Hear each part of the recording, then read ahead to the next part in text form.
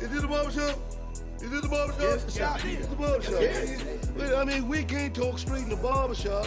Then where can we talk street? We can't talk street nowhere else. You know, this ain't nothing but healthy conversation. That's all You gotta tell who the fuck down. Man, ain't nobody exempt in the barbershop. You know that. Ain't nobody exempt. You can talk about whoever and whatever, whenever you want to in the barbershop. Where you gotta tell? I feel like I'm losing my mind. Is everybody in the world blind? Please, Lord, give me a sign, a sign. I feel like I'm losing my mind. Is everybody in the world blind? Please, Lord, give me a sign, a sign. I wanna be the greatest. Everybody on the fake shit. I look around and feel like everybody is the fakest. I make this every day and I'm impatient, hoping one day I blow up from the basement. Statement, the top is so vacant. I don't hear shit that I think is amazing. Waiting for my day when I'm playing sold out shows for 1,000 faces. Hey, give me that crown, get in my way and to be put down. It ain't your place, all this my town. If I want that shit, then I'll get it right now. I'm losing it, the noose it fits. I'm losing shit, a stupid myth. You choose to live or choose to dip. You choose to fight or lose your grip and lose a gift. I feel like I'm losing my mind. Is everybody in the world blind? Please, Lord, give me a sign, a sign. I feel like I'm losing my mind. Is everybody in the world blind? Please, Lord, give me a sign, a sign. Yeah. There's no mercy in this world, just hunger-thirsty persons in different versions. Each new update, that shit worsens. Why? Pull back the curtain and you'll see the different vermin. We all have different burdens that all seem to cause disturbance. Yo, so do me a favor, don't treat me like a neighbor. Don't need the different flavors of your problems just to savor. I've got my own issues, I need a comb to get through. Don't need to groan with you, just go get your own tissue. I feel like I'm losing my mind.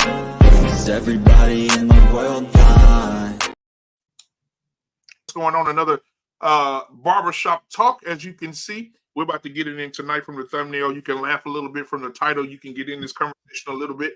Get in the chat. Let us know you here. Got my co-host here tonight with me on the barbershop talk. Give it up for my brother from another mother. Lost in Translation is in the building. What's going on? What's happening, man? What's happening? So you know I'm glad to be in the service one more time. One more time. Absolutely, man. I'm so I'm honeymoon happy and peacock proud to be on this show with you guys on every Friday where we can just talk it out.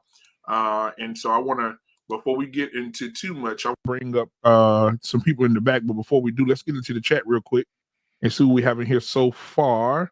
We got the Bravado Network in the building, baby. Got my brother in the building tonight. Who else? We got another real one. Embrace the grace. You know what I'm saying? Always in the building. Always in the building. And of course, I'm in the chat, man. Live to the lit layer, baby. One more time. Indeed. And I think that's it so far. I think we probably need to go ahead and bring the guys in. I think the mute monster got you, man. Oh yeah, it did. Hey, so I'm gonna go ahead and bring up my other bald-headed brothers. From another mother's in the building tonight. We got my boy JT in the building tonight. Yes, sir. JT in the building.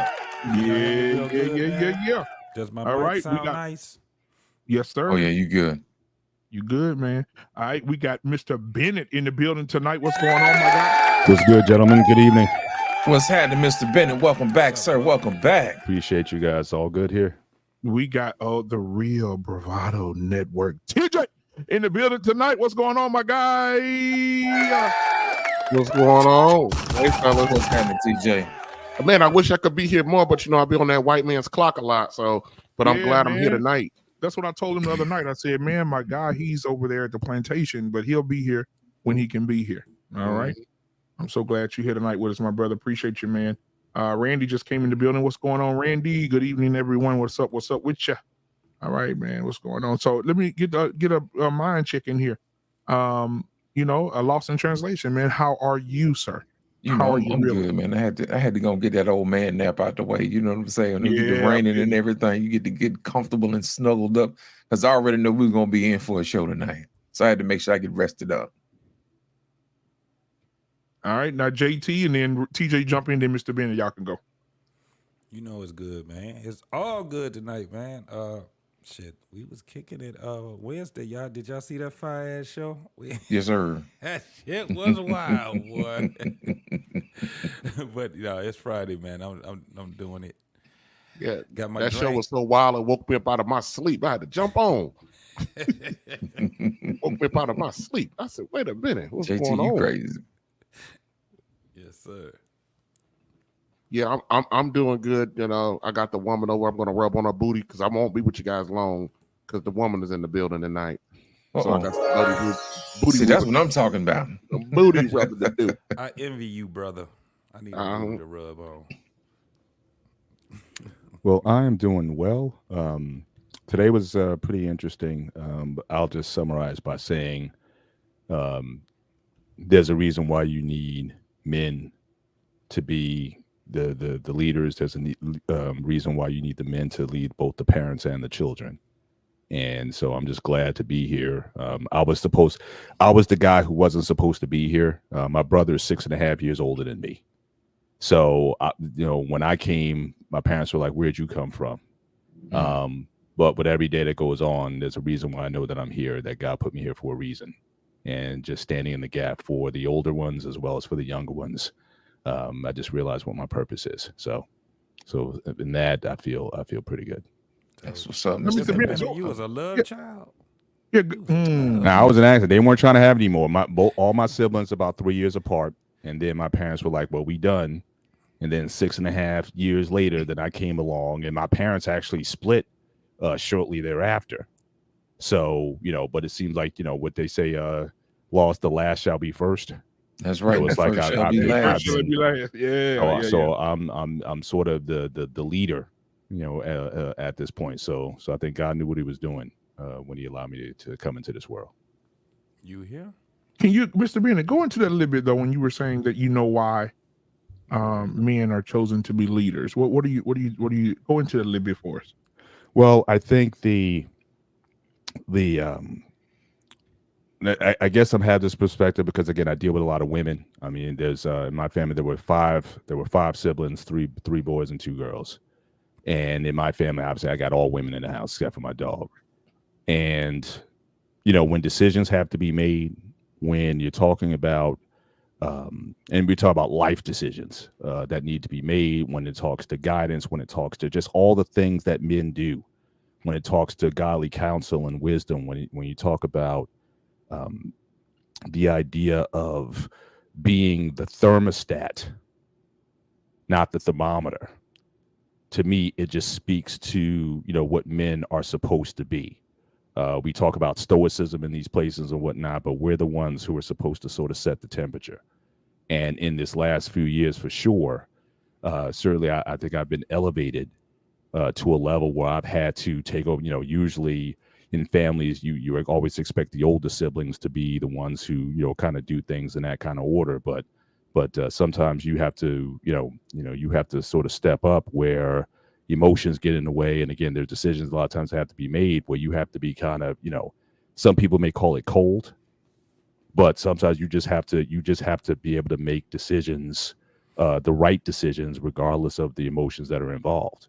Yeah. And so for me, just being, able to be that thermostat for the family, because the girls with all the emotions that go on and the things that go on, men, I think we have to level set everything, and it doesn't mean that you don't allow people to, express themselves or be emotional or whatnot. But again, when it comes to decisions, when it comes to the application of things, I think that's where really men, I think that's where we shine the best, especially when we embrace it. And I had to learn a long time ago, because like I said, I didn't necessarily have I didn't necessarily have that kind of purpose. I was kind of emotional when certainly in my teens and into my early 20s. That was a thing that I had to kind of grow into. And they say when you're under pressure, it's either gonna break pipes or make diamonds. And I had to man up in a lot of ways in this last the second half of my life. I've grown up so much than the first half. And but I think this is what men are called to do, to lead. And it's not just by the fact that you're a male. A male doesn't make you a leader. But I think when you take on responsibilities and you make calls, and then people come to the point, like my sister, she told me, we were in a meeting today, and we were dealing with some health decisions for my mom, and she told everybody in there, look, he makes the call. This is my oldest sister. She's the oldest sister. But she acknowledged, she said, you make the call. He makes the call, And that just, just in that moment, that just so you say, wow, I am at this point the head of my family in so many different ways at this point. The tribal chief. Goddamn right. Yeah. Yeah. And this is why I've been pushing this as of late. I've been stressing it, in one way or another. I've talked to guys offline, and I've also brought it up in the chat. I really think how we raise, especially boys, I think has to change. Even the terminology that we use, when you talk about you're raising children, even that's wrong. The phrase itself doesn't make sense. You don't raise children. You're raising adults. Yeah. You're building adults. And I think we need to be raising our boys with a sense to, at some point, you're going to have to take over the family. But if you have these boys operating in mommy and daddy always being over you, how many times have we heard stories about when a guy gets with his woman or married or whatever, the mother still thinks she runs things, or what have you, or the father's like, I'm still your father. Father be 80 years old, you be 60 years old, and he's still trying to boss you. Mm-hmm. And I just think it gets to a point where you have to say, no, I am, we need to be raising our sons with the expectation you're going to be leading this family one day. And so we can't be withholding things from them. We have to put them in the best position to be leaders. And I had to get it simply through circumstances. But if I could get that through circumstances, I think there's a lot could be done in terms of how we raise kids that would make that task a lot easier. But it just happenstances and things just happened, and then you just realize that, again, being older doesn't make you a leader. Being a man doesn't make you a leader. It's just, again, when you take action, that's what really ultimately makes you a leader. And so putting our sons in positions to make calls and make decisions, and it's not always going to be the right decisions, but you earn the trust of those around you to say, look, you got it. I talked to my youngest sister tonight, and she was like, again, when we're going over these decisions, like, I trust you. You got it. And that just let me know that, again, going back to what I said earlier, it just further confirms why I'm here and why God said, nah, y'all ain't done yet. I need. It's like when God came to Joseph's father's house, he looked at all of them sons like, nah, there's got to be another one here. And, it's like, look, y'all ain't done. I got to give you another one if this thing's going to work. And so, so the more, it's humbling to a large extent, but, it is what it is at this point. So when you just have to set the temperature in your siblings, with your parents, with your kids, with your wife, just all of that, all the things that, men that we should shoulder. I'm just becoming more and more convicted that, we need to be raising our boys with purpose to be leaders of families. Here, son, you take the keys, you take over. I sit back, and I want to be, like I said, if I had sons now, I want to be in a position where I want to be on a beach somewhere, sipping a tea somewhere on the beach, and be like, look, they got it. You know what I mean? And not thinking that I have to be lord over everything. No, there's a time and a place for stuff. But if you raise your kids the right way, you should be able to step off and enjoy your golden years. And so that's something that's just been in my spirit as of late, that I think we need to encourage more and more men to really think about, especially when you have sons, think about that. And JT, I was actually thinking about you a couple shows ago when you were talking about your grandson. And I'm thinking you might have to be that, your grandson may not get it. And again, just take this in the spirit. I only mean this in the best of intentions, but you might be the one who may have to raise that grandson to be the leader, in terms of your lineage. It may have to go through, you may have to give that to him. If the fathers won't give it to him, you may have to be the one to do that. and just take that, hope that settles in your spirit. But I was really thinking about you when you were sharing about your grandson the other night. I know he's only 4, but your influence in his life and what he can be in the future, you're going to have a lot to do with that.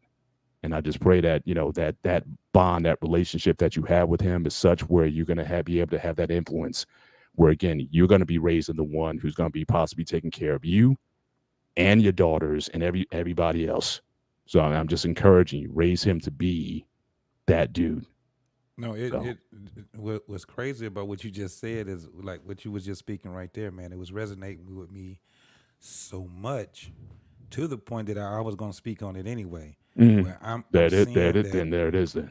Yeah, this is where, like right now, the things that I'm going through right now, man, is getting me in that position with what you was just saying, where it's like, oh, like it's a greater purpose than what everything that I thought it was about to be. Yeah. And it's crazy because my youngest daughter is getting ready to graduate from college. And this is about to be, it's just getting bigger and bigger and bigger because she's in Louisiana and most of her family is here in Michigan. Right. And we got family that's at other places. But me and her mom is doing this. This is the first time me and her mother has ever did anything like this, this big to a magnitude. And what you just spoke is exactly what my kid's mom was like, nah, we got to do something different. They need to see us in a front that they've never seen us before. We got to give them something that we didn't get. And so when she spoke that to me, it's like the more we reach out to family, everybody is about to go, man, from Michigan to Louisiana, driving, planes, all these different things. But it's at a point where it's like a lot of this stuff is pointed towards me. What you gonna do? How is this gonna happen? It's like the world is looking a lot different to me now. And it's like, wow, like what you just spoke, bro, I gotta say, it definitely resonates with me, and you are absolutely right. And I'm right there with you, bro. I'm right. That's where I'm at right now on that path you just spoke on, bro. I appreciate that, Mr. Bennett and JT. I want to play our first video of the night, our icebreaker of tonight, and see what you guys think about what Brother Sam is saying here. Let me close to see here. Where is it at? Oh, here it is. I'm scared of your mind, black man. I'm really scared of what the fuck is about to happen right now.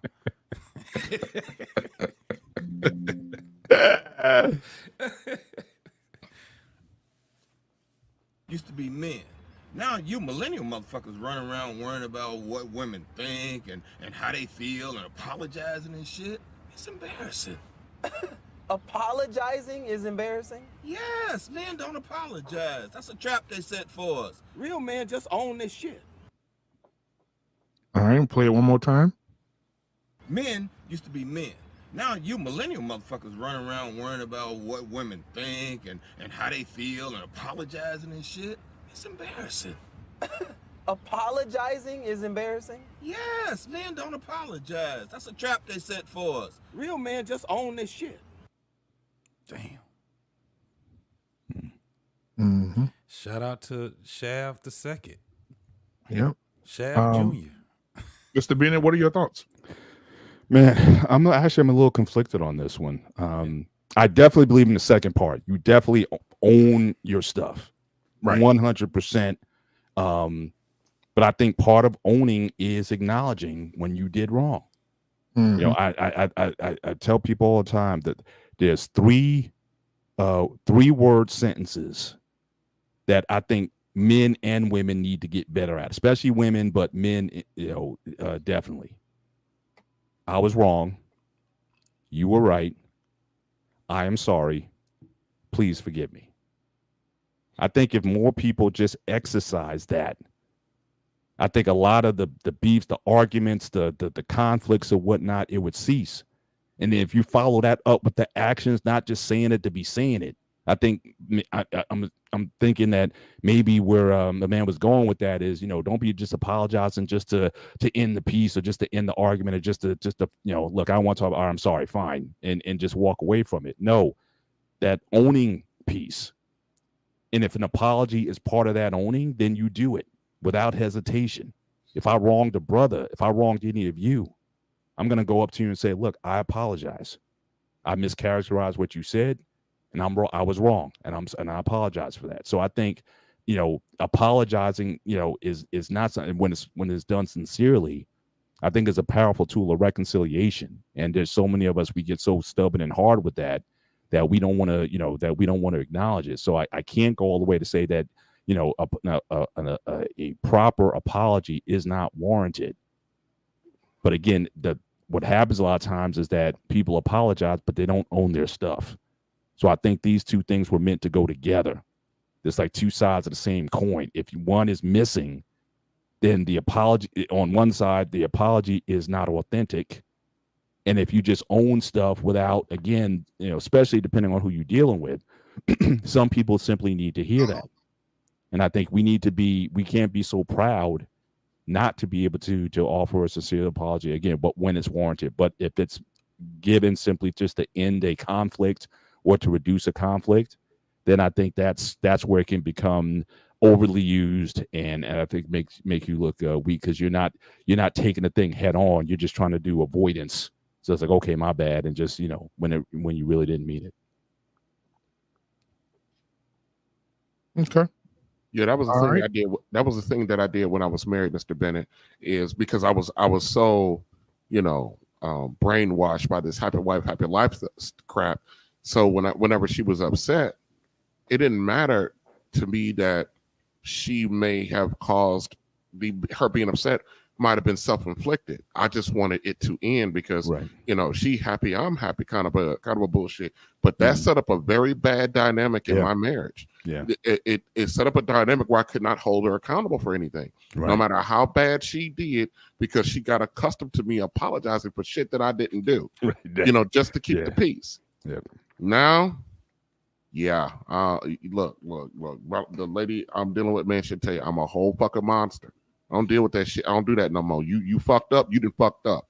And if that means we gotta have it out, we gotta have it out. If that means that you gonna cry, you gonna cry. That's how that's gonna go. That means if you want to walk out, that means you're gonna walk out. But at the end of the day, we're gonna deal with the fact that you fucked up. But see, we've been taught really bad stuff in that, and I keep going back to, I want to keep blaming, but I always say I'm the latchkey kid. I'm the crack baby generation. I'm the first full generation of a single mother-led household. I'm the first full generation of it. And, and with that being said, the way we looked at or thought about our relationships with our women and our wives, man, we got it wrong, bad. And a lot of us in the last 5 years are just now coming to that realization and trying to correct that shit. And that's hard. And then we're dealing with the women of our generation who are accustomed to us pandering, not holding them accountable and stuff like that. And now we're out here trying to do it. It's a fucking war, because they've never, 40 years of their life, they've never had to do it. 40 years of my life, I've never had to do it. But here we are. Hey, man, have you guys ever seen or been encountered with like college age white women? Like they apologize for bullshit. You could just be talking to them. They say, and their whole thing is a part of their speech. Sorry. But I was just wondering. Sorry. They're always saying sorry. That's a subconscious type of a thing of someone just saying sorry. And with my crazy ass mind, I'm thinking like, is they actually subconsciously saying that they're sorry for slavery for their ancestors? Is it what? Because that's like, it's a national thing. Like, I don't care where you go, if you have even with young white men, it's a part of their dialect. It's a part of what they speak. They'll say sorry, and it's not anything to be sorry about. And you just be like, everything that they say, it starts out with a sorry. I don't know, especially from the women. I never took. Actually, I kind of took it almost the other way. It's almost like a passive aggressive sort of thing. It's it's not because I'm trying to mind it. Definitely not apologizing for slavery, but it's almost like it's like a backhanded kind of like, ooh, sorry, I don't want to. Sorry, but But again, it's just they're like sticking little daggers in you. But it's definitely not coming from a humble place. Absolutely. And so I'm just trying to mind it out because it's just funny because I'm like, am I the only one that sees this shit? I don't care where I'm at in America. I hear that as a part of their speech, right? But I get what you're saying also, Mr. Bennett, because there's a attitude type of thing that they say. It's kind of like a backhanded type of thing. That it's like, but it's always there in their speech. Mm-hmm. What I'm saying is this, is that like with us, it's kind of like we're the opposite. It's kind of like we think that we are owed an apology. And when we get the apology, we'll say, see, yeah, I know you was wrong. Yeah. See, you should have listened to me before. It's like, so it's a fear between, and going back to women and men, it's a fear between us two. You see that we can see how messed up it is between us. It's very hard for men and women to apologize for each other. Or when you know what you're doing is not 100% right and you should second think it. But because someone pointed it out to you, you would sit back and you, I know what I'm doing, or whatever it is. And then when it turns out to be wrong, now you don't want to say nothing. What they say, you got pie on your face when it happens or something like that. So it's kind of like we don't want to give each other grace because of the fear of that thing happening. But when you live long enough, and that is a true saying, every time I've heard a person older than me say, just keep living, you will get it. Because I remember when I didn't get it, when the older folks were saying to me, being apologetic does not mean that you concede to another person's fuck up. Mm-hmm. We need to get to a point where we can sit back and say, yes, I apologize. How did you say it, Mr. Bennett? I apologize. I was wrong. I was wrong. You were right. I'm sorry. Please forgive me. Please forgive me. It's four sentences, 3 words each. That needs to be sincerely, on the ready to be used when it's appropriate to use. Yep. And they should never look at that as my bad. I said sorry. They should never look at it like that. Because people would take it like that, but we should not have fear of owning, and going back to what he was just saying, you own your shit. You should never, when you fuck up, I fucked up. Mm-hmm. Not only did I fuck up, but I'm going to try my best never to go that route again. And sometimes you may have to talk it out. Yeah. Especially if that other person was scathed in it. Mm-hmm. You know what? And we, let's go back. Let's think about what happened. Yeah. Well, what do most people say? I was wrong. Yeah. I don't want to, you ain't got to keep hashing it. Right. No, we do. Yeah. Because this is how we can sit back and say, okay, we're both mindful that this did happen. They apologized sincerely. And there we go. Right. I never wanted to be the type of person to sit back and say, until you apologize to me, then no. Man, look, you did something to me. You don't apologize to me. You may not ever hear from me again, right? Because I'm not about to give you that. Mm-hmm. But when you come to me and you sit back and say, hey, I was wrong. Yeah. I apologize. Please forgive me. And the thing about it, a lot of too, times JT, it's going to be in that order. Yeah. Because guess what you'll get from me? Okay, let's move forward now. Right.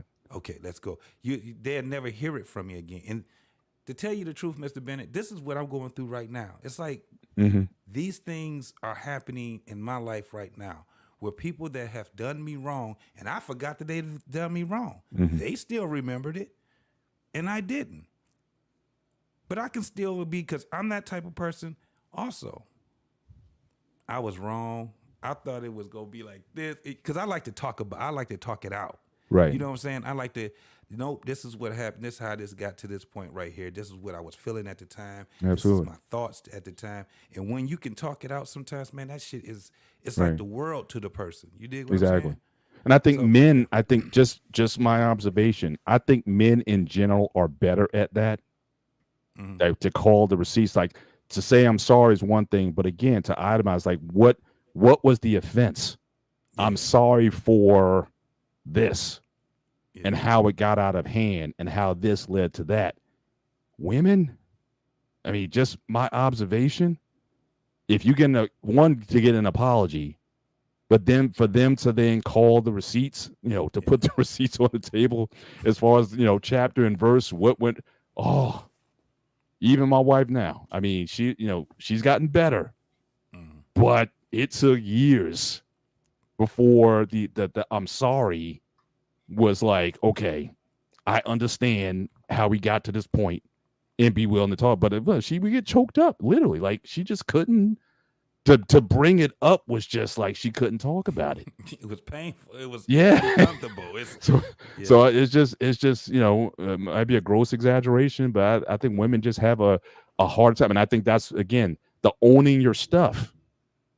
When you own it, again, you have to go back and have receipts and be like, here, this is, and replay it. But they just bury it more times than not. It's just, I don't know if you guys feel the same way, but that's, in my observation, that's what I've seen. You know what, Mr. Bennett, I like what you said earlier, man, about being the thermostat and not the thermometer. Because here's the thing, when you set your relationship up for success, people have to be comfortable to come to you. You know what I'm saying? And by you operating in integrity, that means a lot. And sometimes when people have not been around people who've acted in integrity, the information that they have to admit to that they did wrong causes pain. Yeah. You see what I'm saying? Yeah. And what happens is that that's the reason why your wife probably wells up, because it's probably more of a release than anything else. You see what I'm saying? I don't know if you've ever been in an argument with somebody and they were just hell bent on being right, and in the back of your mind they're wrong. You see what I'm saying? Wisdom says sometimes you got to give people a moment. Yeah. And just say, hey, I'm gonna let you stew with that for a minute. And then when you come back to me, then we're gonna have us a discussion. Yeah. Yeah. I remember watching earlier this week on how some of the women saw what's his name? The guy, the rapper guy, what's his name that we had last week? This week, Charleston White. Yeah. Oh, okay. Yeah. The guys heard Charleston White say one thing, but the women heard Charleston White say something different. Right. And to me, that sat with me all week long. I said, I can't wait to get to the barbershop to talk about that. Because what happens is that people filter their hearing through their emotions. Want me to play it again? Doggone. Yeah, play that again, man. Because what men heard was something completely different. And I had to think about it for a minute. Because our experiences definition of love. Love is not what you can give. It's about what you can take. Our mothers took a lot. It ain't about what you can give. It's about what you can take. You're saying how much you endure. Don't y'all put nothing on it but what I said. You figure it out. Because each person has to define love according to their life experiences, not what I'm saying. Men are incapable till somebody teaches. And who teaches? A good woman.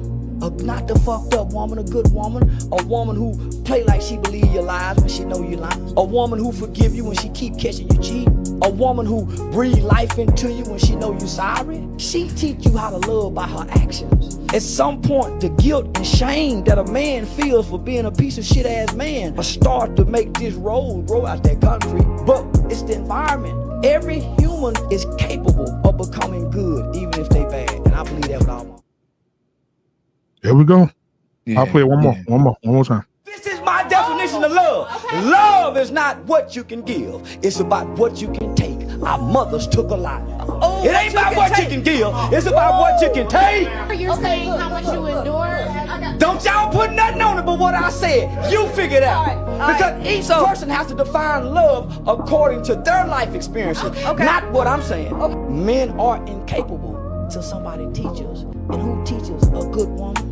Not the fucked up woman, a good woman. A woman who play like she believe your lies when she know you lying. A woman who forgive you when she keep catching you cheating. A woman who breathe life into you when she know you sorry, she teach you how to love by her actions. At some point, the guilt and shame that a man feels for being a piece of shit ass man will start to make this road grow out that concrete. But it's the environment. Every human is capable of becoming good, even if they bad. And I believe that with all my.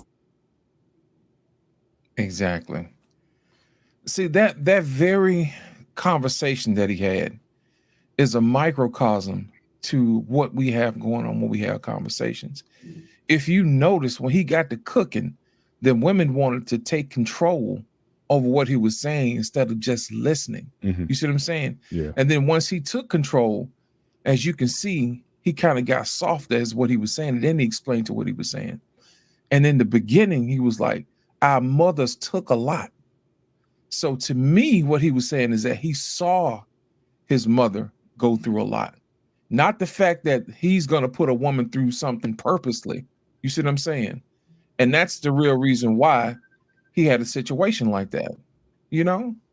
So my whole thing is this: when people say certain things, I have to realize they're listening through their own experiences, through their own rose-colored glasses. And I may need to shift the hue of how I say things so they can paint the picture that I intended it to come through as. You see what I'm saying? You ever seen one of them commercials where they demonstrate what they had to do teeth whitening, and they got purple on one side and yellow on the other side, and you put them together and it's white? Well, I'm trying to make sure we get to that clear. I want to make sure what I'm telling them is clear. You see what I'm saying?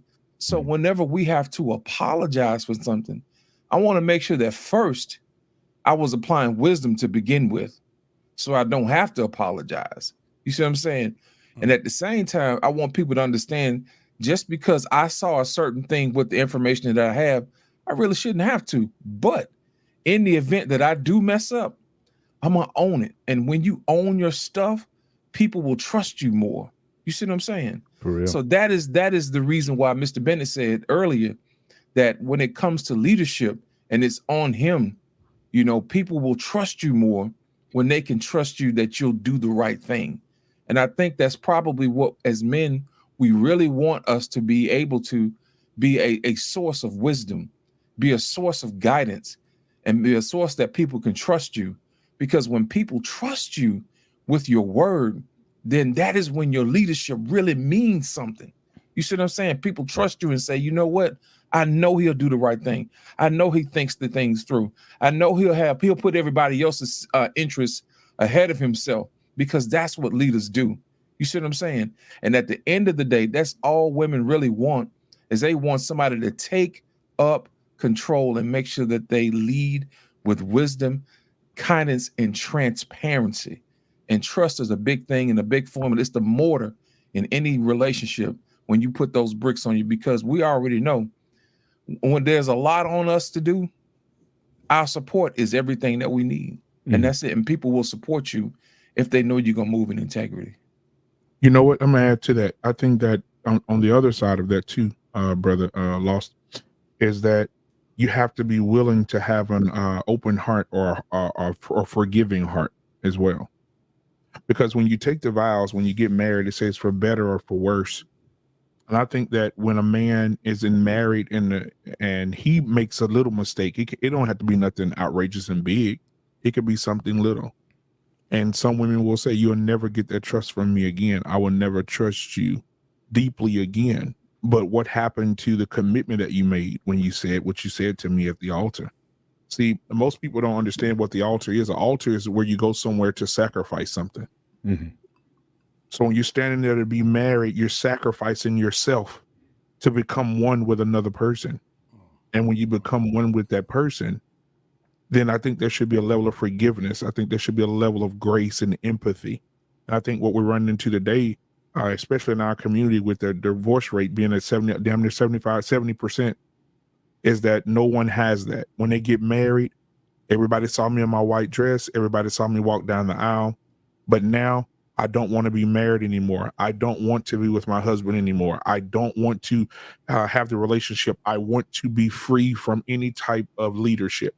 I'm never going to apologize. Like Mr. Bennett said, it took years. Most women, it'll take a lifetime.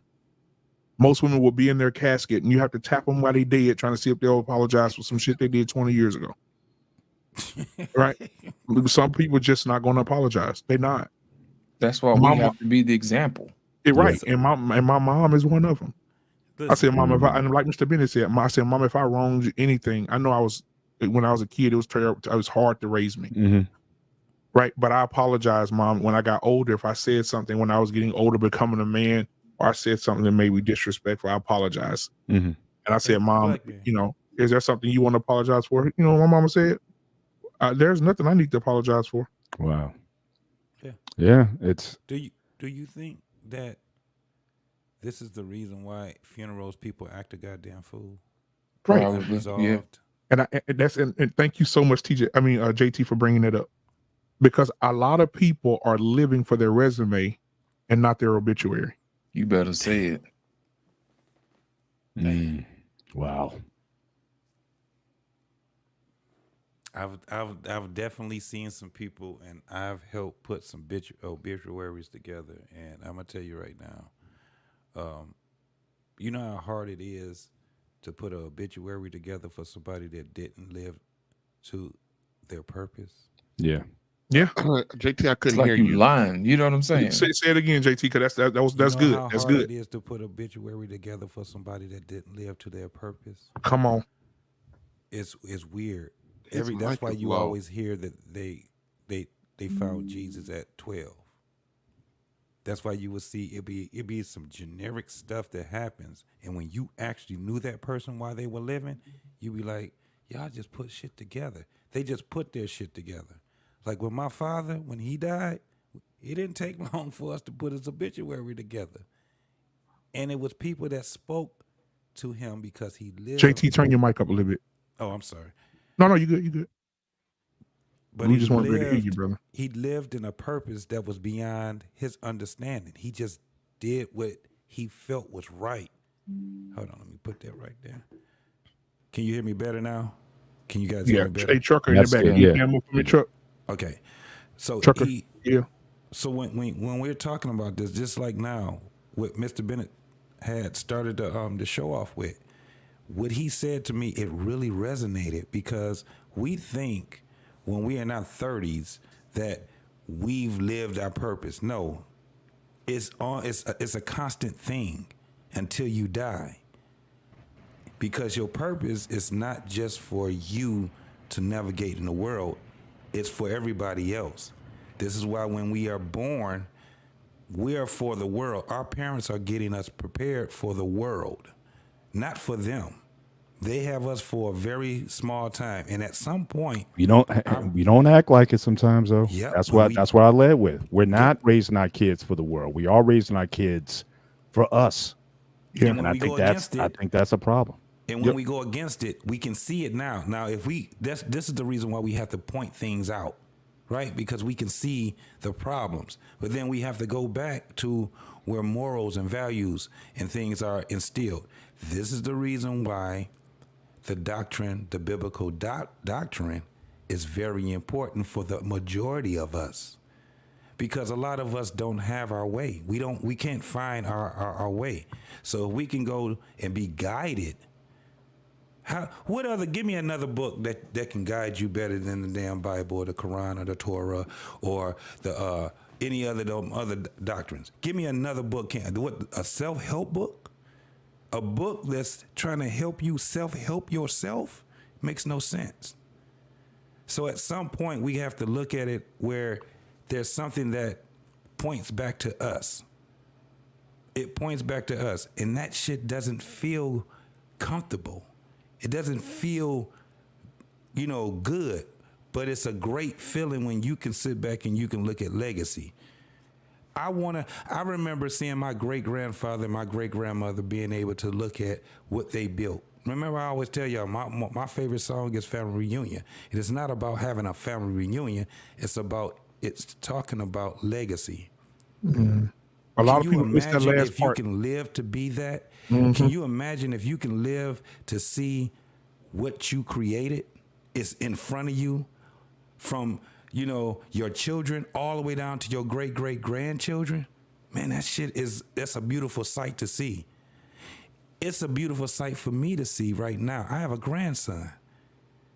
The first time I laid eyes on that little boy, that felt like me visiting myself all over again. It literally looked like me over me. It was like an outer body experience because that was a replica of me. Now, this is what the crazy part about it. That's a replica of a whole bunch of other people too. I can count 1,400 people that was responsible for me before my mother and my father. 1,400. And I know it was way more than that, but I can count 1,400 people that was responsible for me. And I wasn't even the end result because I have children. Now one of my children have children. That's currency. I'm going to end it there, man. I appreciate that, man. Welcome, Trucker Yale. Our pain in the building tonight. Grooming Reviews came in hot tonight. TJ, I want to get to these super chats first, then we'll get back to the conversation. Let's see what we got. We got Scott Scorched Earth Clement in the building tonight. That's it. Oh, my bad. Go ahead, Lost. My bad. She said still waiting for an apology from my wife. What the hell? You gonna be waiting, brother. If it ain't Nana, you'll never hear it, brother. Just What We Know podcast. Thank you for the $5 super chat, my brother. He said the collection plate is being passed around. Let's show some appreciation for the content. Thank you so much, my brother. I appreciate it. All right. My sexy is strong $4.99. This is for RBN. For the Real Bravado Network. Thank you so much for that, for supporting the RBN network as well, and being here in this joint live with him as well. Scorched Earth, again, with $2 super chat, said there's still a remnant holding on to the vows. All right, so I'm going to give y'all a little something for the super chats. Enjoy. Oh, happy day. Oh, happy day. Oh, happy day. Oh, happy day. Oh, happy day. Oh, happy day. Oh, happy day. When Jesus walked. When Jesus walked. When he walked. When Jesus walked. When Jesus walked. When Jesus walked. He washed my sins. Oh, happy day. Oh, happy day. Oh, happy day. Oh, happy day. You know what? I would have liked it better if he said, I am Groot. Yeah.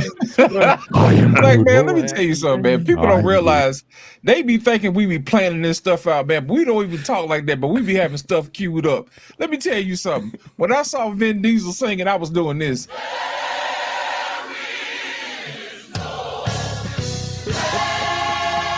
Come on. Listen, at least I'm not dancing this time. That's one thing I care about. Man, you know what? I'm glad you're here, Grooming. Oh, no. We're not doing this tonight. We're not doing this tonight. I'm glad you're here tonight. We're not doing this shit tonight. Come on, Grooming.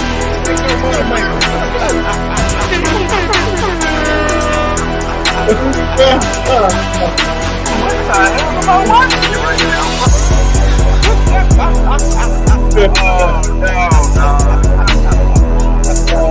I hate you guys. Grooming is shaking his money maker. That's right. Okay, every time I dance, I want at least $5 from you guys. That man looked like he was running away from a whip. That's what it looked like. It looked like somebody aiming at your feet, dog. I've been having a bad week too. I appreciate that, brother. Hey, listen, so guys, thank you for being here tonight. Go ahead and hit that like button, subscribe button if you want to give to the channel. You see the Cash App rolling at the bottom of the screen. You also, if you send a Cash App tonight, I will definitely have Grooming and Reviews do a private dance for you. Cash Apps only. Super Chats, I'll give you videos. Cash Apps will give you live dances from Grooming and Reviews, okay? All right, Cash App at the bottom for Grooming. And hit the super chat for the videos. All right, here we go. Scorched Earth, $5 super chat. Thank you so much. And Vin Diesel was singing for shot. He wouldn't get a spell. Boy, you stupid, bro. I don't even want it. This is crazy. Thank you for that $5 super chat, my brother. I appreciate it. All right, so the name of the show tonight, Barbershop Talk, is feminine. Let me tell you where this came from. If you guys watched, and shout out to This May Be Risky over there. DJ Hemp, man. Thank you so much for your content, brother. Shout out to him. He had some ladies on the panel, and then he had it was a bulldagger, I think, was on the panel as well. What? Oh, whoa! Wait, hold on, Black man. He's a part of the crew. She's not a regular. She's not like a regular. She's not like somebody who just come up. She's Hemp and about 6 ladies. She's a part of the regular crew over there. Okay, yeah. Mm-hmm. But that bulldagger is a part of the regular crew. Okay, Actually, and she also. This is how. I'm sorry for interrupting, but she also believes that she can turn a boy into a man better than a man can. Yeah, she said that, and she said, wait. Hold on. She said, "What again?" Man, this girl had. Yeah, we had it out. She said. Yeah, she said 50% of black men are gay. Man, I'm done with that. Man, listen. That's 9 million. You about to listen. Everybody gonna make me go get the machete, bro. Like, come on, man. What did you invite me to? But the thing is, what's confusing is I would believe in you more. But the confusing thing is you on an all women's panel portraying to be a man talking about women's issues. But she's gay, but not really. Right. She the left twitch. Yeah, she the left twix or the right twix. Nah, she the chick with the teeth. No, you know ain't what's in between. She be like, I don't fuck with them motherfuckers. Hey, Trucker, yeah. If you your mic keeps rubbing up against your shirt and it's blocking out your voice. To be fair, Black man, you hear me now? She does say that she's a full woman, but she gets offended when a guy calls her cute. Yeah. So okay, yeah. So bulldagger cute. So BDC. All right. So I'm going to play the video. That's what made me laugh when he said bulldagger. We already know, boy, that's a 1960s term right now. That's a bulldagger. BDC. A BDC. I'm still in that. You got that one for free. All right, so I'm going to play 2 videos of her talking about barbershop talk. She said men who have shows who talk about barbershop talk, we're complainers. We're gay. We're feminine. And so I'm going to play the first video, and y'all tell me what y'all think. Here we go. Well, I'm just going to throw my show away then. Shit, that's what I was going to do on Wednesday. But fuck it, now I'm back, black man. Nah, hey, I got to hear this one because I keep hearing about it, but I haven't watched the clip. Earlier, if men express how they feel, they're considered being soft, or they're in their soft girl. No, it's mainly the guys that want to vent. Like, to me, venting is complaining. And the ones that want to vent, you just want to complain. I look at men as being solution-based individuals. I don't look at men as being the same as women or having the same mindset as women. So when I hear guys have that similar female mindset, that's where I give the pushback. I just wanted to understand that, because I'm thinking to just say that you can't think you're going to get loving responses from men. You know what I'm saying? Yeah. Yeah. Yeah, and I definitely take it for what it is, because I understand that I'm misunderstood. Also, a lot of the times, I think it's the people who actually in real life get to sit down with me and hear my perspectives more freely. They understand, like, okay, now I see where you're coming from, as opposed to I'm getting enough time to speak before the plane lands. So, it's one of those kind of things.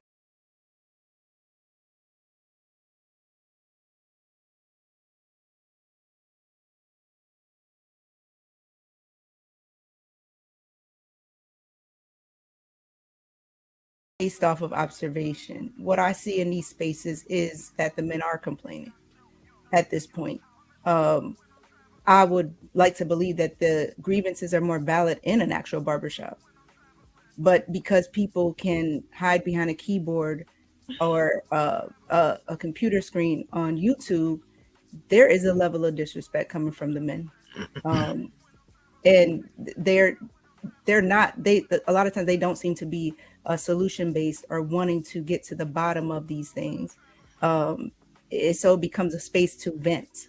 And I like to, used to refer to it as the men being in their soft girl era, but that's just my observation. Yeah. So if you guys haven't heard it, is when men air their grievances and vent, Q deems that feminine. Go ahead, Shrew. Damn. Okay. So I would say the grievance. All right, that's the end of those 2 videos. If we need to go back and play them, we'll play them. But as of now, that's that's where we are. Co-host, what are your thoughts after seeing this? First of all, I just want to say we do not care.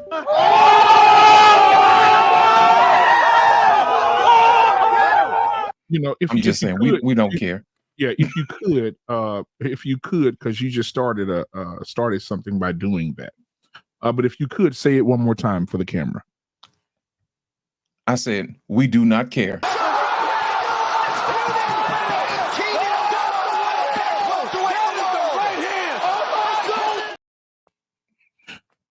All right, go ahead, proceed. My thing is this: if you ain't never built nothing, you ain't never raised nothing, you ain't did nothing from scratch, and don't nobody follow you for real, you don't get to say nothing. Hush. Don't get to say nothing. Mm-hmm. It's like when people say all this and all that, I think you probably need to put a name to it. If you're gonna talk about somebody, stand what you're gonna talk about and put their name on it. You know what I'm saying? That type of, so that way we're not confused. Mm-hmm. If I'm gonna talk about somebody, I'm gonna put their name on it, and then I'm gonna put my address on it, self-addressed stamp envelope, and send it. Hey, I said this, and send it back. Because my thing is, if you want to have a conversation about something, and you want to talk about something, you should put your name on it, and then talk about who you're talking about.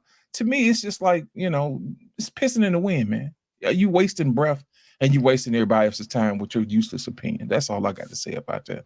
I know that's right. TJ, what are your thoughts? I don't think we got enough time in the night for my thoughts, man, on this shit. The thing is, because I've been around hemp before hemp became big, so I have a pretty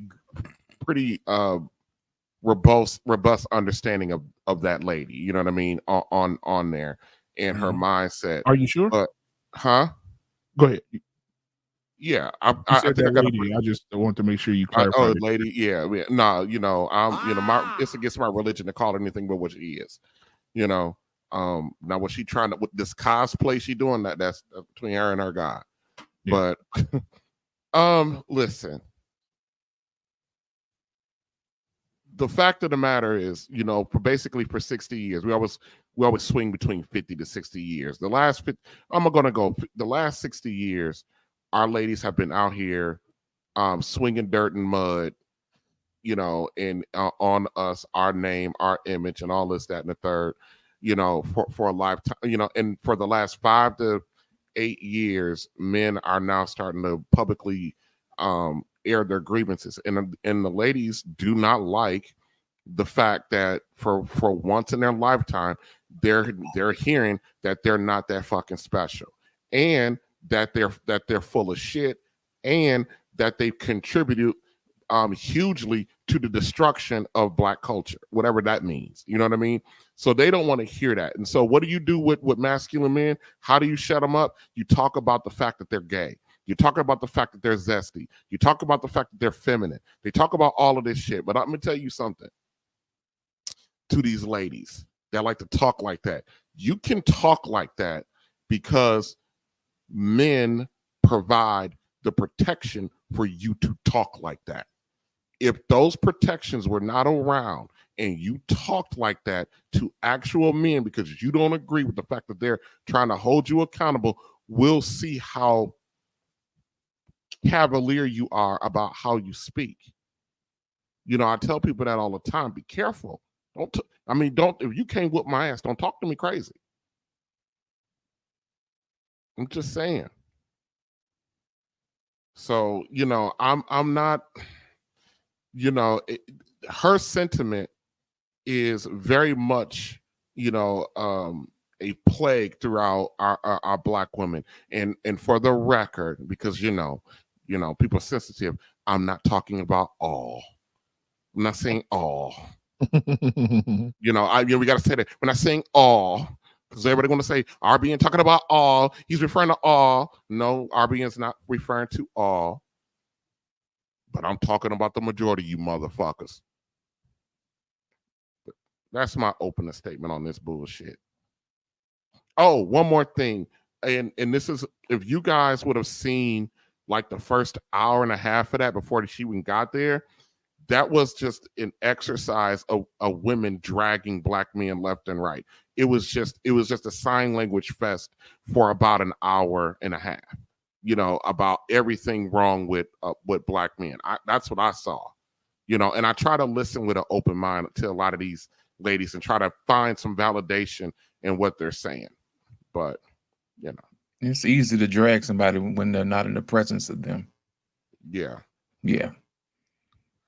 Hold on. Is that Trey down there? Yeah, that is Trey. It's time. Trey, I know you're listening, brother. I got something for you, brother. I got a new intro for you, brother. Now, I can't help it that I'm custom made. I can't help it that I look good, smell good, can dance all night long. I can't help it. Welcome to the show, brother. a little Jimi Hendrix for me there? Man. There you go, man. Put a little spunk on that thing for you, man. Make it funky. Appreciate that. I like a little stank on it. That's right. So what are your thoughts, Trey? Coming in and seeing that video of the I'm not a fan of Q Turner, but unfortunately she has a point, and I'm not a fan.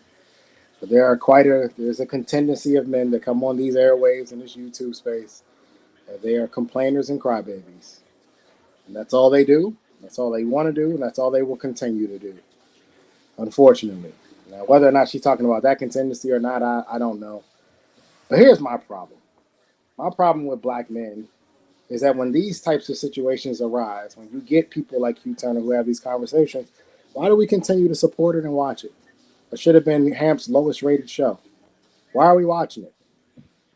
At what point in time do we stand up and say, you know what? If you're not with us, you're against us. And I won't deal with you at all under any circumstances. When people have a lot to say about what will happen if somebody was in somebody's face, people are not built like that. I always love the tough talk. But a lot of people have a lot of things to lose. You got too much to lose. So you're not going to squash your fruit at a fruit fight. Let's stop it.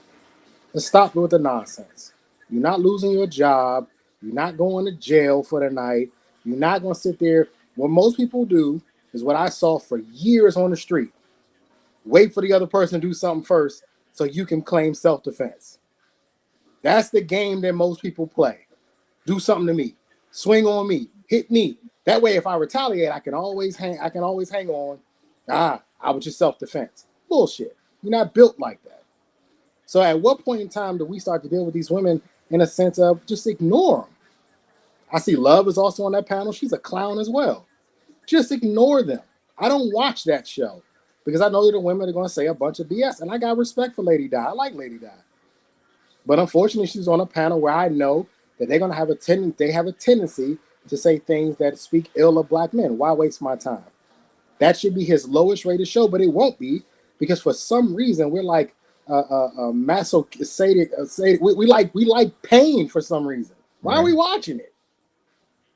It doesn't make any sense. But unfortunately, she has a point. She has a point. There are men who come on these airwaves and they cry and complain. It is what it is. Breaking news, everybody. Trey's right. Can you believe I said that? He's right, except for the stuff about, you know, that she has a point. But he is right about the fact that that should have been Hamp's lowest rated show. But the thing is, a lot of people are there for Hamp, unfortunately. But then you got to ask the question, and which I'm going to bring up tomorrow on my live stream. But I'll drop it here. You know, a lot of these quote unquote successful YouTube channels, they're headed by married men. They're headed by married men who don't have a dog in the fight, who ain't out here, who has no interest in fixing anything because they got their wife, they got their woman, they got their kids, and they gone about their business, and they're building their business on the backs of all of the single people out here and on the backs of the women who like to trash men. So my question would be, and this is no disrespect to Hamp, you know, my question would be to them is, why these guys out here, why aren't you asking Hamp, why are you out here? Why are you doing this? What you say? And what are you doing to serve us? because you don't have a dog in the fight. He doesn't have a dog in the fight. Neither does Angry Man. And that's just the facts. You know what, RBN? That's what I was saying earlier. If you're gonna talk about somebody, put their name on it. You know, so there's no confusion. You know what I mean? Everybody likes to grandstand and get these kudos for sounding tough. You know what I mean? If it's such a problem, then you should call out the people that you're talking about instead of being in general. You see what I'm saying? And that way your talk means something. Other than that, you just wasting time. You blowing hot smoke. And I agree that you probably shouldn't support somebody like that. But you know what? It gets the clicks and it gets the views. You know, because people want to, you know, bond through trauma. That's what they do. Everybody want to sit around and kumbaya, you know, but that don't never get nothing done. But I will tell you this though, they don't be sending black man no emails saying, hey, can I be on your show? Can I talk to some real ones? You know what I mean? They don't do that. They know we exist, but they don't do that, you know? So yeah, whenever they make up stuff like that, I'm like, yeah, come on. Yeah, come on, P. This ain't but a short walk. I invited the He She to come on over and have a one-on-one talk. I don't do a lot of, despite what went down between me and Trey, I don't do a lot of hollering and screaming on my platform. I'll have a conversation. They won't show up because then they're going to be held account to what they're actually saying. They're going to have to explain it. They're going to have to explain how, you know, how what they're saying, what they stand on, how that shit makes sense. And then I'm going to ask him, how's that shit working out for you? Are you getting what you want? But they won't show up. I was watching Troy today. And for those of you who watched the movie Troy, it's with Brad Pitt. It's about the war, Helen of Troy, the whole nine. You know what I loved about the olden times? What's that? Back in the day, at some point in time, they got done with talking. Enough talking. Enough with the back and forth. You grab your sword, I'll grab mine. Let's just have it out. You beat me, I die with honor, and I move on into the afterlife. To Valhalla. About back, I love that part about back in the day, bro. Like, it's just like, you know what? Excuse me. We're done talking. What I hear most of the time in these YouTube spaces is, well, we can have the conversation. How long we been fucking talking? How long are we going to continue to keep having conversations? Let's make a move. I like Hamp too. I have no issues with Hamp. Yeah. But I am a true friend. When my boys are fucking up, I look them dead in their eye and say, you fucking up. Fix it. I had a homeboy was cheating on his wife. I went and picked him up, took him to dinner and said, this shit ends now. You got a good woman. And you finna fuck up your family. This is done. You're done with this. Hope you had your fun. It's over. That's the type of friend I am. So if you are really cool with Hamp like that, we have to have a conversation of why you are allowing women. And I get First Amendment. I'll never infringe on First Amendment rights. I understand that. But if that is the angle, where this is going to be allowed, then you have to understand that there are certain men like me who used to watch Hamp and don't watch him anymore. I also don't watch Angry Man. I also don't watch. There's a few other content creators I don't watch because I realized that this became more about making money than it did about what actually is being sent out. And I can't respect that. It's big business and keeping black people apart. I did a whole stream about that about a year ago. It's not racism. It's economics. There is a economic engine on us not being together. It's called a grift. You better say it. Hello, fellas. What's going on? First off, thank you for letting me. This is my What's first up, time trucker? on the barbershop, so it was popping. JT, Trey, you know, everybody. So I was thinking about going on him joint, but I started realizing that it's like Fight Club 2.5 now, and it's a dope thing, but at the same time, it got muddied up real quick. I don't know when it started, but it was quick. But hearing this type of woman talk, she's saying that because, you know, she dirty maxing pretty much, right? But this is the same chick who be fucking dudes on the side too. You know what I'm saying? I'm just keeping it a buck, yo. You know, I ain't gonna front, man. The fact that not one woman even said anything, like, nah, that's not true. Men should be able to vent. Is pretty much proof that women really don't give a fuck about us deep down inside. And these are the same women that sit here and say, we want good men, we want men to respect us. Well, how are we supposed to respect y'all when you can't even appreciate and respect your man's mindset or the things that he bring home or the things he got to do to protect his family? It's the same type of women who, if you put you'll take a bullet for her and she'll say she never asked you to do it in the first fucking place. So I don't pay no attention to it, bro. It's just stupid, man. It's just sad, very disturbing. There's a lot more that goes on that episode. I think I heard a woman say, she has a problem with a female if she actually come and get like good advice. And I was kind of shocked, like, wait, You know what, that's a Trucker? bad thing now? Here's my thing, Trucker. There in this particular space, I've seen on several cases where iron sharpens iron, and at the end of the day, by the time you get through with this particular show, you will have learned something, and you'll be a better man for it. You see what I'm saying? When they have shows like that, I can't imagine that another woman would look another woman in the eye and say, you know what, sister, I'm better for what you said, because the results are not showing up. It's not. That's because they get our pain in here, man. That's because, again, everything they gonna feel like that because they always protect it with everything, bro. Right. Like, yo, like, think about it, like, it's amazing just how messed up people are, dog. But then be hollering and screaming, they son should be messing with this type of woman, but just 2 weeks ago, you was just sitting there cussing out a dude for actually doing the right thing. But like, this shit is ass backwards right now, bro. No, well, I appreciate that. Man. Now let's get our pain is in the building tonight. Oh, hey, gentlemen.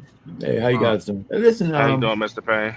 Yeah, all right. Hey, listen, women, if you really look at it, they're mistresses of projection.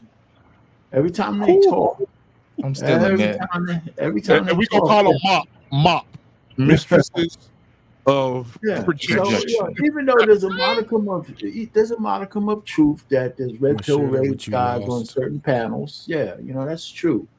But everything she said is really a projection of how women are on these panels. Exactly.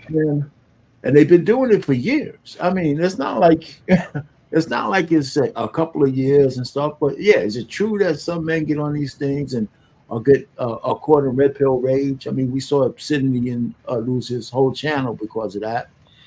So it does exist. But is that all panels? Is that most men? Is any legitimate conversation about how we set things straight, is that off limits? I also disagree a little bit with RBN about men who are married don't have a dog in the fight. If they don't have any children, maybe.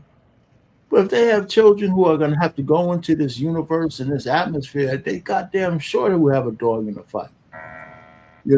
So they at least need to know what's going on.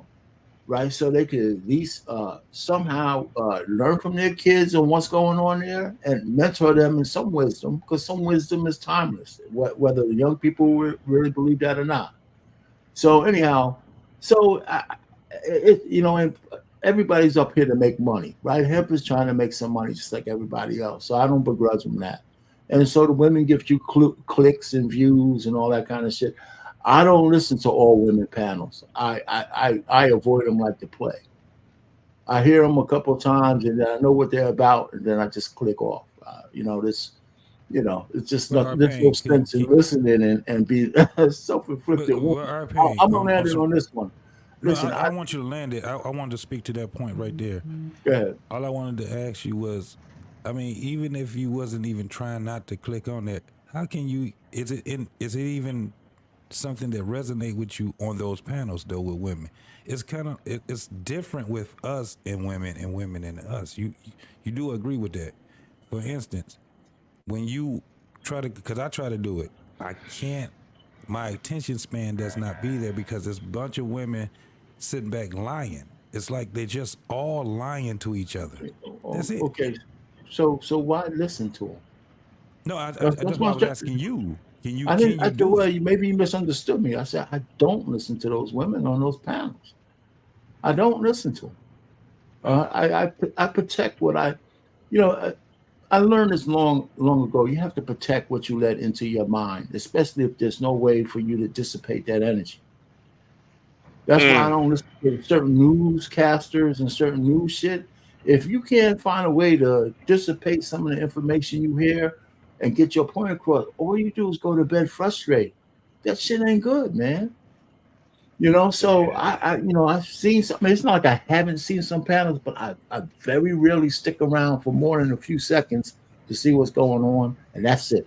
Just like the clips you just showed BMU and landed here. It was excruciating pain to hear this chick just drone on for just the 2 minutes she was doing it. Just for the 2 minutes she was doing it was even more than I wanted to hear, because I got the point where she was coming from. And that's why I never go to see like Priscilla, none of this bullshit. I just don't do it. Now, when women are in the panels with us and we can go back and forth, you get a chance to say what you say against some of the bullshit they say, or vice versa. That makes for debate. That's better. But all women panels, nah, man, not me. You know what I saw, RBN? If you go back and watch the video, when Lucky asked her to repeat herself, Lucky almost cringed. She was like, I can't believe you said that. Lucky cringed because she knew she was full of it. But I think sometimes when you're in the midst of other women, you know what I mean? It's kind of one of those things where you have to acquiesce because you want to keep the show moving. You know what I mean? But I can tell that her body language says you full of it. You know what I'm saying? No, and that's the stuff that people miss. If you continue to watch it, she said, I'm telling you, she said 50% of American men are gay. Yeah. That's totaling 9 million. million. She been checked on it. Let me ask you a question, she JT. Has been checked on it from women and men. Now, JT, let me ask you a question, man. Yes, when sir. she say 50% of men are gay, but every time we bring up something about women, it's not all women. Ain't that some shit? But this is the thing. You know what I'm her. saying? This is the thing about Ain't her. that some This shit? is where I seen her, because just like RBN, I fuck with him, right? But this is what I seen about her. She doesn't have a place. Understand this. She doesn't have a place, because when on that panel, if you watch that shit, she didn't have a place with the women either. They disagree with a lot of the shit that she was saying, because at the end of the day, what she's doing is saying that it's all free. There's no boundaries, right? For someone to be gay and to sit back and say that men are gay and use it in a negative term, think about that shit, man. That shit makes no motherfucking sense. That's because this chick is lying, bro. Listen, I'm gonna say it. I'm gonna repeat this one more time. This is the same chicks that be saying this, and behind closed door they catching dicks full time. But even if that's the case, Trucker, this is what I'm saying. Because when you're on that panel, you're supposed to be on the panel for the conversation. It is what it is. We're there for the conversation, just like we're here for the conversation. And we're speaking to people's mindset and their points, whatever they project out, right? My whole thing is this. When I hear her or any woman that is gay try to speak on heterosexual issues, they're always gonna, I don't give a fuck who you talking to. You could be talking to a panel of women or a panel of men. You're gonna get the same fucking results, and they're not going to agree with you. And that's what she got on that panel. Even though she's a female and she tried to say that she's a feminine female, there's nothing feminine or masculine about you. You're somebody else finished the fucking shit. Lukewarm. You're fucking lukewarm. Your room temperature. Listen, I can eat cold pizza and I can eat hot pizza. But lukewarm pizza is nasty as fuck. I can eat cold chicken or I can eat hot chicken. But lukewarm chicken is nasty as fuck. When a person speaks shit out there and they can't even be on one or the other side, they're fucking on the fence. Get the fuck out of here. You gotta pick a goddamn team, goddammit, when you having conversations. And she can't. So for when she go out there and say, well, 50%, because she did do it, but she got flack from men and women. 50% of men are gay? And then her premise was that down low niggas. So if they down low, what, you the only motherfucker that they're confessing to? How the fuck you know that the motherfuckers is gay then? They down low, she up high. She up high. Yeah. Or That's lukewarm. crazy. Like, Yeah, we got 50% though. Yeah, that's she. Why would she come over here, boy? Ooh, I'm gonna invite her too. You know she ain't gonna come over No, here. we You know good. they ain't ready for that conversation, bro. Hey, we just got the money back, man. We good. You know what? She ain't. Listen, you know she ain't. No, never, man, we good. You know they don't like to hear that logical. That logical stuff that's going on. So I want to allude to something that you guys said. Y'all said something, and I wanted to play this because Trey triggered this video that I'm about to play right now. I want you to watch this. When you talk about, and somebody was talking about men earlier, Mr. Bennett was talking about men and how men should be raised. And I think this man that I'm about to play right now was raised correctly, but I think he allowed his wife to do a permanent vasectomy and take out his nuts as well. They didn't tie him, they just took them out. And so I want you guys to see this video. Here we go. We got your hot sauce. I was changing so much, I wanted a different wife in her. Not a different wife, physical wife. Say it, but... no louder. For the folks in the back. I'm like, how did you communicate that with my brother? I wanted to be more into family and legacy and Black what I history. felt was important to carry on, and she wasn't there yet. When he was evolving as a person, I wasn't there yet. And so I also appreciated the fact that he gave me grace and time to be on my own journey. And he never forced me to evolve at the same pace that he was evolving as a person. And so I think that's also an important part too. Huh? This man just said. What? Let me put y'all at the bottom. Run it back, man. Run it This back. man just said he's all about family, legacy. And she said, no, he allowed me to go on my own. Let me play it again. Play it one more time. Damn eyelashes. Look at them. They look horrible. Edges look like pledges. Here we go. Because I was changing so much, I wanted a different wife in her. Not a different wife, physical wife. Say it, but... no louder. For the folks in the back. I'm like, how did you communicate that with my brother?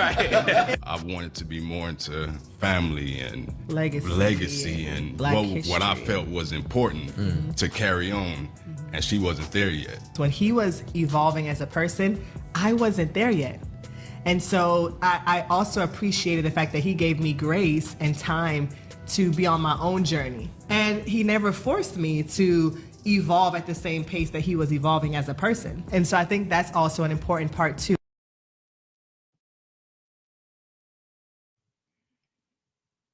Let's get grooming and hot sauce in here. Yeah.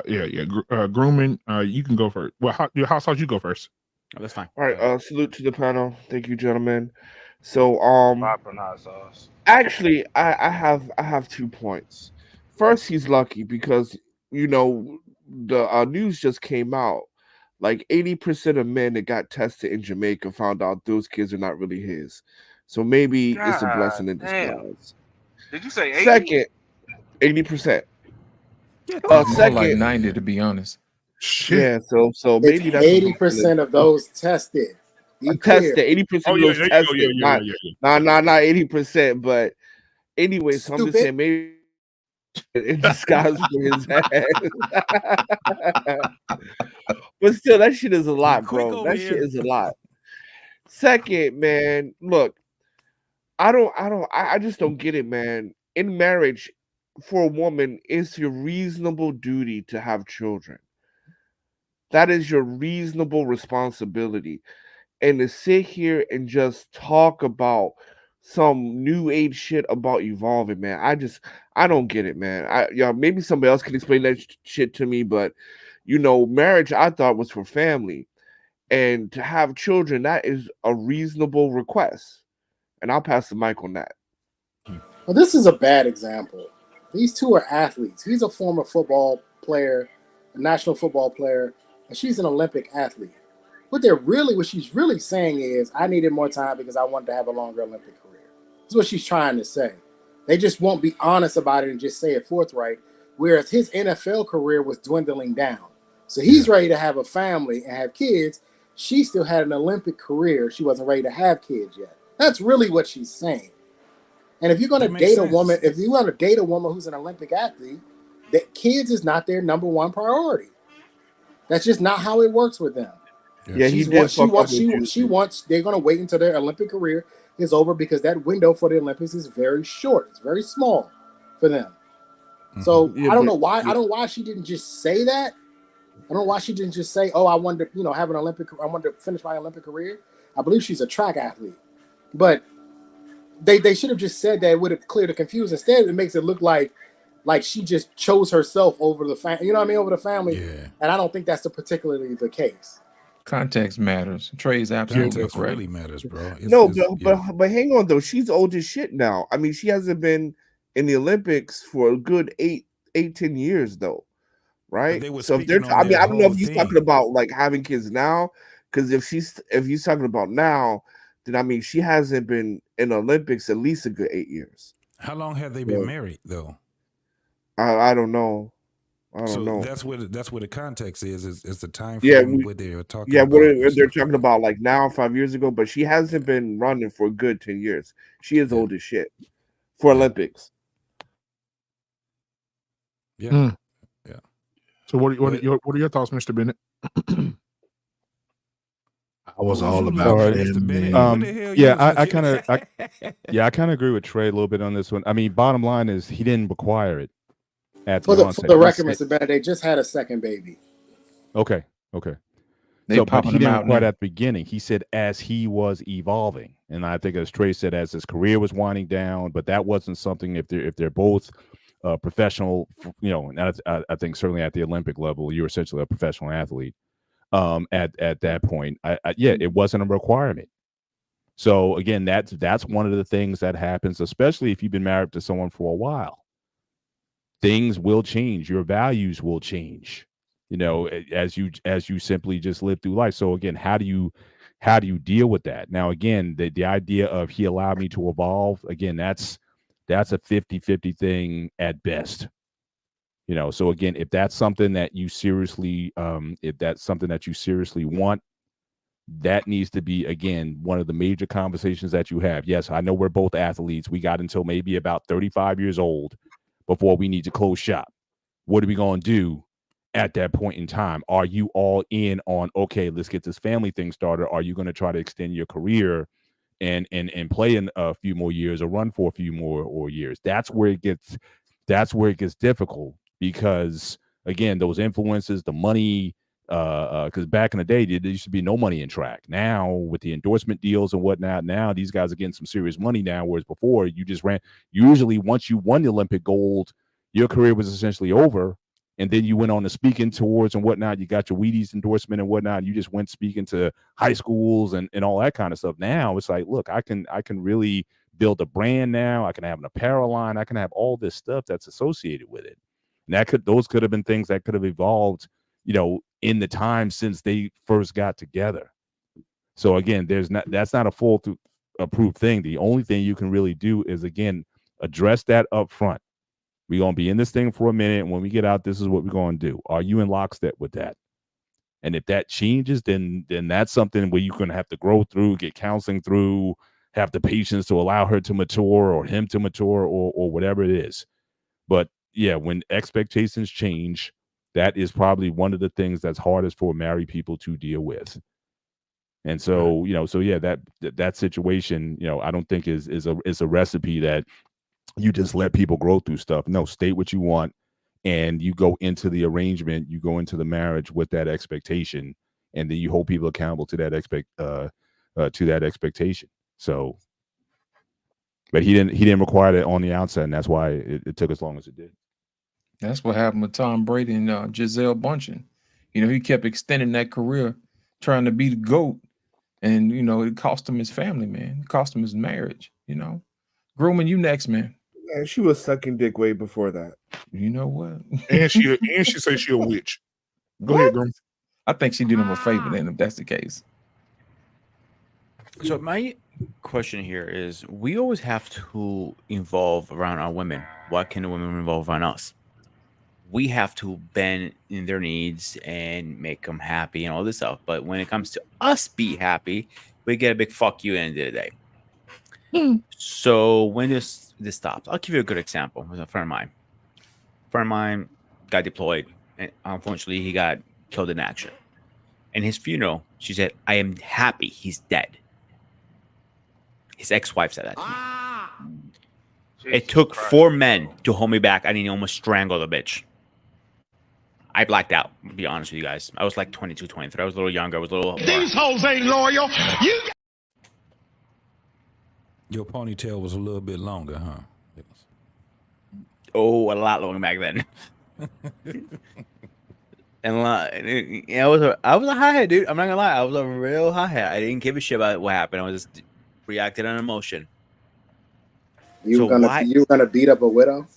Oh, no, I was gonna kill her. Fuck that shit. I was gonna kill her. I don't give a shit about that. That good widow maker.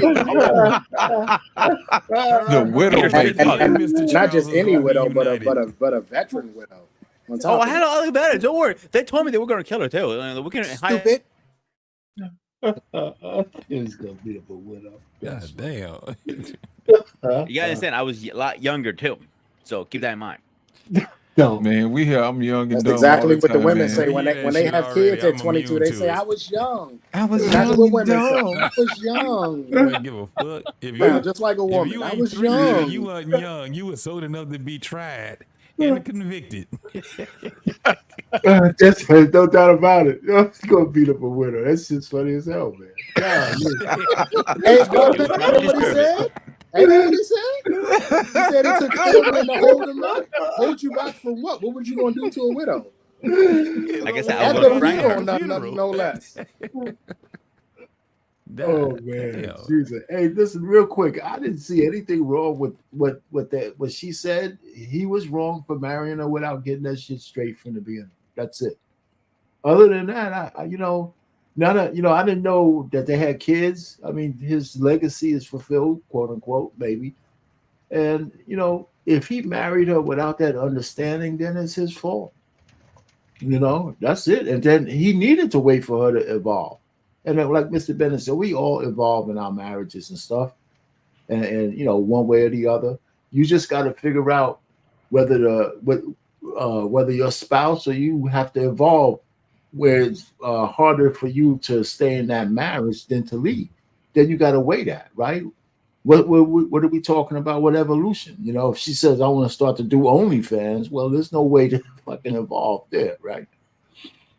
So it just depends on what it is. You just got to weigh the odds of can you live with this evolution or not? Or can she live with your evolution or not? And you just weigh that against real life. That's all. That's what I think. I think he was probably sticking more to his commitment to his word than the evolution itself. You know what I mean? Sometimes what somebody else doing got nothing to do with what you said you was gonna do.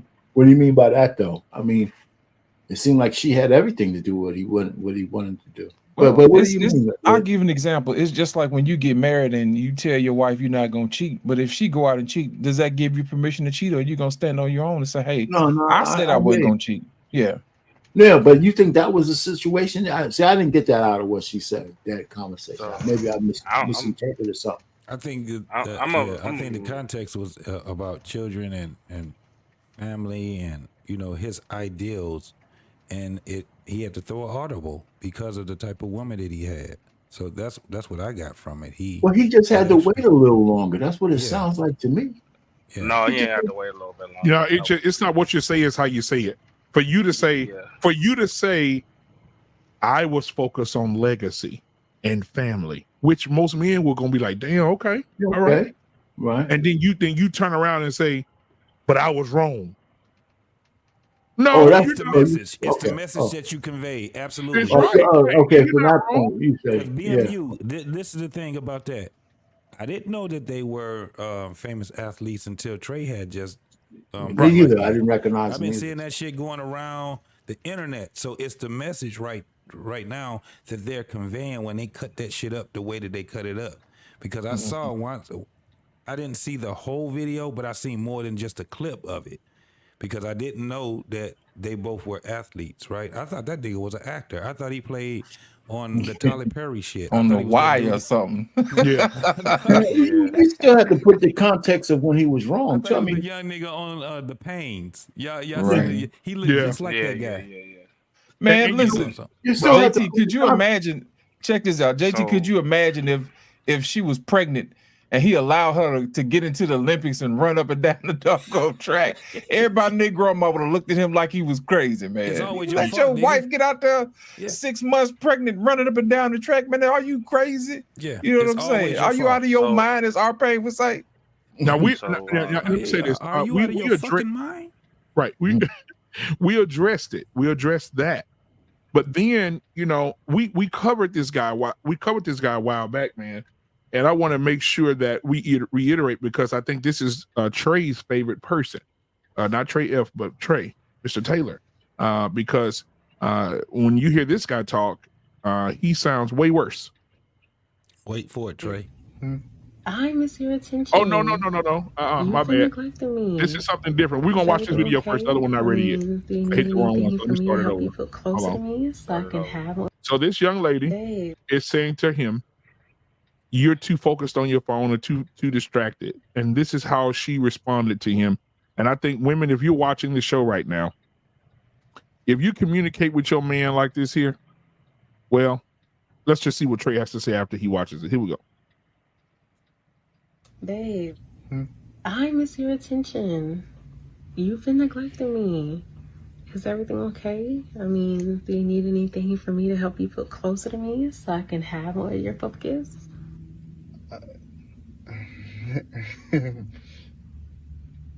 Bro, and then she said, do I need anything from her so I can feel closer to her and she could have more of my focus? Nothing. I was just sitting there looking stupid, giggling like Peppa Pig.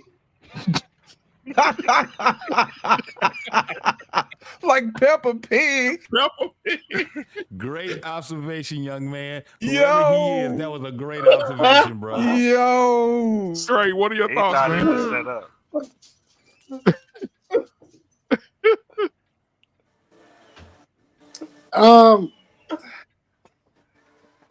A woman shouldn't have all your focus regardless. This is a head scratcher. I don't. She said, is there anything I could do to And make you focus more on me? And the answer should have been no. No, there's nothing more you can do. My focus is getting to this money. My focus is on my purpose. My focus is on creating stability and security. That's my focus. That is my priority. As a man. Hold on now, because from a month from that, you're going to be saying this shit. No damn clown. No, Trey said keep it busy folding clothes. She should have plenty of time to fold the clothes because I'm not there. Listen, I literally just was having this conversation. I talked to my little cousin. He's about 22, 23. I talk to him often. I told you guys about him. He works for NASA and he's really starting. I was telling him about how much time a woman should dominate out of your life, how much time you should be giving her. And he was under this belief because he's raised by women. We all pretty much were raised by women in my family. Women dominate my family. And he was thinking, half of his time, work, and then, the other half goes to her. And I'm trying to explain to him, no, you need to stay focused. You need to stay busy. To me, all of that sounded like soft manipulation. That's what I heard. I just heard soft manipulation. It was real soft. It was. Even though the words were sweet and they didn't sting, she's still manipulating. Anytime you say, so I can have all of your attention, so I can have all of your focus, no, sweetheart, you will never have all of my attention and you will never have all of my focus. Now, I will make you a priority when I have that sort of time, but outside of that, there's not really much you can do. I have a job to do, especially these younger guys. And the idea of calling your homeboy, I've never called my homeboy. And that's the new age. That's young millennial Gen Z or stuff. I don't know nothing about that. That's because that don't happen. She said this and she said that, and I've never done that. We don't even talk like that. So I mean, that's new to me. Young dudes do it though. That's why I said it was a great observation, because the young dudes they speak to each other like, like that. Like he didn't even know how to respond to her. This is how you respond to a woman that come out there and try to manipulate you.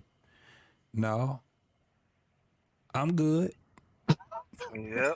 That's it. That's it. Damn, JT. So no. Or I would have said something along the line. So let me make sure I get this right. The time that we're sharing now, you want to talk about us spending more time.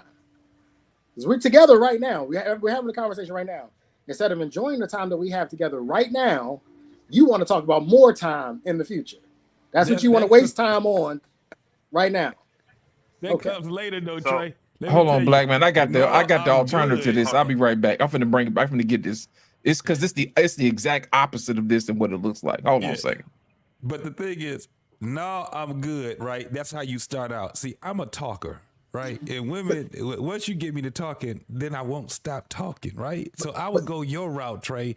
Once she get to the point where she want to complain to me about me, then that's when we start going to the logic of it. Yeah. But you better take the no, I'm good first. You know what you need? You need that video. There's a couple sitting in the car and she's complaining about not spending time together, him not focusing. And then it switches over to him being broke and them like struggling, like not eating at fancy restaurants, like not being in a luxury car. Like she she snaps into this like world of not having all these luxury items. And then when it's done, it snaps her back into her life. And he looks over her and he's like, and she's like, you good. You're good. Like, go ahead and keep making your money. Like, that's the problem, right? Like, she wants to dominate his time. Well, dominating a man's time, especially men who are actually out here getting to the work, you dominate his time, that hurts your lifestyle. So here's the thing, Trey. And we just had a discussion that I'm noticing a lot of dudes tend to do, which I'm very, very, very, very disappointed with. Like the married man, he bases decisions on his woman's feelings. You know what comes with that? Lack of focus, not get to the money, cuckolding, this ultimate disrespect, belittling, like that. Yo, it's so much stuff that dude just let slide.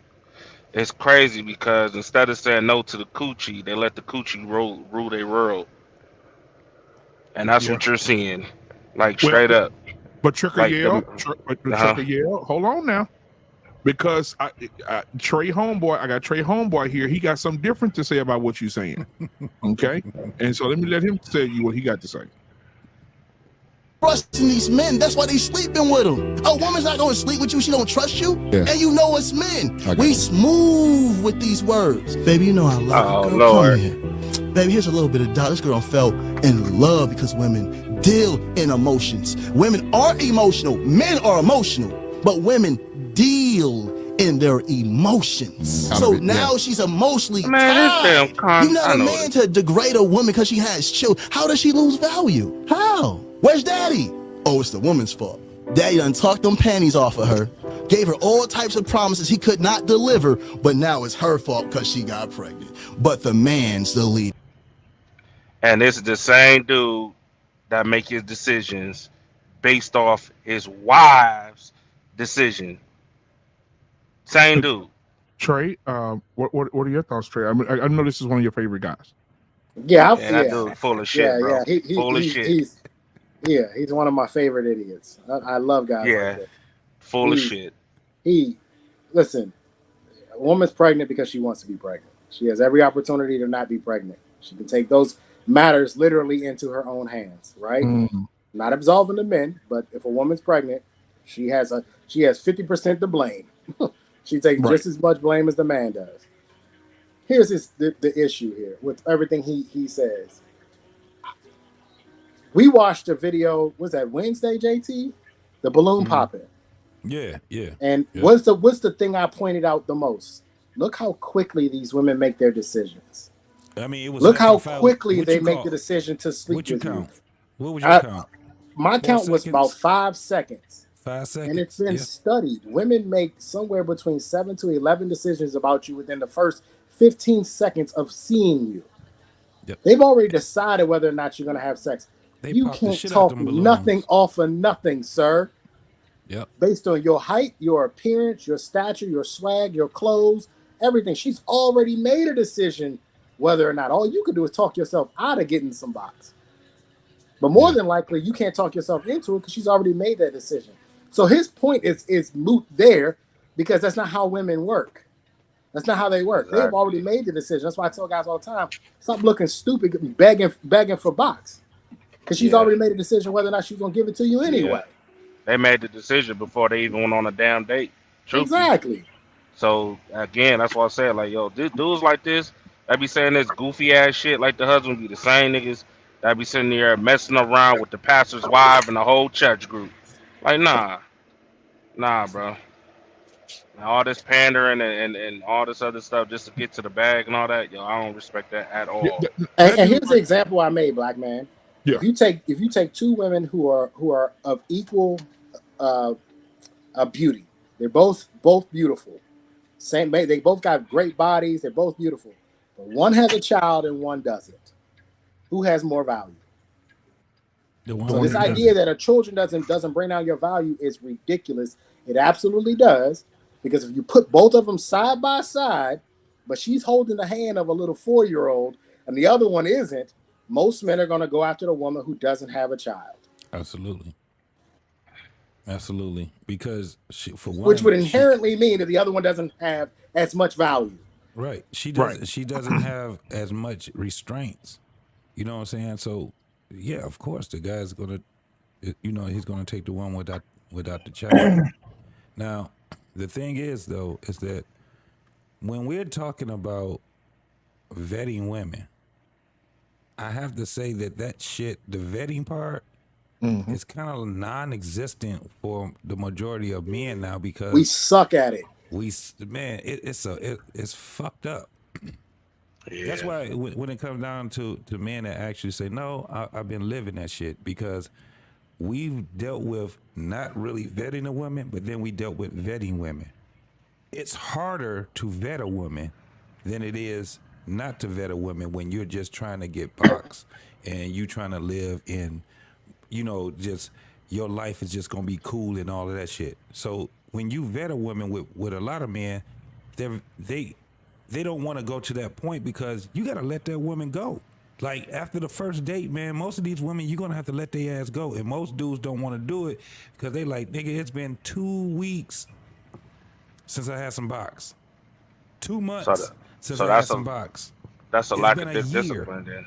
Yeah, this is the thing, because it's not really lacking discipline when you have a nigga that ain't really getting it on the regular. It's majority of dudes that don't get it on the regular. It's the problem. It's not really so much of the dick discipline, because niggas ain't got a choice. Most niggas are borderline incels. Most niggas, they got dry spells. I got pushback for you there, JT. There's some guys get plenty of box, still make fucked up choices with women. We ain't talking about them. I guarantee that those motherfuckers. Let me tell you, I said majority, right? I'm not talking about the minority. The minority are the motherfuckers that actually have the hand on fucking up the population and communities because they're having this shit. Moving the goalposts. No, I said what did I say first? It's hard to vet. Why? Because the majority of motherfuckers want to have pussy on the regular. That was my whole thing. And what I'm saying is, just motherfuckers get pussy on the regular still don't know how to fucking vet women. But they're not the majority that I'm speaking of, Mr. Payne. Our Payne is probably more upset that you picking the low hanging fruit. Yeah, let's call it a buck, bro. Are you out of your fucking mind? Are you crazy?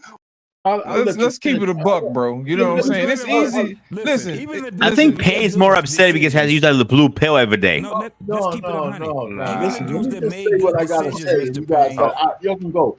I'm saying you shouldn't split the universe of men up. I think in this case, There's no fucking distinction between the low hanging men and the high hanging men when it comes I'm not time to splitting the fucking. men up. Look at Trey. What? I didn't split the men. Listen what I just said. Hold on. Let me clarify myself again. Even the ones of us that made good decisions, the majority of us, we didn't start out making good decisions. We made good decisions because we was making poor decisions. When it came down to vetting women, where's the lie at there? Yeah, but It just ain't their time yet. So we really shouldn't be, taking a dump on them. That's all I'm saying. But JT, No, you know I'm what? You know what the not taking thing a is, dump. though, JT. We all in the same. We are all here in the same thing. All I'm saying is this: some of us learn from our mistakes. It's very few of us that actually get out and jump out here off the porch and we make a great decision when it comes down to vetting women. I said that the vetting part, when it comes down to men, is damn near gone. That shit is out of there. That's all I was just saying, Mr. Payne. And so when we start looking at these women, I was with you there until you just started talking about the guys with incels. That's where you lost. No, I didn't say it as a bad. This is the thing about A incels. third of men are incels. Yeah, but that's not the point, though. The point But is it not triggers because people they're when I say incel. incel. This is what I mean.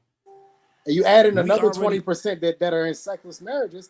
Half of men ain't having no damn sex. Yeah, And but it's that's not the point involuntary he's making, though. He's celibacy. talking about I'm not vetting. speaking, but listen, it's involuntary celibacy. I know this for one, because if it's worse today than it was back then, I had a group of 10 dudes that I used to hang out with. Guess what? It was only 3 of us that actually had that shit popping like that. The rest of these niggas was hanging around us so they can get some ass. That's what I mean. Because them niggas were incels or borderline. That's why I said borderline incels. These niggas, they ain't had no game. The niggas, the way that them niggas used to dress was fucked up. And you already know, especially when it comes down to black women. The motherfucking black women, the first thing they do when you approach them is they look down at your goddamn feet. They want to see what type of shoes you are wearing, nigga. That's how they look at it. Let's keep it 100. It's not a whole. It's way more. It's way less men that's getting boxed on the regular than it is not. Most of these That's dudes, not they the fall point to their you made, though. desires. You're talking That's about why vetting. the vetting part is gone. No. See, that's where we listen. Go ahead and have your way, because I can't articulate it. I'm saying there's guys who are getting plenty of pussy, still don't know how to vet women. Yes, I agree. That's all I'm saying. That's because vetting is a fluid situation. You don't wake up and just know how to vet a woman. Yeah, that's right. So we shouldn't say low hanging years fruit. to learn how It's to men vet a in woman, general. which is typically why men in their late 30s and 40s are much better at vetting women than they were when they were in their 20s. Yes. You kind of have, it's almost a trial by fire. You kind of have to go through the fire a little bit to learn what you like and what you don't like. So when you see guys that are getting a bunch of box, but they don't know how to vet, they more than likely haven't been through the fire yet to understand how to truly really vet women yet. Hey Trey, guess what? You know what they look like? What's that? Trey Ferg in his 20s. That motherfucker didn't have to say shit. He ain't saw nothing. He was just light skinned. That's what he was. I saw. He said he let the light skin do the talking. Light skin did the talking. He ain't had to. It shit came easy on him. He had the cheat code already. He was born with the cheat code. So Trey, what's up? Your mic, bro. Your mic is hot. We can hear that. You got to stop getting all them goddamn Asian mics, dog. Get something American. Bro. Tick, tick, tick, tick, tick, tick, tick, Yeah. tick, tick, tick, tick. Get that Dragon Ball mic. Shout out to Akira Toriyama, man. He passed away, man. Yeah, that's why I said it. Who was that? The guy who invented Dragon Ball Z passed away. Yeah, that's right. Man, That's rest in right. peace, bro. It's a sad day. I thought it happened a week ago. Say again? I thought he passed away a week ago. You know how we get news late, Well, man. look, man, he passed away a couple days ago. Yeah, I think I watched it. it earlier. He passed away on the 1st of March. Yeah. Anyway, still sad times here. But anyway, back to vetting women, man. I don't vetting women is useless, especially in that cesspool you call fucking America. Shit. I mean, what's the point? Everybody's fucked up. There would be no slander. I got you, hot sauce. Did you hear what I said? Wind that thing back For up, man. what, man? You know, everybody's all like, you know, bitches wearing gonorrhea lip gloss now. Shout out to Sexy Red. Yeah. No, those are the bitches you fuck. I don't fuck with See, that's another one of these issues. Like, you ain't gonna put that on the women that I would deal with. That's a shot at me. You saying that I can't pick better women. That I can't. I said there's no point. If you want to deal with women who wear lip gloss, named gonorrhea and booty hole brown and all that, that's on you, brother. But I don't deal with women that I'm not taking personal shots to nobody. I'm just saying in America, right? What's the point of vetting when like overwhelmingly a good 85% is just fucking in a cesspool? Well, you don't have to entertain them. That's what Trey said. You don't have to entertain them. I'm gonna ask, who said vetting is useless? Point them out for me, please. Hot sauce.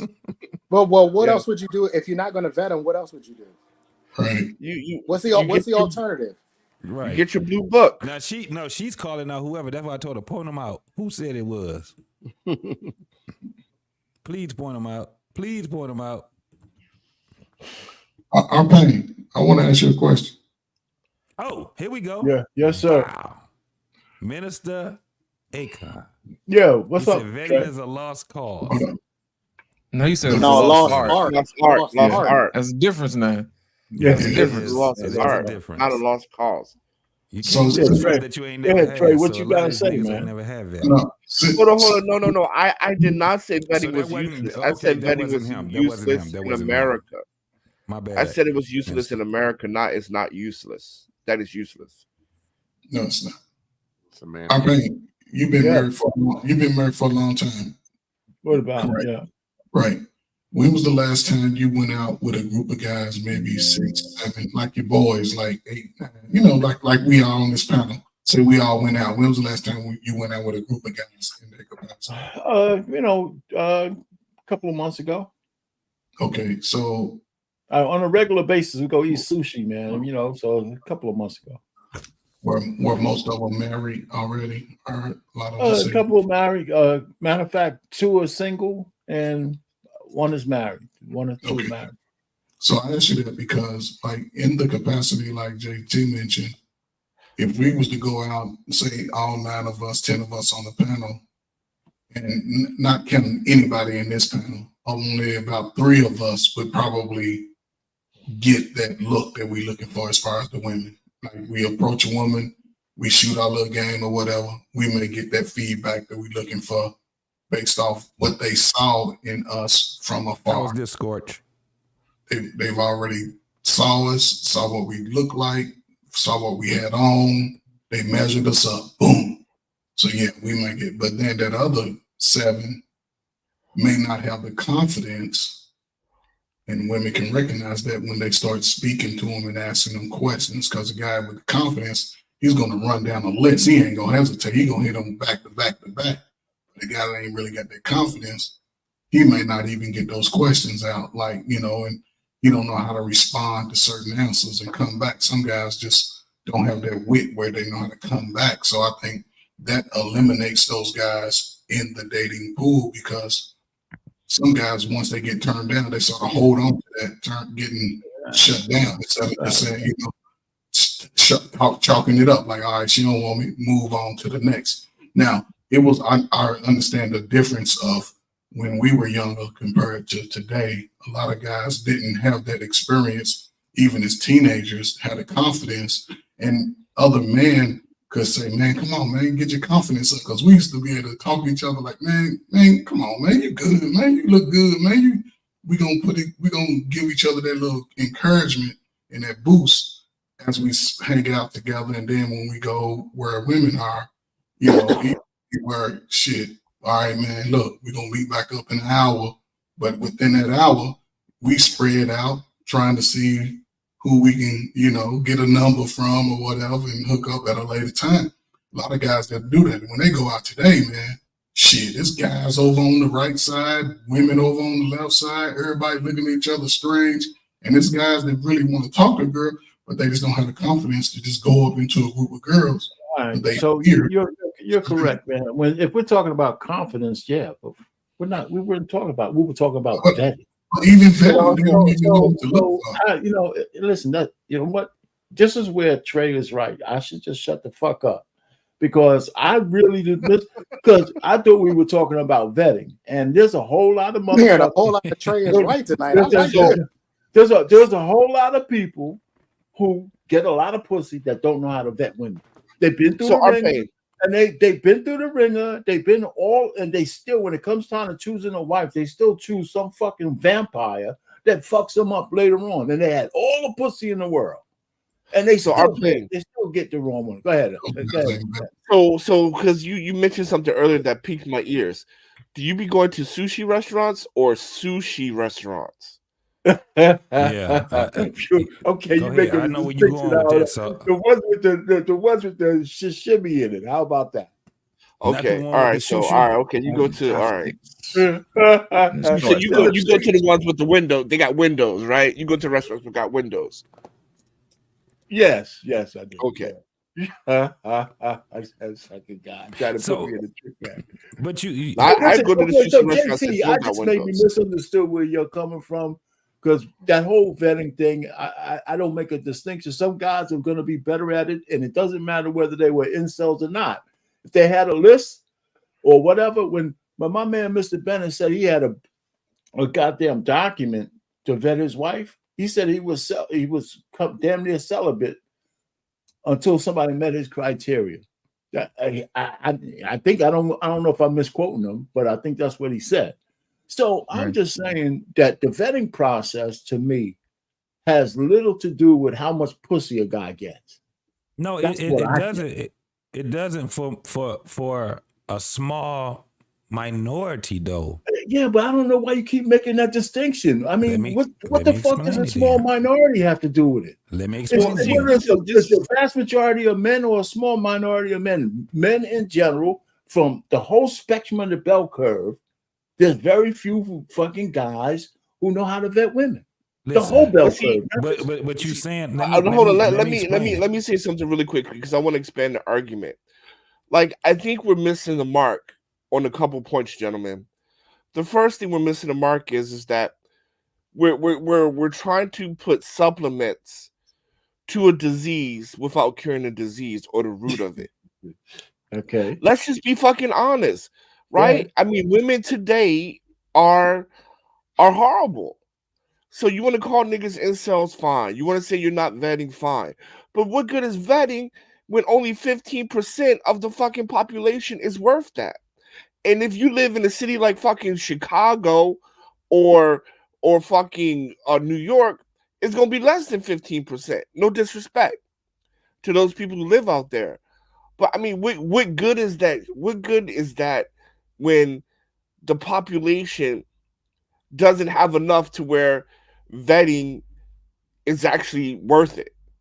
Because you're telling me that through 20 motherfuckers, 20 women, right? I gotta go through 15 bullshit just to find a 5. Yeah, I don't think that's worth it. Yes, that's what we're telling. You know what? I think I'm saying I don't think that's worth it. Here's my thing. I think we probably split in hairs, man. About it, right? I think here's the thing, JT. I think we split in hairs, man. I think what our pain was talking about is finding somebody to marry, and I think we were talking about guys who can't have sex. Well, I'm here to tell you, having sex is low hanging fruit because as long as you got $20 in the front and $40 in the back, you shouldn't have to go without. That's all I'm saying, man. Yeah, but this is the thing. Before you can get to marriage, you have to date and you have to court. And that's where we having the problem at. At the end of the day, you still have to look at it how, for instance, for individual men, we have to find out what it is that we have in the possession that attracts women. Period. We have to be able to attract women. So when we're talking about the difference, like what you were just saying, that men that have an abundance of women that they can pick from, that's not the majority though. That's not even half. That's very low, bro. It's super low. Trust me when I tell you. If I you've been believe out, that, but I believe what you're saying there, but I So- don't so- see what it has to do with being able to pick a wife. this is what it has to do with being able to pick a wife. What we said earlier, we don't know how to vet as men. We don't know how to vet. But how many wives are legitimately made in America, man? The factory known as America. About 2%. Because we then what the fuck? I mean, it's pointless. No, because we. This is the thing. Because hell of a damn number. for one, that most men Hey, are not hey, no, vetting. failure They're rate. not no, vetting I for. didn't They're not pull it up out vetting. of thin air. I literally broke this shit down. It's about a solid 2 to 3% of women. So that are 2 to 3%. legitimately- We talking about vetting? legitimately eligible for marriage. So After you why get would past- we? after you Why get we past them being complain? overweight, after you get past single motherhood, aesthetics, femininity. Once you like break this down to get to, once you get past all that, you got about 97% of the women are So disqualified. hang on. So We're that's talking about disqualified for vetting who, though? when 97% For a are man not with even standards, qualified. JT. For a man with standards. Right. So we again, let's talk about majorities and minorities. When you are, Come on, when guys. you're talking You're not about listening to yourselves. You're not listening to yourselves. No, You're telling me, you don't need to keep repeating it. We got it, bro. You don't Bro, want. You but say no. You y'all say don't keep vet them repeating at the all. same shit. You saying don't vet them at all. We got that. But JT trying to make the point of who is eligible for who depending on what they're looking for. Yeah. At the 3 end of the day, fucking percent. You just fucking said no, it. man. No, I said that's men with standards. Every man doesn't have standards. Right. And for those who don't have their standards, standards are very low. listen. The And for reason those why who their don't have standards are very standards, there's low- always 20 in the front and 40 in the back. Right. 40 in the back. In the back. But listen, because their standards are low, that's the reason why. Because most men don't know how to vet women. That's just what it is. We look at women and hoes as the same motherfucking people. You know how I know? Because we call women hoes. We call them hoes. When you look Not at all the women, generation remember that's that. in, the generation Z, Not all women. do Not you all women. understand that they refer to women as bitches? Do you understand that women refer to themselves as bitches? Do you Not all understand that also 97% that women of refer to them themselves are. as hoes? Because 97% of them are. No, but I'm saying that there's a process that got to that point. We arrived to that point. That didn't just happen. That shit wasn't like just a fucking disease that just popped up in 2022, 2023. There was a process that happened. Yeah, That's what I'm there's saying. definitely Well, been let me ask you this. social engineering of degradation throughout our community. I would agree with that. Yeah. Here's my thing. We shouldn't be led like a bull by the nose to the slaughterhouse, man. You should at least wind your mind up and think every now and then. You shouldn't be subjected to outside pressures. You know what you need and you stand on it. And don't worry about what's in front of you. If you know that's not what's in front of you, you leave it alone. But now, they if you're don't looking for know. a good time, then it's gonna be 20 in the front and 40 in the back. You know what I'm saying? That's But all that's to what it. the problem And that is. is a Lost. deal. That is a deal. That's where the $60 problem for is. everything. Shit. That's a But that's deal. where the problem is. We succumb to our desires. Most niggas. I saw. I'm That's telling not you, how bro, it works. It's not $60 total, brother. You either pay. No, he go said in the 40 front, anal, pay- 20. He or said you 40 either anal pay- and 20 for what? For the No, box. I saw. I saw- You either pay going in saw the being front or you greedy. pay going the back. Right. Yeah, he Whoa, greedy. whoa, whoa, no. He Hold trying- on. Hey, look, he's trying to go through both interests. You can't. Hold That's on, not how it works, brother. whoa. Correct me if I'm wrong. Lost just said 40 for anal, 20 for the box. That is got it not right, what right? I said. Oh, okay, my bad. My bad. All right, my bad. Because I was like, that's a deal. Shit. Look, man. First of all, Trey, you will What's not going on shame over there in me. Asia, man? You will not shame me for fucking with hoes. All right, I like fucking with hoes. Fuck off. Again, I that's will part of not our be ashamed. contradiction right there as men. That's I will a not be part of our ashamed. I am fucking the last contradiction. man on earth that will ever shame anybody for messing with a hoe. Trust me. Okay, on this. so shit. Right, My and that's bad. I a- and- misunderstood. He was So like, that's the thing that we have to also we also have to come to a consensus with, that we can't we have not gotten to a point where we can sit back and say these are the hoes and these are the women. We have not done it. The women are hoes and the hoes are women also. You know that's what, where it's at. JT, in other words, you gonna be what? Right.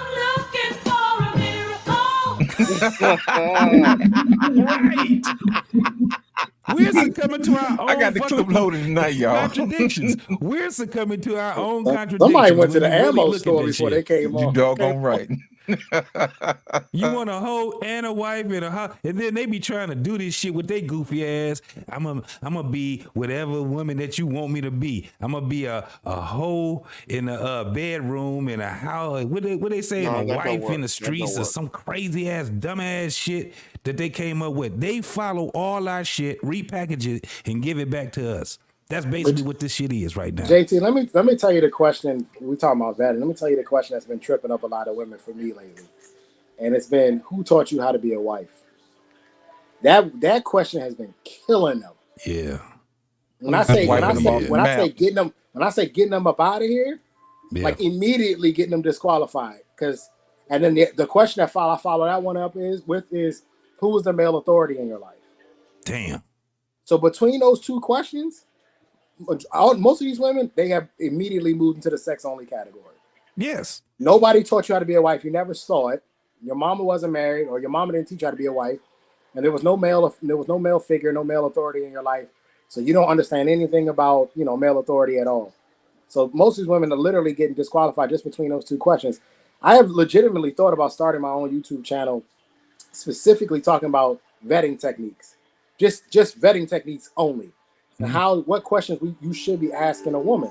Majority of these women can be disqualified with 5 simple questions. 5 simple questions. You can start with one of the first questions is career or family. Just start there. Career or family. You can only choose one.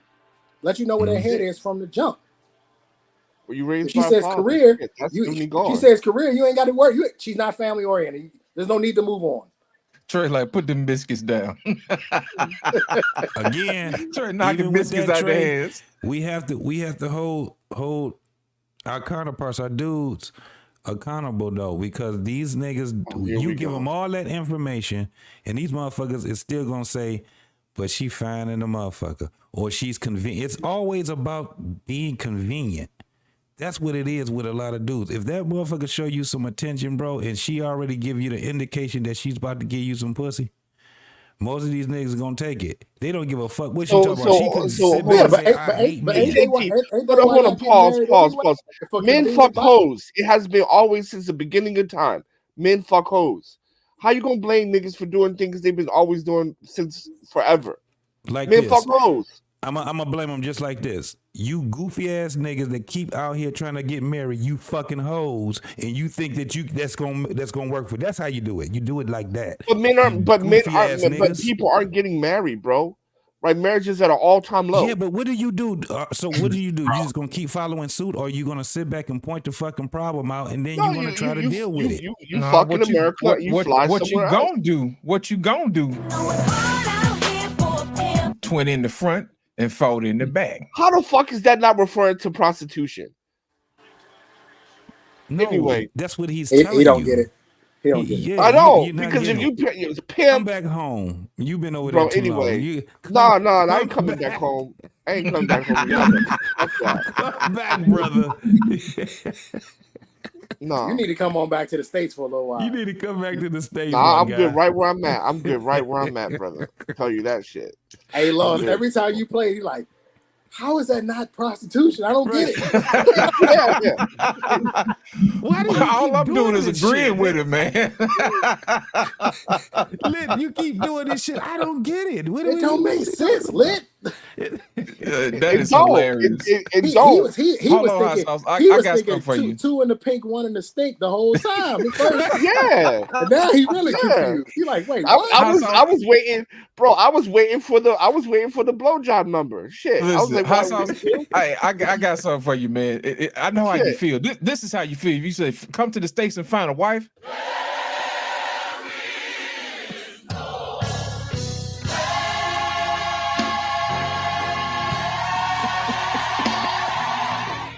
Yeah, that's how you feel. Not in America. I'm sorry, that is not in America. That is not in America. That place is Babylon. That's how you feel, man. I got you, man. I got you. I thought had so much value. Value. Oh, girl. didn't really have any value at all. JT, you ignorant. my man reloaded out here. Look, man, look. We got to America's change it a up, man. We got to playground. change it up. America's Yes, Satan's sir. playground. And I'm respectfully, I'm not making excuses, man. Look, if there's 3%, just get a passport and go somewhere else and get your wife. Go to the motherland or some shit. But what do you do, hot sauce? Let's play this out, because you guys love this. Just go overseas. And I'm not against passport bros, but I don't think you guys think long term. So what's the answer? I've been here 19 years, brother. I got that, but that's How not many of you that's was not there? everybody. That's not everybody's story. Right. A person gets their passport. They go Mhm. overseas. Mhm. Let's say Argentina. We'll just use Argentina. They go to Argentina. They meet a woman. He likes her. Then what? Because people will say, "Do you bring her back?" Well, no, you don't bring her back to the toxic. No, place. you can bring her back, right? According to the data, green card divorces are roughly 25%. You said say that again. Green card divorces are roughly 25%. Still pretty high. That's a 75% success rate. Is that what you're telling us? So you have a 75% success rate marrying a woman and bringing them back, right? They did a study where green card marriages after 10 years, right, have a 24 point something percentage of divorce. So 70 Let me 75. let me ask you this, hot sauce. Would you bring your wife back to America? Yeah, why not? Absolutely. Good family. Says the She man comes who's from been good family. gone for 19 years. If I was, yeah, why not? She comes from a very good family. You don't even want to be here. Right. But if I had to bring her back, I would have no reservations about it. No, That's I what didn't you ask asked. if you had to. I asked you, would you? If I had to, yeah, I would have. You I just wouldn't repeated think what I about it. just. You just repeated it. I didn't say if you had to.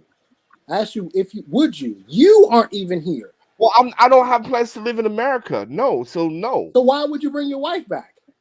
But my point is, I don't have any reservations to do so. But I just want to move to another country. I don't want to live in America. Okay. Am I confused? No. here? I know what you asked. I'm just highlighting the point that I don't have a problem bringing her Yeah, to you America. got the point, but would you bring her? Okay. You don't. So you won't bring her back here. That's what you're saying, because you don't want to be back here. Thank you, Yeah, Mr. I don't Payne. want to be back here. Yeah. Sounds like So you got the won't problem with bring her back. America.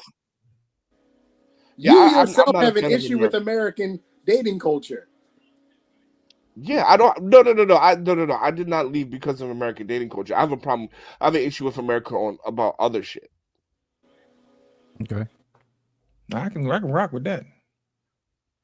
Right, but I'm just saying that if for any unforeseen, so no, I'm not coming back to America because I'm trying to move to Singapore. So, but if I had to, just to satisfy the straight question, no, because But that's I'm not moving my to Singapore. question. You're not satisfying my question, because this isn't a if you had to situation. No, but I just said no. I'm not bringing her back because I'm not coming back to America. Okay. Right? Satisfied, right? So then why would we tell other men to do the same if you wouldn't do it? Because and that's to my second point.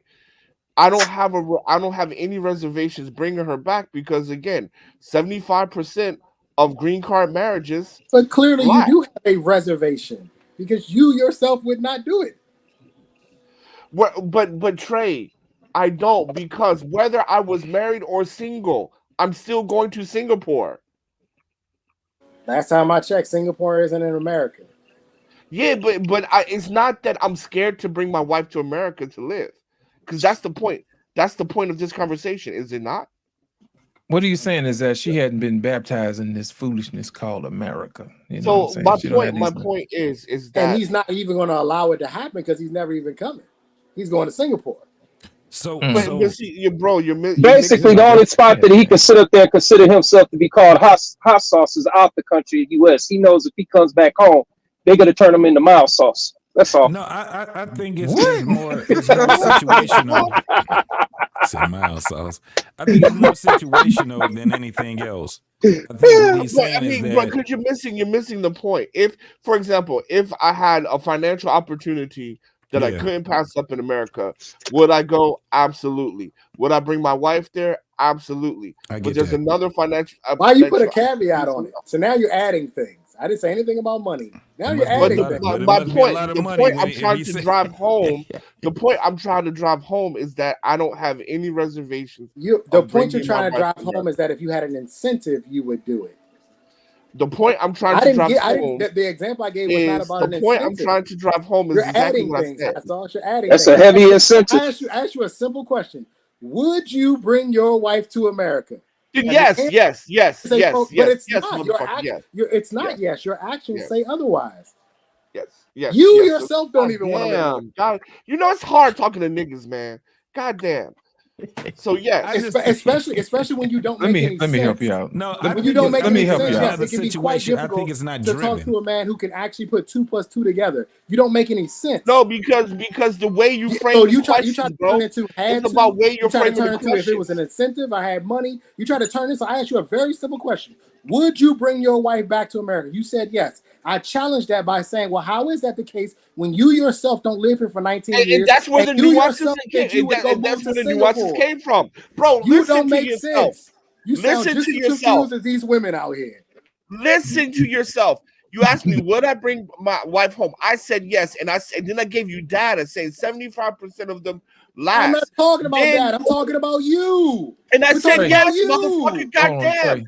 Then you extended it by asking additional questions, and then I can extend by answering. I didn't extend it. I challenged your thought process in the sense of you yourself don't live here. Tolerate this. Trey, here's the thing. Don't fucking tolerate it, motherfucker. Who you think you are? Tolerate ignorance. You silly motherfucker. You're the dumbass who said this dumb shit. I cannot you tolerate can't back up your fucking words with your own fucking logical explanation. You're a fucking idiot.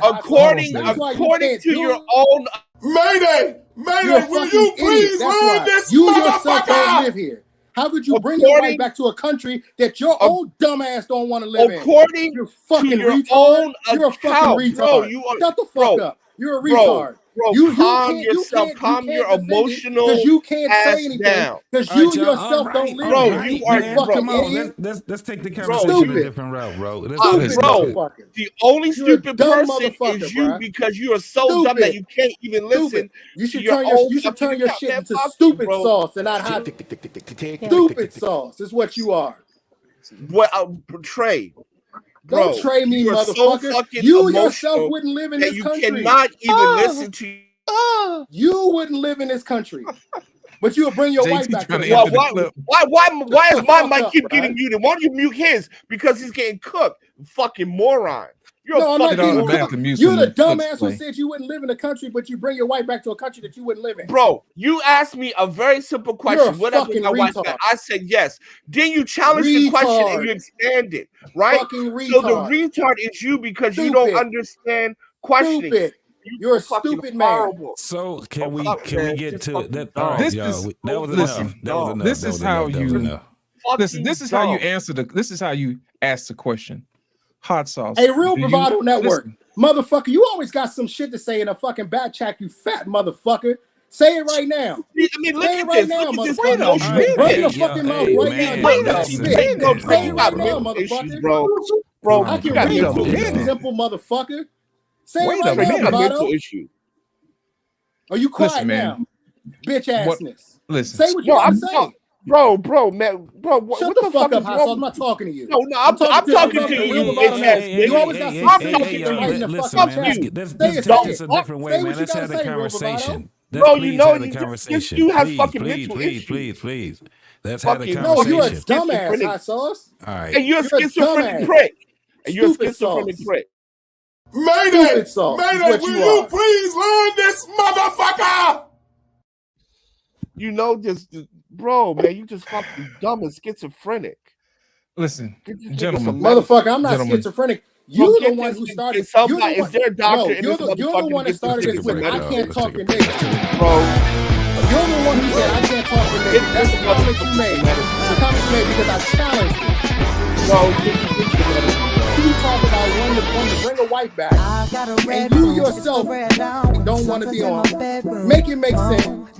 Make it make sense. Make it make sense. Feels like I'm inside my eyelids. That motherfuckers always got shit to say about the women until y'all get challenged. And when y'all get challenged, it's not gonna work, Lawson. I'm just gonna keep. You can stop. Simple ass motherfucker, man.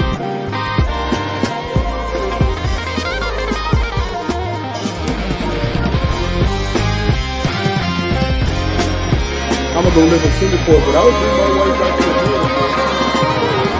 I wouldn't even. I have problems with America, but I'd take her to America. What the fuck? What are you saying?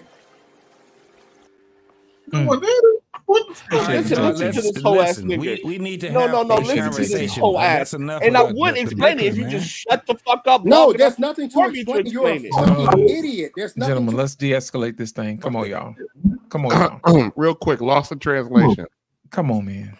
Go ahead. Lost in translation. God Go ahead, damn, sir. man. Can you hear me?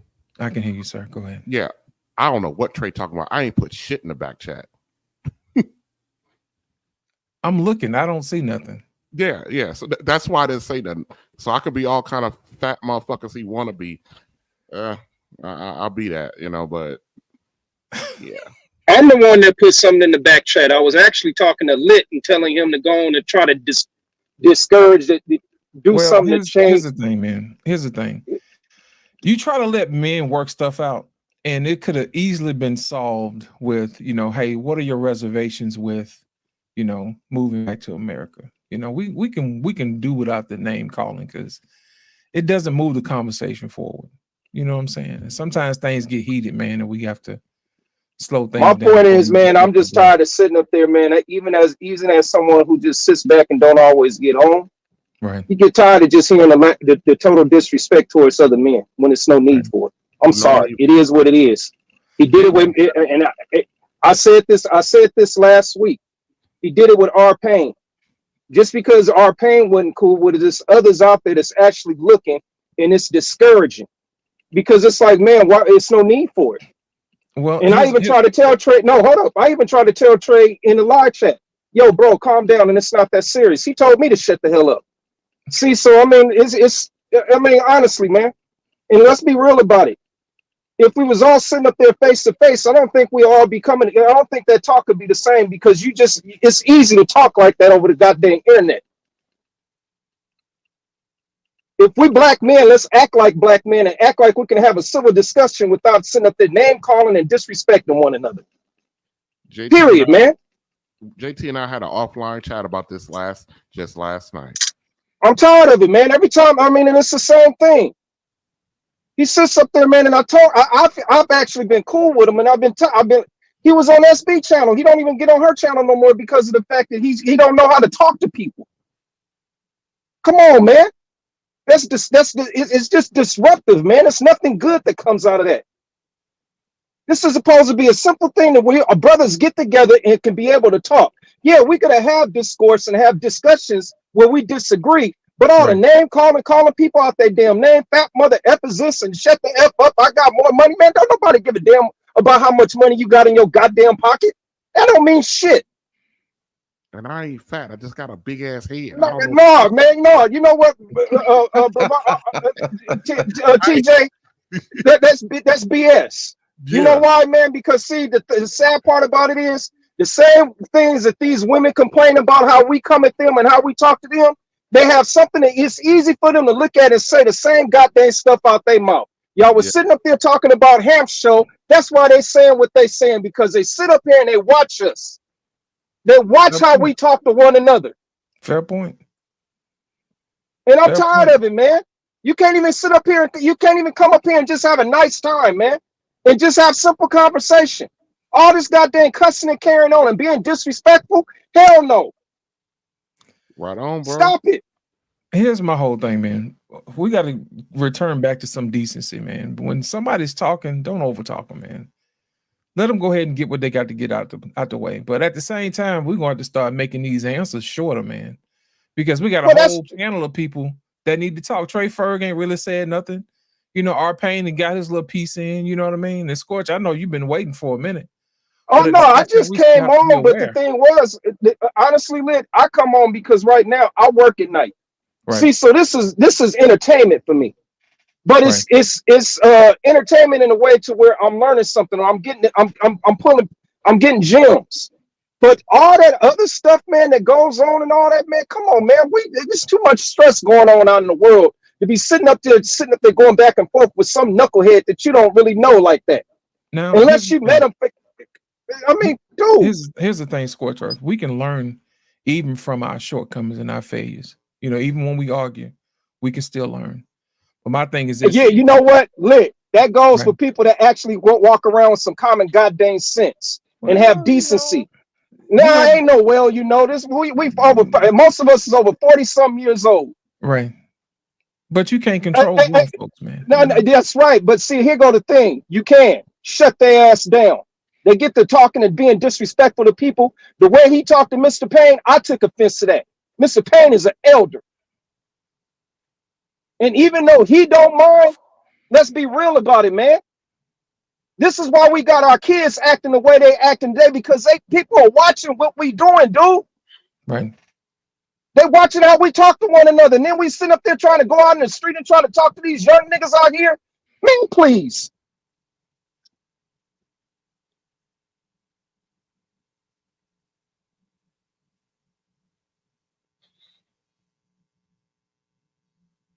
Squirt, you finish?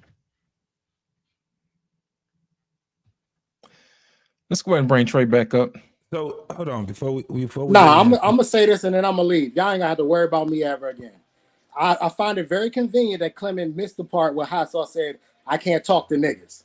I find that very convenient how y'all skipped that whole part, because that's what sparked this. Y'all left that part out. They already completely forgot that part. Because I didn't come at him that way. I was asking a question because he's contradicting himself. He's saying one thing, but he's doing another. Real Bravado Network said he didn't put it. He said that I said he put it in the back chat. He said you put it in the back chat. I said you put it in the chat. You said Trey is doing Trey things again. Did you not? Did you not type that? Yes. Okay, so I'm not lying, man. But I didn't take a shot at you. You are doing Trey things. Sir, you've done this on multiple occasions. You did this the other day when I was talking. This is a little passive-aggressive bullshit that you like to do. But here's the thing. This shit ain't changing no lives, and motherfuckers is not making big waves with this type of shit. You motherfuckers get on here and think that because you say something that somehow the world's going to change tomorrow. I don't sit here and talk about my money. I don't flash money. I do most of it from inside the gym so you can't see my house or my car. I don't ever do anything. I don't ever show any part of my life to y'all. Trey Taylor isn't even my real name. I wouldn't even tell y'all my real name. But I understand. I think what I see here is a bunch of older men who are, in most cases, out of touch with reality, don't quite understand what's going on with the younger folk, and want to sit up here and prophesize or talk about it. This obviously isn't a space for me. And I will move on. I have no issue with that. I have a life outside of this. I mentor kids every Monday. I have a life outside of this. But this idea that you guys think that respect is just supposed to be given to y'all are wrong. And I disagree with things. And I have no problem challenging anybody. Because more than likely in my younger life than all of you, I have had to do harder shit than most of y'all have had to do. I'm burying a best friend tomorrow morning. But I'm good. I wish you all the best of luck. Have a great one. Hot Sauce, it's on you, brother. Yeah, so here's the situation. Correct me if I'm wrong. He asked me would I bring my wife to America. I said I had no reservations, and I said yes, gave stats. Then he quote unquote challenged my answer by asking additional information. So, correct me if I'm wrong. If you are allowed to ask additional information, then I should be able to give additional. I mean, if you ask me questions with additional information, then my answer should be with additional information. That's it. I kept saying I had no reservation going to America. But the way he kept framing the question, and I said, the way you're framing it, you're making it sound like I'm afraid of bringing my wife back, and I am not. And then I gave my answer. Then all of a sudden, I became stupid and all this and that. And if a person attacks me, I'm going to attack them back. And it's just that simple. So here's my thing. I think we probably need to ask better questions. The question that I would have asked is, what do you have any reservations, or what reservations do you have for not bringing your wife back and let you cook? And I said I do not have any. And I said that green card marriages last longer than domestic marriages. 75 point something % of green card marriages after 10 years are still married. Domestic marriages, does that speak more to Does that speak more to green card marriages in general, or does it speak more to your particular marriage? A green card, well, because she's not American, right? So she will also need a green card. So it's any person that is going to marry a foreigner, they need a green card. Right. So you can trust her here or there. It really doesn't matter. Is that correct? And then I said she comes from a very good family. Well, that's the end of the conversation, right? Well, I was called a stupid motherfucker. Well, here's the thing, man. It ain't what people call you, it's what you answer to, brother. 100%. That's true. That's true. So you know what? I apologize to the panel, and I apologize to the host. There's nothing to apologize for. Listen, and maybe no, I'm out of line. No, I didn't have to come out of my character, even though it is my character. Let me tell you something. A few weeks ago, I had the exact same fucking blow up with Trey, and I came completely out of character. And let me tell you something. I was so embarrassed about it, but I like to own my shit. I clipped it and I put it on my channel just to fucking fight. And I've had conversations with Jake. Well, we're gonna be talking about something on my platform tomorrow. And I told JT that fucking blow up did something to me. Did I not say that to you, JT, last night? You did, yeah. Absolutely. I said that fucking blow up. It affected me in a way that I did not anticipate it affecting me. And I don't even know this dude, but it had nothing to do with him. It had everything to do that I had not been pulled out of that much character. Since I was a younger man, I'm 46 now, but since I was in my 20s, the things I was thinking from week to week to week, you know what I mean? And I said, no, this ain't it. I can't do this. And from what I'm understanding, and from the little bit of time I've been around Black Men Unfiltered, you know, this, and he's not here to defend himself, but the blow-ups, I mean, I've seen disagreements here when he's not here. They don't go like that. Yeah, they don't. Yeah. This disagreement, for some reason, he got something in his craw about what Hot Sauce was saying about his personal life, and he just wanted to. It seemed like he just wanted to annihilate him, and I don't understand what for. And he's been around this network for a long time, and I'm offended. I'm offended for Black Men Unfiltered because this man was like basically saying that what you doing ain't shit. It ain't gonna never be shit. Yeah. You ain't gonna pack shit, so you ain't shit. I'm fucking offended by that. For me, if he doesn't show back up, it's not a loss. You don't want a man around like that who's not trying to, who's not understanding why we're doing what we're doing. We're not out here doing it because, like the lady said, like the little dyke bitch said on Hamp Show about the fact that we're out here just being all, sassy about the shit.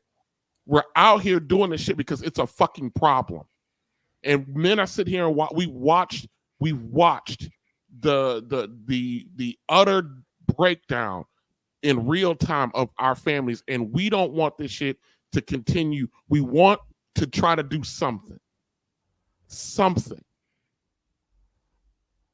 So I don't know if he's the common denominator for all of these shit going way left, way further than it needs to be, and if he don't want to come back around, and I know this is not my platform, but him not want to come back around, say la vie, bruh.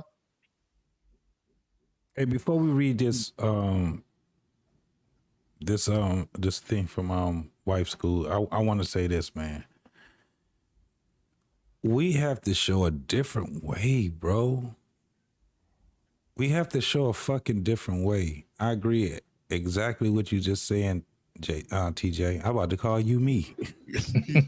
But the reason why we have these conversations is for us to talk them out, not to sit back and call each other out our fucking names and be so fucking upset and triggered. It's weird to me when you can be triggered because someone has a different way on how they're thinking. Like me and Hot Sauce, we go back and forth, man, on not just this platform but other. But man, we got so much respect for each other, where it's just we only talk to each other's points. Yeah, You dig what I I'm have saying? never cussed anybody out. I have never attacked anybody personal. We just kept it to the points. We always, and we get, look, man, I'm animated. You know what I'm saying? I get very animated, but I'm not gonna sit back and take this conversation somewhere else. You know what I'm saying? The thing is that it goes to what TJ was just saying. When it comes down to it, we see that there's a fucking problem. And the only thing we want to do is talk it out. And if the best thing that we can do right now is to kind of like talk it out and mind it out, why we can't just do that? We can't even have that. When we talk about the barbershop, first and foremost, I heard somebody say it on another platform, bro. Barbershop was never about men talking about their shit as in depth as we talk right now. It's always about sports. It's about, general shit. Surface stuff. Yeah. This barbershop is something a little bit different. Now imagine you going into a real a barbershop that's an actual barbershop, and these guys are talking. They talk about a lot of surface things. You know what I'm saying? And that's basically what it is. And every once in a while, you'll get somebody that's putting their life out there. But for the most part, that's what the barbershop was. This barbershop is a little bit different. And because we can talk to each other, man, I don't think nobody over here is in the same Providence, state, county, city, or nothing. This shit is national right now. We're all in different places. We got what? New Jersey, Detroit. We got this shit is this is global. Shit, hell, I'm in Cali. Across the grid. Then you got Cali. Shit, that might as well be another damn country. Then we should be able to talk to each other about our differences and be able to talk these things out with each other without us being so fucked up where we gotta go back and forth with each other. And it takes down the quality, first and foremost, of the platform. It takes the quality of what we're talking about. So if somebody doesn't, and I gotta say this, if you don't value this platform as hey Clement, go ahead and mute your mic, sir. We can hear everything's going on over there, man. If you don't value this platform as of something that is valuable to you, then of course you would come here and you put shit on it. But at the end of the day, man, we not about to come here and then for 15 fucking minutes, we got a fucking audience and they hearing us call each other out our fucking names and arguing about motherfucking bullshit. Well, we keep missing the ball a lot of fucking times when it comes down to that. I'm gonna end it with this right here, man. I have respect for every brother that's on this panel. I have respect for people that's in the chat. We don't know each other like that for us to be that fucking triggered about bullshit, right? Right. Everybody on here, man, has respect for me. And we should have that same type of outlook on each other, period. And then we go on. We have our arguments. We laugh about shit, serious situations, and then we leave it here on the show. And if things that we have that we learn from, we take it and we apply it to our real life. If not, then man, we had a good fucking show. At least at that, we could say it was a good show. I'm gonna come there next week. That's it, man. This is some bullshit. Hey, JT. I'm too fucking old for the argument type shit. I'm not gonna threaten that nigga. I hope you don't never come and try to see me because we both gonna be in some trouble. Both of us. Hey, JT. Hey, Hot Sauce. Don't this kind of remind you of the show that you used to be on with Roger? When they would get heated and all like that, and that we'll spend a whole hour or 2 hours on there arguing back and forth over some nonsensical BS. Now, let me explain something to y'all, man. In case y'all don't realize what's going on, it's easy for people to say what you should do after the fact. Sometimes as men, we have to learn how to deal with things in real time. And for other people who are watching, it's like you got two brothers in the backyard going at it. You know what I'm saying? We was like, fellas, stop. Okay, y'all go ahead and duke it out. And at the end of the day, you're going to go back and you're going to drink another beer and keep it pushing.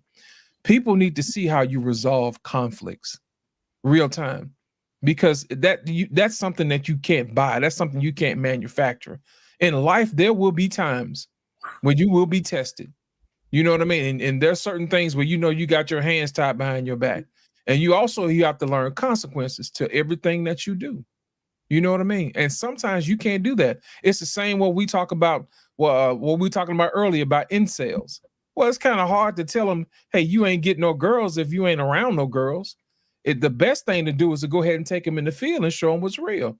And say, hey, look, let me explain to you how you do this. First of all, you need to ask yourself, what is it that you want?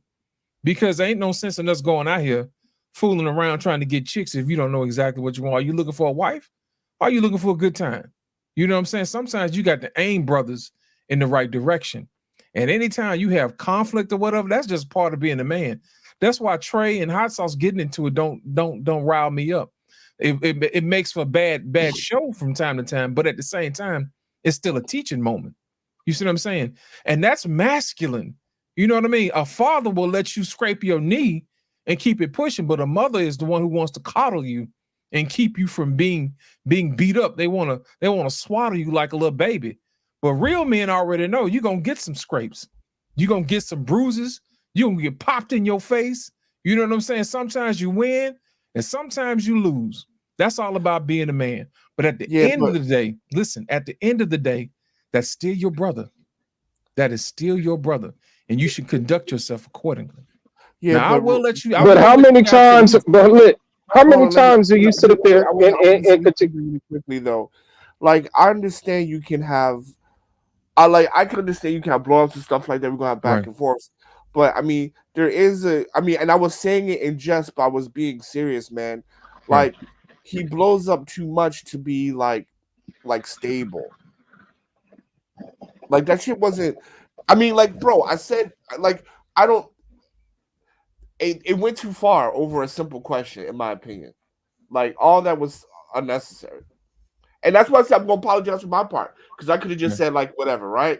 Because like you said, it's what you answer to. So I could have just said whatever. This is not the first time me and had an argument. Hustle. Let me show you something. Before we get to that, bro, let's go ahead and let me just say here. Just let me land here real quick. And moving forward, I'm just gonna let it go. So at least on my side.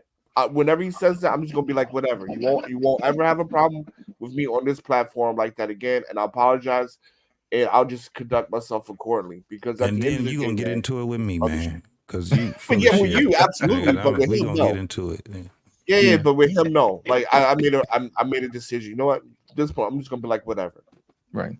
I'm gonna ask before we recognize Wife School Podcast. I'm gonna thank you for giving out the gifts to the membership to the network. You know what I'm saying? That's a beautiful thing. Somebody gonna be able to get some extra stuff. You know what I'm saying? All because she's out here doing the gifts. She didn't have to do it, but she did. Wife School Podcast, we appreciate that. Listen, Trey Ferg, let me ask you a question, sir. In your wisdom, how would you have handled this particular situation? Because I know you're an OG, and I'm gonna defer to the OGs, man. I look at this space, beyond this gathering right here. That's how I sort of always approach it. I understand that this is an opportunity to get a voice to people who may not have a voice and just looking for that little niche to get them over where they are trying, especially as it pertains to men. So I sort of speak outside of this circle, and I come to this place with respect for everybody. I don't let everything stick to me because it doesn't apply to me. I don't even have to respond to it. But, we all own someone else's space. So I always try to be respectful in that capacity. I've worked with the young men that we're speaking about. I work with the young women that we speak about in one of the roughest cities in America, Chicago, for 10 years. And that's where I'm looking to to get them to the best space as young adults, seeing where we're struggling in our most, I always say probably our most dominant, our powerful, which should be our most dominant and powerful generation of folk, that 21 to 41, 45, they strong. And I understand that. And I try not to offend anybody just based on how I feel, because how I feel a lot of times ain't got nothing to do with what I'm trying to do. So, I always try to be respectful. I think everybody coming into someone else's space should be respectful. I understood respect my elders. I understand that I'm in that space now, and I know, but I do know this. I'm a fighter, and I roll with the trends. I stopped fighting with my fists a long time ago. People can say a lot, but listen, you come over my house, you're going to get the cat and the 2 dogs on your ass first. So I just think that, I don't know, I speak past this, and I got things going on in my life. Some stuff I share, some stuff I don't, but I don't think it's ever going to affect me in what my mission is and what I'm trying to do. Because if I'm looking to speak to a larger audience, I can't put myself in compromising positions in a sense. You know what I'm saying? I have to show that I have some type of wisdom. I have to show that I have some type of knowledge in any capacity. And like I said, I don't know how much I got, but I know I got something that I can share to the world. And I look at it like that, it's nothing nobody can say to really get me wound up to where I'm just going to go off and say all kinds of shit. I'm a nigga with a big nose, big lips, light skin, and a bald head. That's me. You say that about me? Yeah, put Mr. on that shit though. But that's how I look at it. So, I think we all should just always be mindful that this is someone else's space, and he's allowing us to come and share our voice, regardless of our difference of opinions. Because we didn't grow up with each other. We don't know what our background is. It doesn't really matter when we're trying to convey a message. I always learn. It's my last thing. It ain't where you're from. It's where you at. That's where I look at it. It's where I'm at. And I'm amongst man. I'm gonna respect it as man. That's just the way I look at it. So I don't know if that answers your question, but that's just how. No, you was. I'm gonna tell you right now, man, and this is sincerely from my heart, Trey. You was about 2 seconds from. Mayday! Mayday, will you please learn this motherfucker? All right, JT, I'm gonna remember that when you go over 2 minutes. I'm gonna be like, oh yeah, he do the clock too, man. That's no doubt about it. Listen, I'm gonna give a big shout out to Big Ann 11, man, for the $10 super chat. Right. The most famous words in American history. Can we all just get along? Get along. All right. Yep, Big And Ant, we had going another on, super man. chat too from Marcus too, man. Thanks for not blaming supremacy hot sauce. Can I Hey, man, explain let's that? give him a video Explain before that? we get it. Let's give him a video, bro. We need to take Yeah, him yeah. out to We the appreciate break, y'all, bro. man, donating. We want to make sure we take care of you. Yeah. Well, fuck it. I give me and Dr. Nakumbe's and Black Man's debut, and then we'll just go from there. Go ahead. You know where it's at? Yeah. What the fuck? It ain't on there, man. It's on his computer. He know what he doing. Cause y'all get a hold of stuff and want to abuse it. He took the bitch off. It's on his computer, man. I told you that. All right, so let me Oh, here you explain go. that. Here you Right, go. We got so Going to Dingaling museums. Yes. What's that? It's dingling. Oh shit.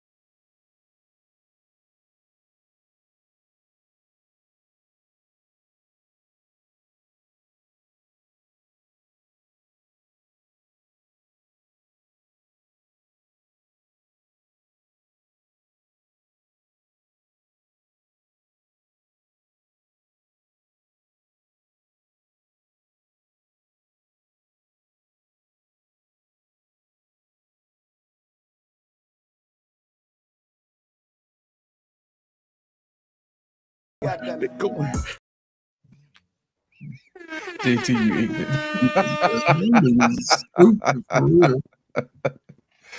Appreciate it. Shout out to Black. Yeah, I'm gonna go slide on down to R-Pain, man. He been awfully quiet. R-Pain, I'm gonna you ring in because nobody has gotten into it more with Trey than you, so I'm pretty sure you probably more familiar with him than anybody else, man. You know, listen, man, it's you know, RBN said it. You know, after that last argument I had with him, man, I didn't even sleep well that night, man, because that's not how I like to roll either, man. So, you know, so I mean, you know, so I try to take it easy. And now here's one of the things I try. You know, I fail a little bit, but I try not to even get heated on anything for it with anybody else anymore. I want to just kind of keep my demeanor kind of even keel, maybe a few choice curse words here and there and shit, you know. But, you know, again, respecting the space is what I want to do. And, you know, I mean, I don't have any more commentary on the outbursts and all that kind of stuff. The one thing I do want to say is that is, I think is true. You never know who you reach. You never know, you know. And if it don't have to be a lot of people, but you got to start. Even the big networks started small somewhere, you know. And if you could change one mind or give a person a nugget that they could take with them, then it's worth it.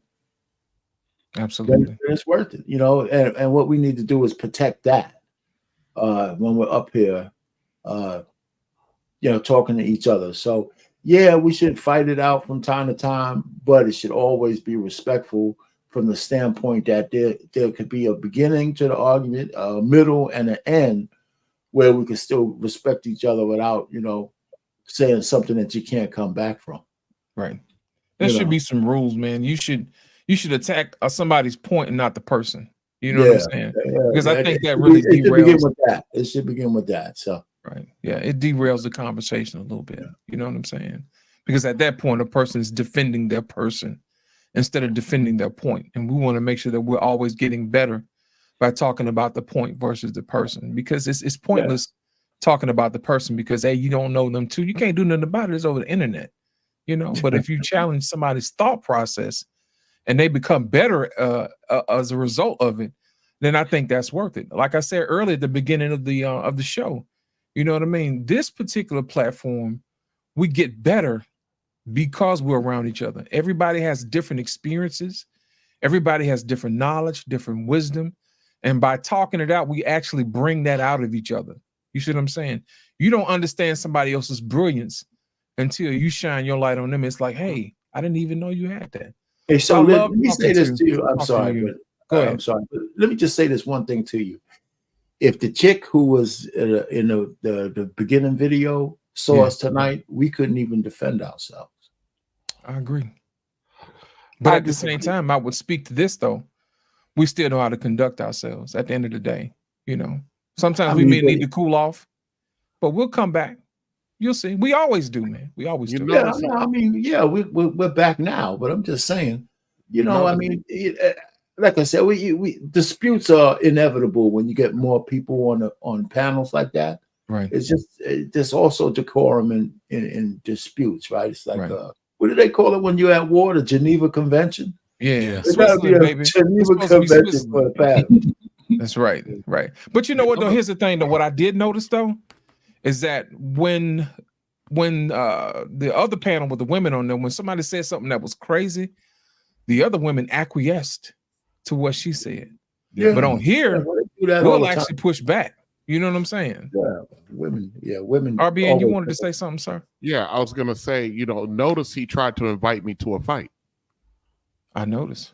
I didn't even. There was no point because what he said he didn't say that. I was talking shit in the back chat. He did say that. That was his opening statement, and I hadn't said anything. But and so that just proved that he had still something in his heart from our last engagement. But I got to saying, you ain't gotta. Every fight that you get invited to don't mean you got to show up to it. You know, every fight ain't worth it. It wasn't worth it, especially since what it did to me the last time, and it's not a win for him. When the fact that I did not enjoy that exchange and that I felt silly afterwards. You know what I mean? Because it was so far away from the character that I had. you know, with a stranger. You know, that I let a stranger, you know, let me get off my. Now, what he said was very inflammatory, talking about men who make under 60 grand are weak. That shit's fucking wild. You know, that's wild shit. And then him going left on hot sauce for no goddamn reason. That's wild, you know. Well, and yes, if I can say something, hold on, let me finish my thought real quick because I'll lose it. I'm old. Yeah. Like our pain. No problem. You know, I can't even laugh at that. Yeah, but to your I'm point, old as shit, and you older than me, Transit. to your point, you Ferg know, older than he, and then goddamn, our we ladies gets are old. always looking for a reason or an excuse or ammunition to continue with their fuckery and their behavior. Right. And when stuff like this devolves like it did, it makes it hard to combat against that. You know what I mean? Even though, because, you know, we like to say, and I'll land it here. We like to say a lot of time, Black folk are not a monolith. Black folk are not a monolith. There are some shit we need to be a monolith about. And the way we conduct ourselves as fellas is one of those things that we need to have. If you go to any other community, they might disagree with a lot of stuff with each other, but there are things say something bad about a Jew, about the Jews, and see what happened to you. See what happened to you. There are certain things that they move with as a monolith. Yeah. We're so hell bent on Black folk ain't a monolith. Well, that's why we're so fractured, because there should be certain things that is just not tolerable from inside or outside. And I'll leave it there. Yeah, I just wanted to say again, I don't really mind being ignorant, but I don't really mind being ignorant. So, but you do got a point. Like, sometimes you just gotta let shit lie. And I would just say this: that moving forward, I'm just gonna let shit lie, because at the end of the day, there's more important things to be talking about. Like, how the fuck weren't you not talking about prostitution? Like, yeah, that's, you know what I mean? That was yeah. So anyway, I'm just gonna say this. At the end of the day, man, it's just that you just gotta let shit lie. And again, you guys made strong points about not being, just because you get invited to a fight don't mean you have to go. And you're moving forward. Again, like I said, I apologize, and moving forward, yeah, I'm just gonna let it be as much as I can. You know how, so I'm gonna clear this up, man, for you. When you hear this, yeah, we need to clear this. When you hear that, man, what I'm trying to say is that people treat relationships like it's a transaction. You know what I'm saying? Right. Like a pimp hole relationship. And when I do it to make light of it, as in fun. You see what I'm saying? I'm not encouraging people to go out here and risk their lives and throw their junk on the crap tables of life. You know what I'm saying? I'm just saying that's how people treat relationships these days. They don't build relationships from the inside out. They build them from the outside in. You see what I'm saying? Okay, so, I hear you, because I was like, man, that's a good deal. Blowy, you know. Yeah. If you've been here long enough, you'll know when I do it. It's in jest, man. It's okay, okay. Yeah. I mean, look, man, like prostitutes are necessary. But it was funny when you broke that shit down a different way. We was that was hilarious. I was like, what about the top? Yeah, it was like, yeah, all right, my bad. My bad. I just did it wrong. Because when RP was like, he eats sushi, I was like, what the fuck? He ain't look like that type. Right? See, that's why you can't miss shows, hot sauce. That's why you can't miss shows, brother. Because I'm thinking he's up here with his like butt naked bitches with sushi and shit on the table, and they getting down. So that's why I had to ask, like, you go to the ones with windows or without. So that is hilarious, man. But the only reason why we do that is because women love to throw up the fact that somebody has to make so much money. And we play that song because it's basically that's what it's given, you know. So it's given. Yeah, like you know what, and I want to say something to that. I really wish women really did had that standard, because if they did, man, families would be so much more intact. We would not have 70% out of birth lock rates. if they really did that shit. That's a different way of looking at it. Mm-hmm. Yeah, if they really did that shit, you like, okay, I'm only gonna be with a man that makes 6 figures. Okay, cool. You should do that, right? Because Pookie and Peanut got way too many motherfucking kids, right? It's ridiculous. Peanut and Pookie should not have more kids in the world than fucking Dr. Carlson. Mm-hmm. No, listen. This is why I said that's a great way of looking at it. Really, all from the same group of women too. It won't be the same group of women because they have. No, I'm talking about Pookie and Peanut. Yeah, but if women actually believe what the fuck they was talking about, it would change everything because it'll separate everybody. You know what I'm saying? It's kind of like if a woman sit back and said, like the amount of women that we have right now that saying, I'm only fucking with niggas that make 6 figures, right? Yeah. And they look good. And they, you know, all these different things. As men, we ain't got to say shit to them. This is what I didn't understand about Fresh and Fit. What y'all trying to say that y'all were for men? No, y'all not. Y'all were for women. Because they would sit there and argue with women when they tell them exactly what the fuck they feel. Now, I got to say this. They were calling them on their hypocrisy. However, sometimes I just think that you should let people just go and just suffer. Fuck it. Go. If that's what you feel, then get the 6-figure nigga. Go get him. We shouldn't even be talking about you. All right. Now, you eliminated the ones that's not making 6 figures. We eliminated the hoes. The problem is what we said earlier in the day. Dudes keep succumbing to their desires. We keep worrying about what the fuck these goddamn women that we don't even want or we don't even so-called qualify for. It's saying the biggest thing that we can do, and I very seldom ever hear any dude say, just ignore them. Ignore them. If they got wigs and weaves and all that shit, point it out and ignore it. But you would have dudes getting on platforms, and this is where the hypocrisy comes as a whole on, you know, YouTube and all that shit.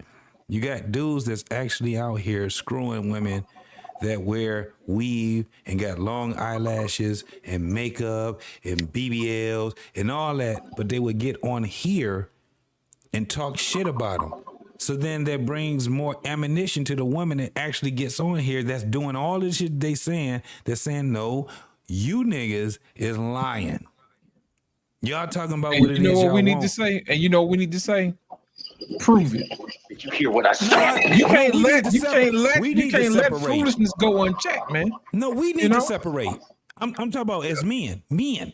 We need to separate from the motherfucker that keep taking the shit that we're talking about. When you got those motherfuckers that want to be whoremongers and all that shit, we need to call that shit the fuck out too.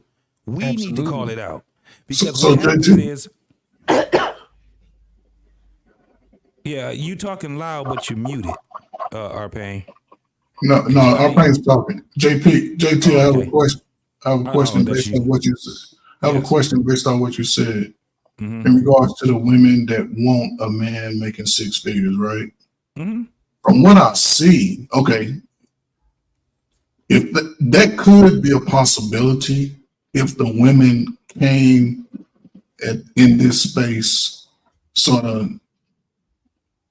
unscathed. A lot of them are getting to a point like they get into that decision when they've actually gone and lived their best life, as they call it. They've gone and they've racked up the body count.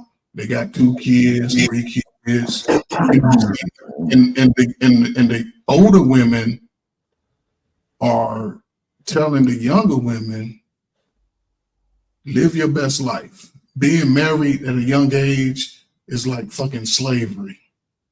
And those same women that tell these young girls to go out and do all this, they're backtracking now and trying to get the guy that's built his self up to that level of 6 figures, when we all know what the simple formula is. If the women would come in their early age and deal with the guy who's on that trajectory, all of the problems would stop because the families would be there. The children would have stability And guys, and we know that once we find a woman, and we're more dedicated. I ain't gonna say all the time, but listen, I'll take the 50% again. We ain't even gotta go. We if we can just get back to the 50% where we can get married, we can build 22, 23 years old, and go to 45, 46. Kids get older, kids are grown. And then if you decide everybody wants to split up or whatever for whatever reason, at least you have that it wouldn't be as hard for you to come back into the market and say, look, I was married for 20, 25 years. My kids are grown. I don't need nobody to take care of me. I'm still want to be with somebody at whatever level they are. But they're coming in with too much baggage off the rip and discounting the guy that's on the rise. Yeah. And I think that's where we're having a problem at, because it's not just a few, it's too goddamn many. Too many. But majority of women, and I'm going to tie this to the original video. Just give me a second. Majority of women they're not looking at six figures. They're not looking at, I like what I like. I'm looking at swag or whatever, right?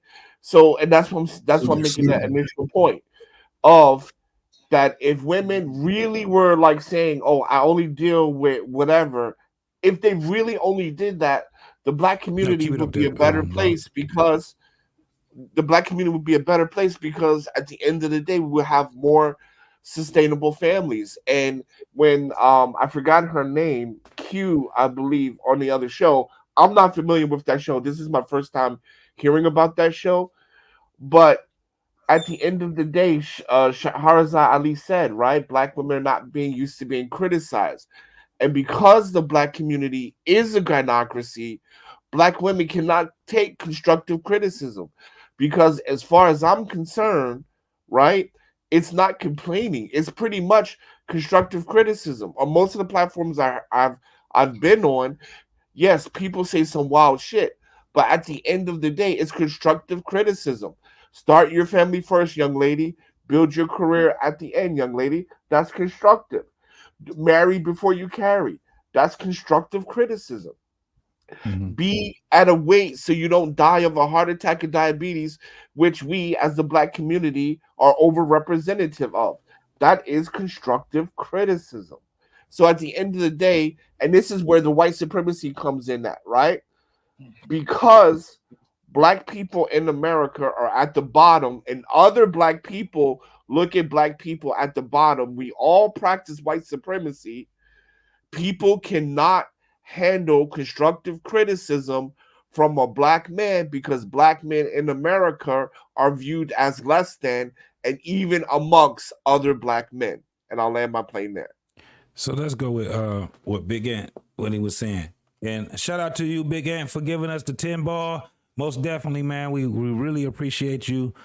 He said the problem is that the last, I say 20 years of single parent raised children are now grown and have missed bricks in their life foundations. Yeah. Right. They are not given the skills to be in a relationship. We were saying that earlier, Big Ant. This is one of the things that we have to kind of like, it's kind of like, man, we have to have, especially if we have shows, a lot of these things have to be able to hone in on that right there, and then we have to go from there. You know what I'm saying? So I definitely agree with what you're saying, but the problem will also be is that when we are looking at, you know, the things that we already know, there's a lot of things that we still don't talk about. And a lot of it comes from us not being honest about the way we look at life in front of us. You get what I'm saying? We don't look at life in an anecdotal state. We try to just keep everything general. It's just as bad as doing things and looking at it from an anecdotal way and then try to speak on it in an anecdotal way. We have to mix it all together. But that takes for us to get out here and talk the way we talk and argue and all these different things. In order for us to have these type of arguments, man, and for those arguments to be great, we have to be able to still have a lower sense of respect. Even when we're passionate, at some point, you just can't tell motherfuckers y'all ain't doing shit. Fuck all y'all. I'm just saying that shit. Big shout out to you, Big Ant. Big shout out to Here we go. Money talk. Let me say something on this one. We got RBN got next after you, R-Pain. Okay. So let me just get this out. One of the things I think we have trouble with is telling men that, you know, they have to have dick discipline, they have to do this, don't hit that like button on the BBLs and shit. We can't fight. we can't fight what our nature is. We just can't. We've been this fucking way since the beginning of time. What we need to do is focus on the consequences of doing the things that we do. Because I think it's just like it's like saying, say no to drugs. that shit didn't work. You gotta say, well, listen, if you're 18 years old and you out there shooting up the club, you'll be 36 years old before you get free of the financial bind the chick is going to be in, put you under. And, you know, but that's the emphasis. But to tell a guy at 18, you don't have no sex, it's like, and the other thing is we're not truthful, right? Well, a lot of times we're not truthful with these guys. And here's my thing. Mm-hmm. If we had sex when we were 18, 19, 20, we shot up the club, if we don't sit down there and tell them those sleepless nights that we had waiting for that phone call that the chick got a period, then we're not being honest. Fact. You know what I'm saying? That we did some war dog shit. We don't want, I'm telling you this so you don't do what I did. Yeah. But if you do and you get caught out there, here's the consequence. And we don't talk about the consequence all the time. Every time I hear somebody say to men, first of all, when we tell the men, don't try to get sex, get your fucking your grind and all that shit, man. You know, listen, between 18 and 30, all you're thinking about is fucking, man. You know, so you got to be able to get on your grind. You know, you're going to want to have sex, but understand the consequences of making a mistake. And that's and you know, let me just finish. You know, so because everybody's been going on these goddamn plane rides, I want to go on the plane ride too for a second. Shit. Take your time, R-Pain. Take your time, man. You know, I mean, so all I'm just trying to say is, I'll land it. Listen, we got to give them the whole message. Yeah, you got to be disciplined, but we got to understand we got a basic primal nature. And if we want to keep trying to fight that shit, we're going to keep saying the same shit all the time. And we've been doing this shit since the beginning of time. Yeah. You know, if women own the fucking marketplace, if they want to give a man some pussy, most of the men are going to take it. Any way they give it. Any goddamn way they give it. Men are taking the goddamn box. Right? We're predictable and they know we're predictable and they could manipulate us. And you got to get to a level of discernment where you can fight the manipulation. Well, the other problem we have is the social programming we're all under. And for all the women to get back to their virtue, they need other women to tell them the truth. And you know, that's a whole nother segue. So I want to continue the conversation with you, though. Let me just say this really quickly because R-Pain said something really profound. We got RBN. He got to go next, man, because he been pacing away. But what I wanted to do, because I didn't want to run from it, I wanted to say this.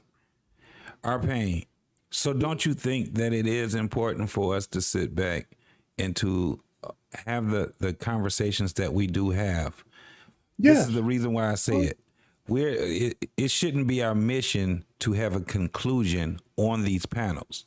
It should be the mission of the audience. Listen what I'm saying first. It should be. Go ahead.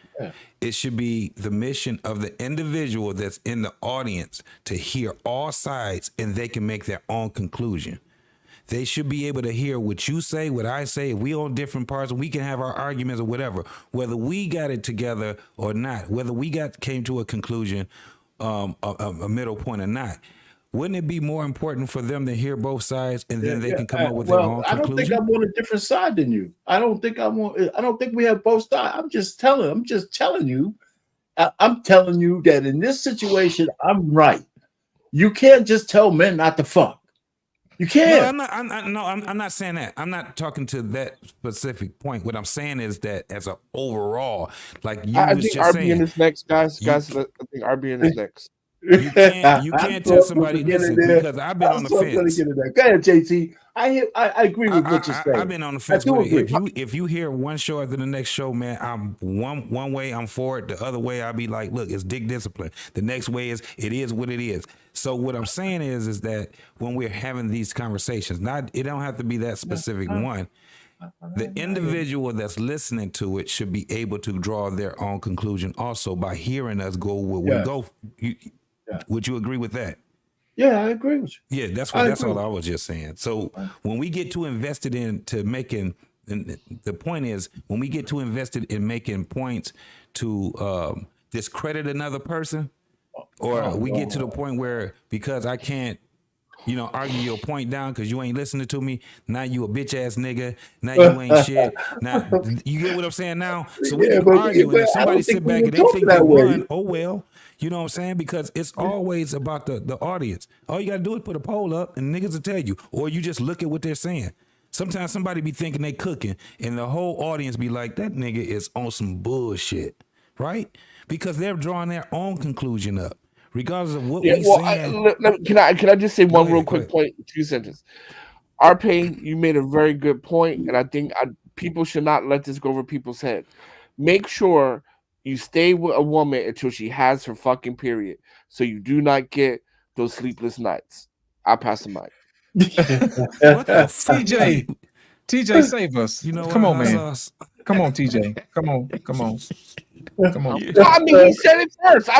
We just emphasizing. Come on, he said that shit first. I'm blocking for you, TJ. Come on, too, man. You keep talking, man, and you shut the fuck up. Right. I wanted to piggyback on what Trey Ferg said about. That was a long time ago. I know. That's why I was like, I needed to go. My bad. Old, but when old people get to talking, man, look, we had this deacon in the church named Deacon Charlie Robinson. We hated when he was praying because not only was he old and long-winded, he stuttered. So goddamn. So devotion was supposed to be about 15, 20 minutes, would be an hour and a goddamn half because of Deacon Robinson with his long stuttering goddamn prayers. I'm not saying, our pain is that way, but I'm just saying. No, that's for JT. Shit. But Trey Ferg was talking about, we need to encourage, that our group, our Black folk won't get together early. We won't encourage them to do that. Yesterday on my live stream, I talked specifically about the fact that when we get into these conversations and when we start comparing what Black folk do versus what white folk do, we never bring up the receipts to show what white folk actually do to see if we actually right about that. So yesterday on my platform, I pulled an hour-long video of a young white couple going to a financial advisor, working out their shit. And in that fucking video was the complete dynamics of a relationship. The man they were in their 20s. The man made less than 60 grand. The wife was a stay-at-home mother with 2 children. The man, they're sitting in front of a financial advisor because he fucked up the money. You know what I mean? The woman during that session found out several things that he was doing behind her back with the fucking money. You know what I mean? Right. And not one time did you see her now you saw her get pissed in her own little white girl way. But not one time did she disrespect him, threaten to leave him, call him out of his name. You understand what I'm saying? Oftentimes throughout the discussion, the guy that was delivering the financial advisor, he was dog walking the husband, and the wife would be like, hey, you can't put that all on him. She jumping in front of the goddamn bullet for a man. Our women won't do that shit. They won't do that shit. And then also the financial advisor was 10 to 12 years older than the white boy that fucked up the money. Remember, we had a stream with over on Hamp's thing, where we had the young man and the older man, and the young man were telling the older man, we don't want to hear what the fuck you got to say. So I'm sitting here reviewing this white couple with a lot of different dynamics going on. First of all, you can you can have a wife and 2 fucking children on less than 60 grand a year. The white boy proved it. And they were in Dallas. So the white boy proved it. You can have an older man beat up the younger man for making a mistake, and the younger man listen, accept it, and sit down for the direction because he knows it screwed it up. It can happen. We just choose. We do everything in our power to come up with every fucking excuse to stay apart. All this shit's a fucking excuse because it can happen. So yeah, I brought that up, that stream up is because I've never seen anybody do that. Pull a white couple out at in the white couple that represents everything our black women say that they don't want. They don't want no man making under $50,000 a year. Oh, under 60,000. A man who making under 60,000 can't have a wife, a stay-at-home wife and 2 kids. That white boy had that. That white boy had that. And let me tell you something else that was so cold-blooded about that white boy. One day he was about to get ready to go to work, and his wife told him, I'm having a hard time the last couple of days with these kids. That motherfucker called in. He said, fuck the money. My wife is having problems. Let me sit down and help her today with these kids, and we'll figure out the fucking money that I'm losing today another day. Family, and then guess what? That's a family first dude. You want to know why he was a family first dude? That young man was homeschooled, which lets me know that his father was a worker, his mother was stay at home. We sit here and pretend like this shit don't work. It works if you want to sacrifice. DJ, did they also have a house? Yes. See what I'm saying? Yes. Come on, man.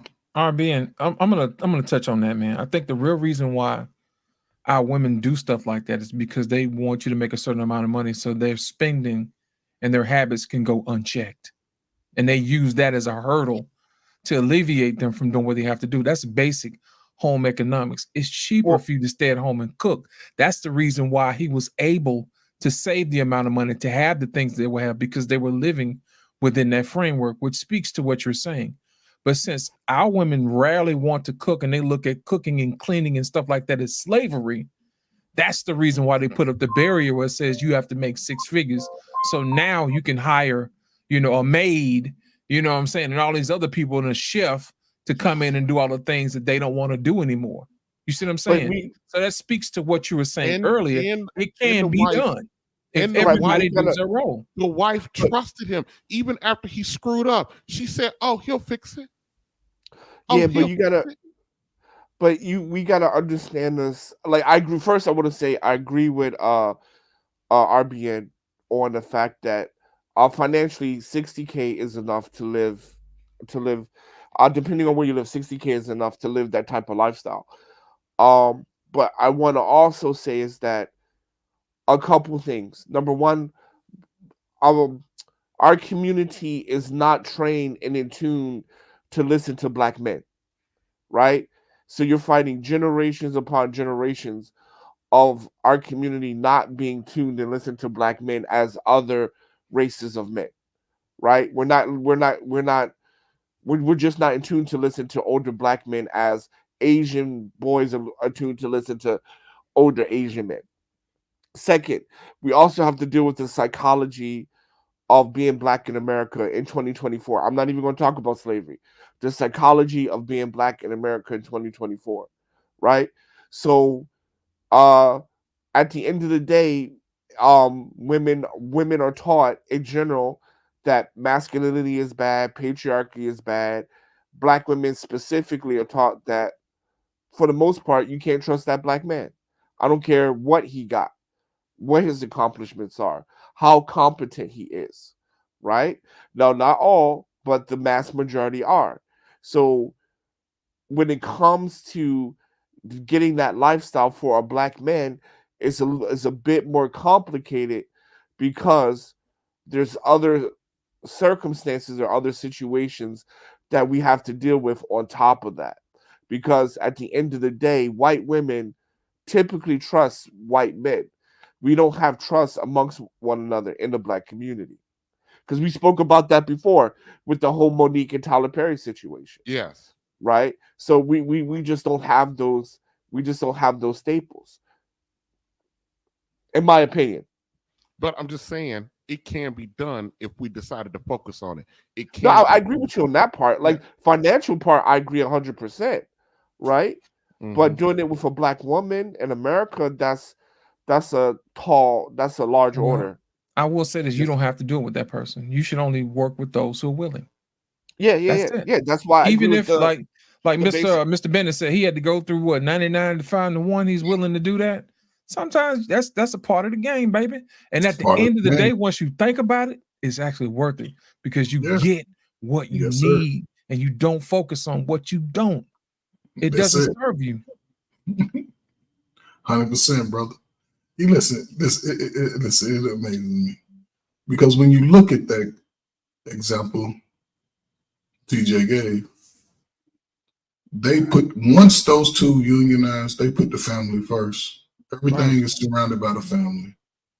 You don't see white women now. They do what they gotta do when needed, but they're not spending $500 to $1,000 a month on their body.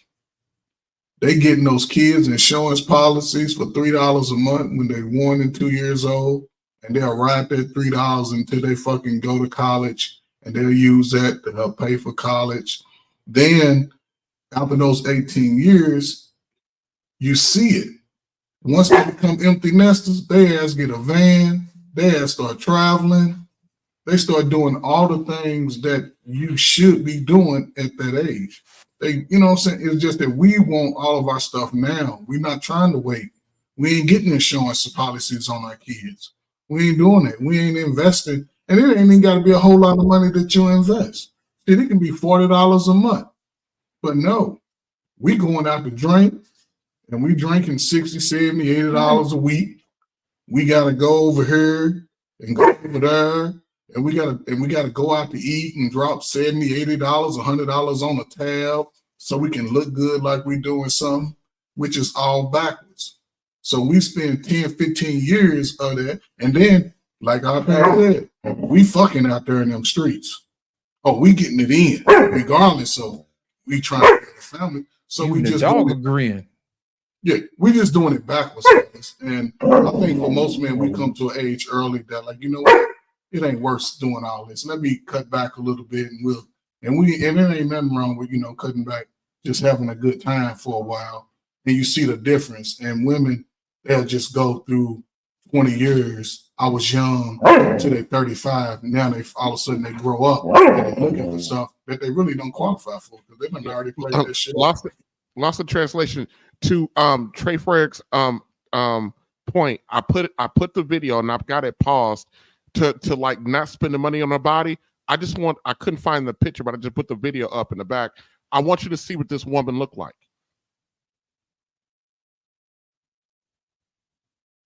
Do you have it? Did you put it in the back chat or you put it in the regular chat? I can on my end I can upload it, so it might be at the bottom of your of StreamYard. It'll say my name, Real Bravado Network, next to me. Oh, let me see. Oh, I got it. You guys are young, but you've taken on a lot now. It's time that we're growing up. I just want you to pause it on Yeah. her. I guess it was just like we had to go to. Look at that. Do you see thousands of dollars or $500-$600 worth of makeup and stuff like that? Absolutely. Eyelashes, nails. She just got on a hair scarf and her hair pulled back. A basic Look like she shirt. made it herself too. Look like it. Look, don't it? She's looking Amish. But they're not. Yeah. I know they're not. I'm just saying. I'm not saying that all of our women got to do this, but I'm talking about the mindset to be willing to do this. Right. They're gonna be, and he's a young man. He makes about 60 right now. This brother gonna make some good bread because he's still in his 20s and making 60. Yeah, I just wanted to point that out to hammer home Trey Ferg's point about spending unnecessarily gobs of money. I wanted to hear it on your physical. Yeah, I wanted to hear the I think video, RBN though. was That's just why playing I it. brought it back a little bit. I wanted to hear the video. Hear what they Well, talking thanks for about. coming over, guys. So, what do you currently do for a living? I'm a stay-at-home mom. Got 2 kids. Right. What are the ages? You guys are so young. This is insane. What is this? The 50s? No, I'm all about it. I'm just like I can't even picture a little sticky thing running around, and I'm 29. Kill me. Okay. So we've got 2 under 2. Kill me. It's not for the faint of heart. I will tell you that. My You oldest. look like you're in high school. This is insane. Okay. Yeah. Sorry. This is blowing my mind. No. I'm just getting old. I'm getting old. It's fine. My oldest is 2.5. He was born in September, and then my youngest is 14 months old, born on December. Yeah. So being a stay-at-home mom makes sense. What do we got going on over here? Yeah, I'm a restaurant manager.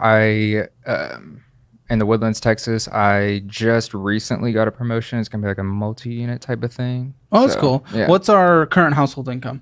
It's about $5,200, $5,500 a month. Net or gross? Net. 52 to 54, you said? Yeah. What's it going to be?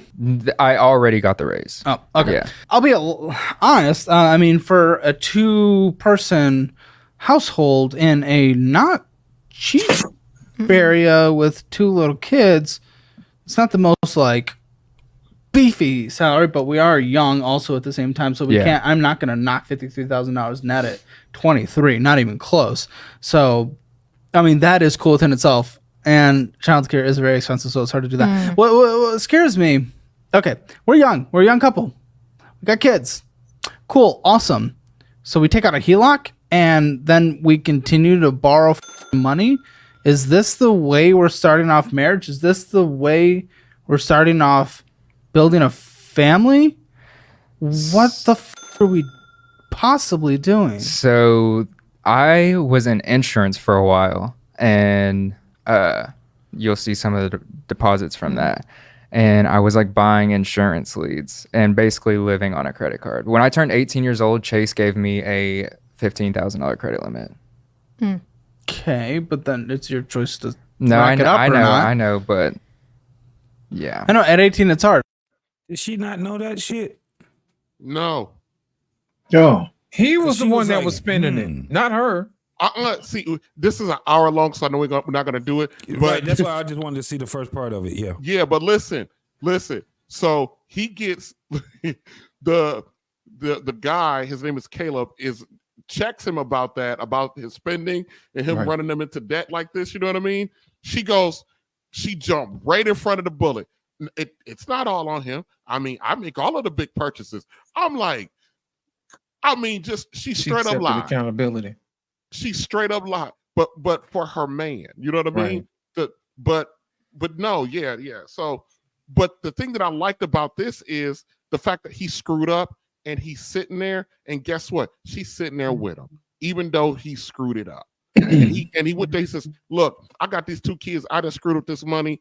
I need to figure this out. You know what I mean? And how many and they're gonna figure it out without her going back to work.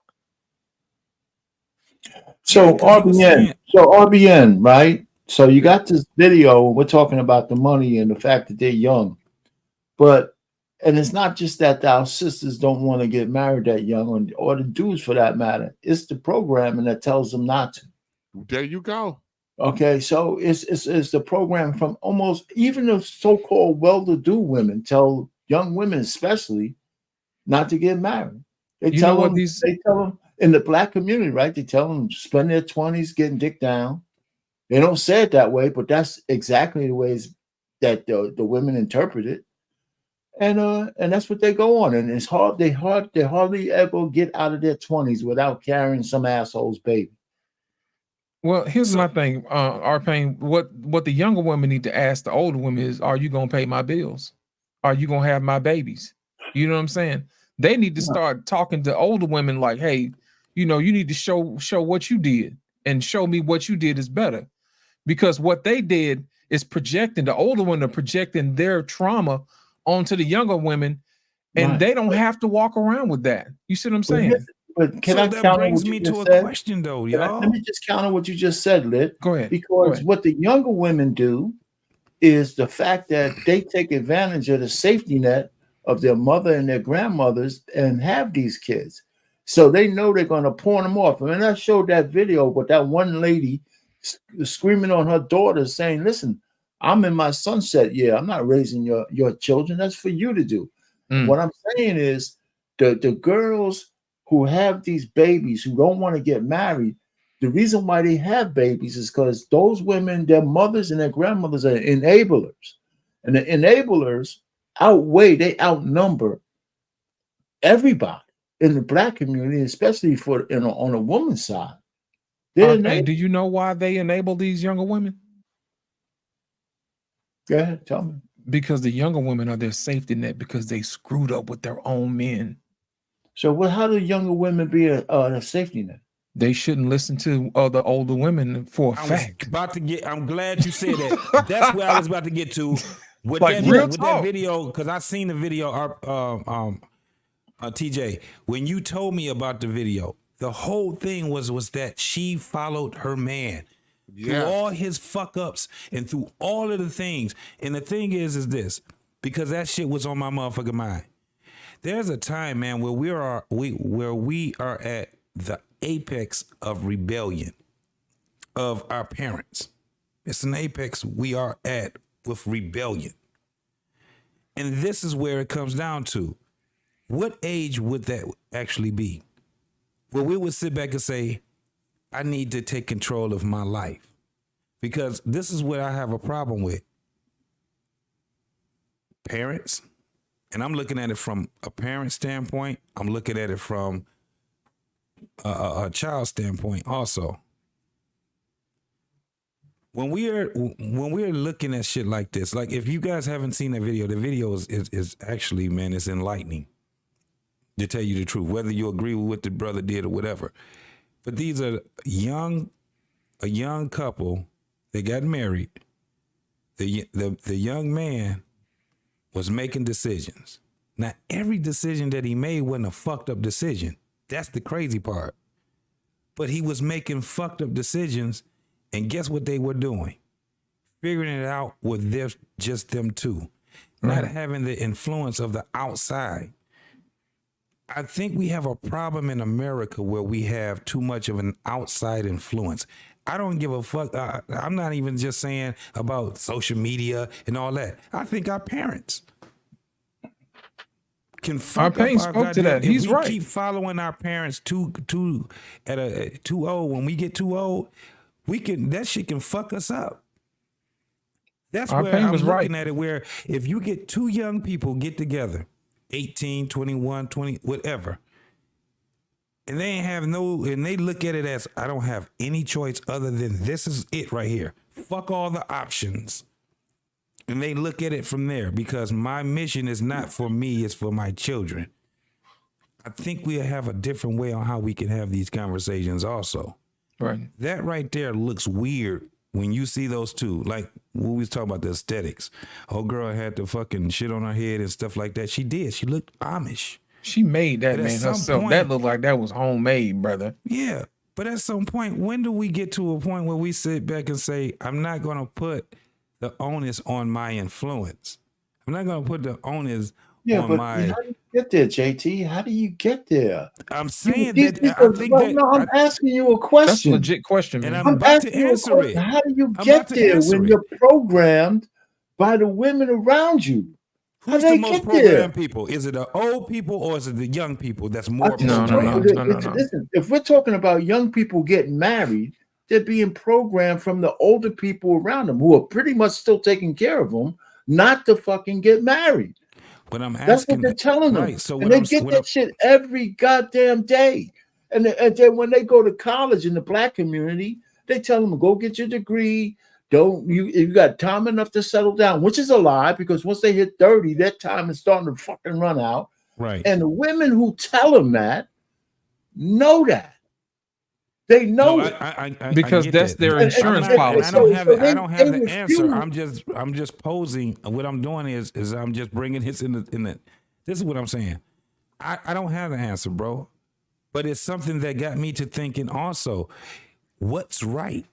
Do we get to a point where we can embrace our rebellion? I have the answer.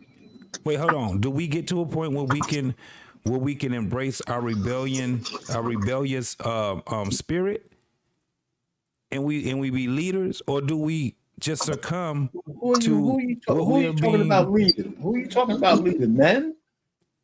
Men Who you and talking women about are leading? leaders. They just got different No, levels. Them of men ain't leadership. even in the house, man. Men are not going to lead the women to do that. Women have to change what they tell their goddamn daughters. That's I where we understand. are right now. Yeah, I I mean, understand that. that's the and wait a minute. These platforms where we're starting to see some women starting to say, let me tell you what's wrong. They just made another video, which I'm gonna show on Monday, where a lady said that reason why that the black women of today are being groomed to be prostitutes.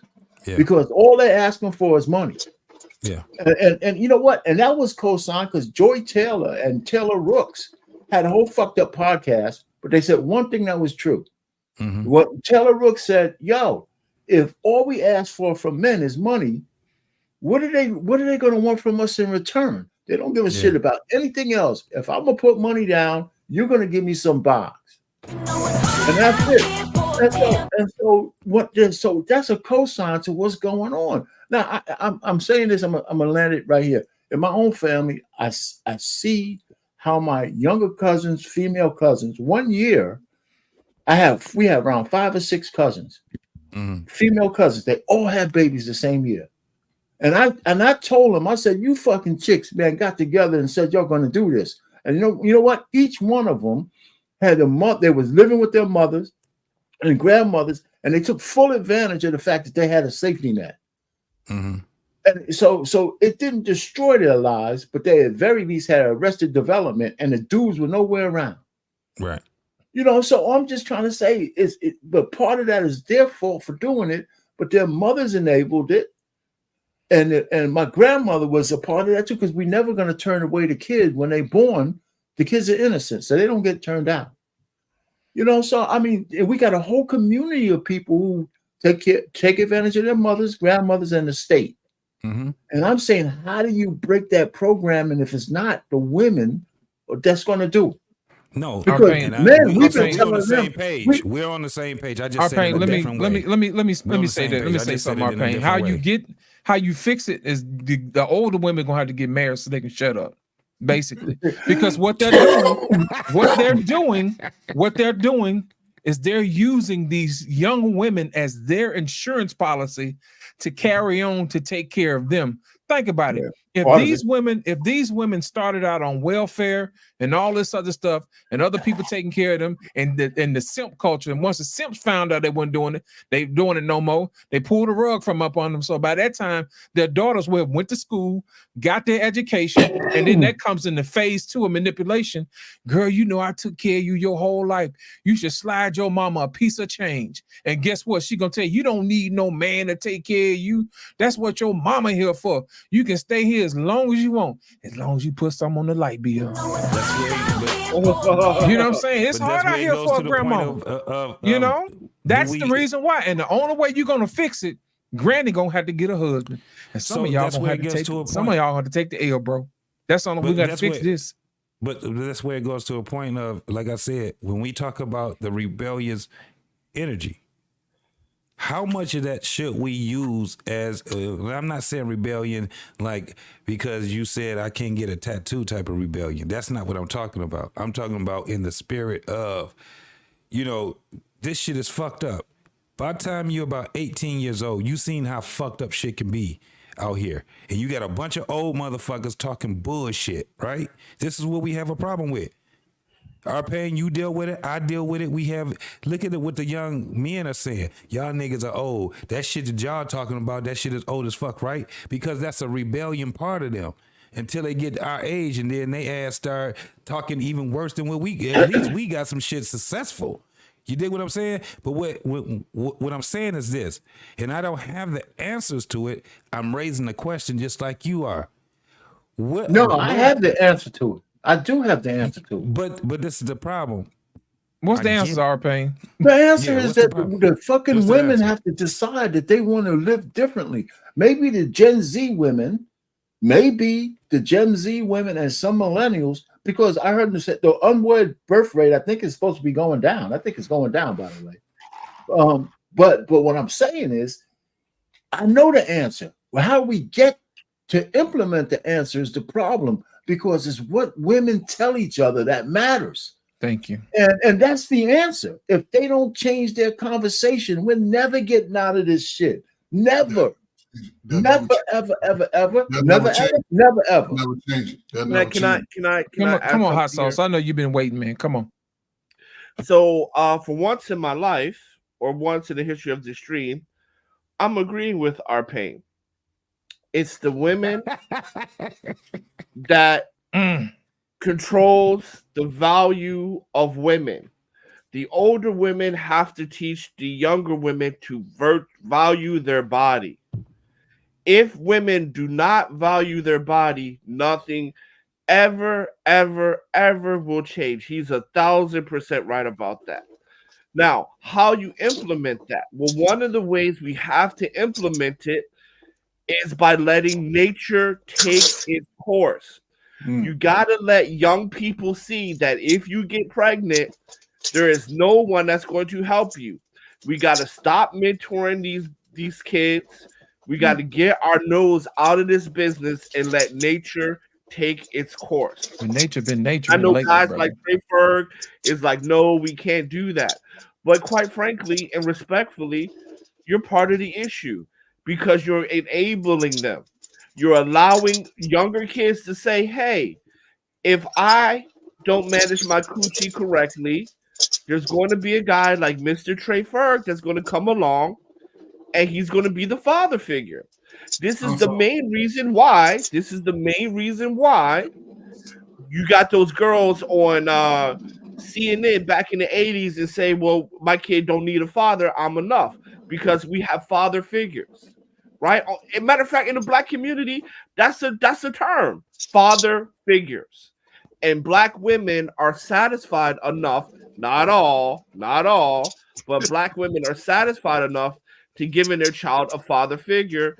And Trey, I respect you as my elder, and please don't take this as disrespectful, sir, but you are enabling. You are enabling. How am I enabling? I just explained it. I just explained it. I'm illiterate. I don't understand how am I. He trying to call you Russell Wilson, man. You out here. No, I'm not trying to. What he's saying is that there has to be some suffrage. I'm not. No. I'm not trying to. I understand what he's saying, but hot sauce's ass is over in another country. Let me tell you something. Do that shit if y'all want to.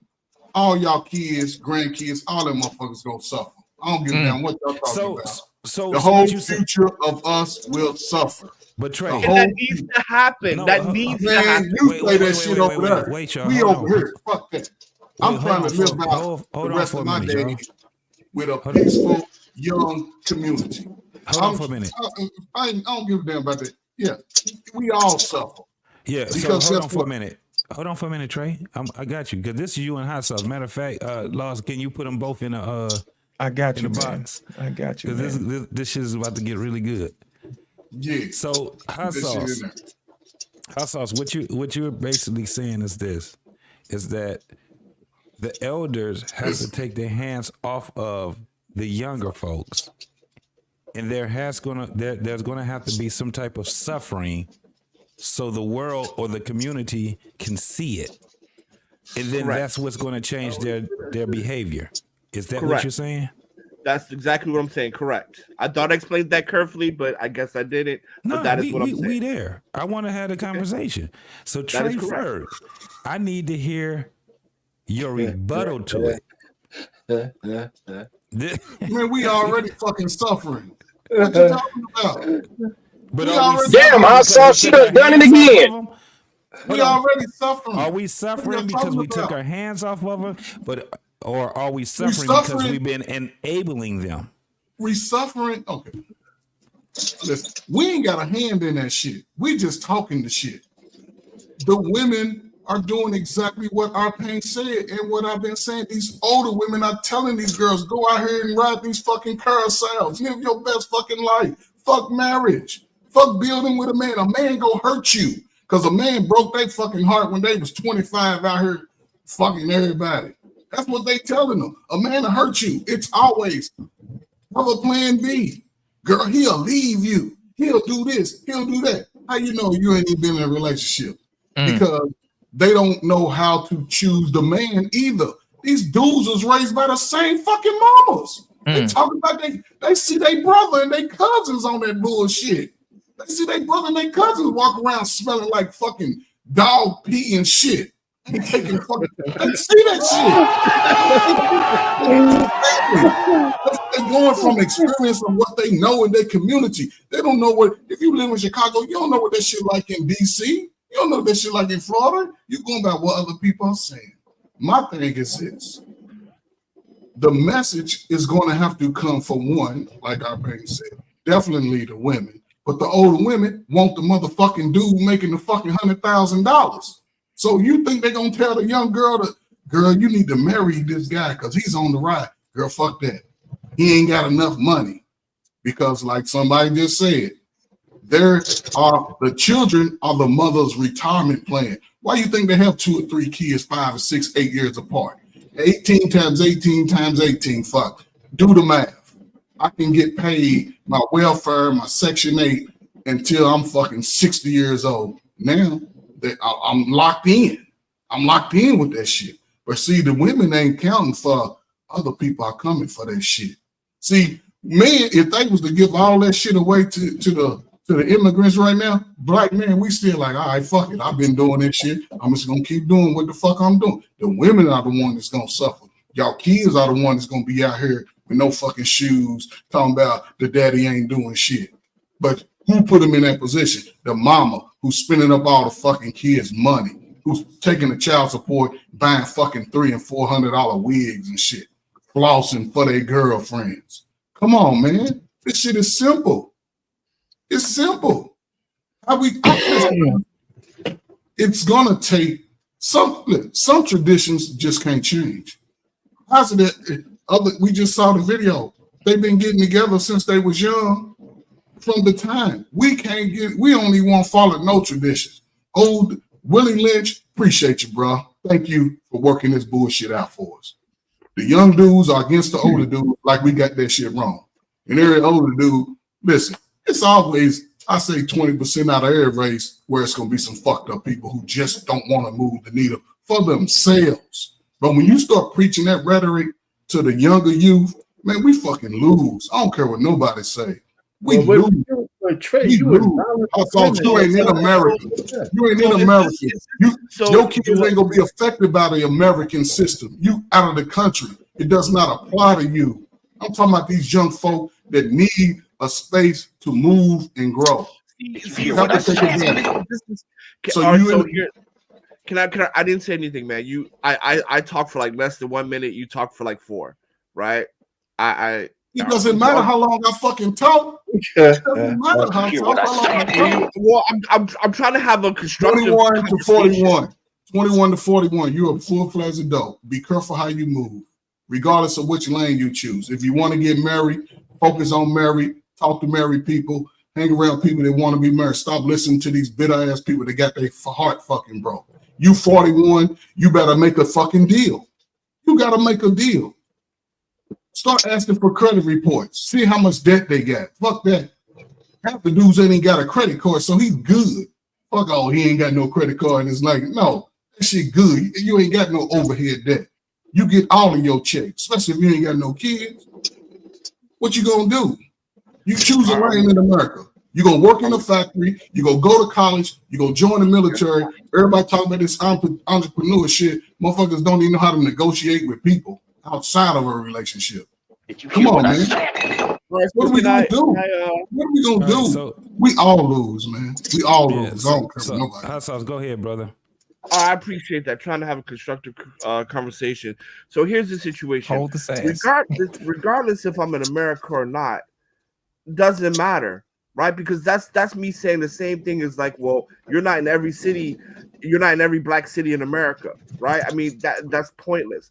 The point is this: as long as there's going to be safety nets, right, you're not going to be able to change the behavior.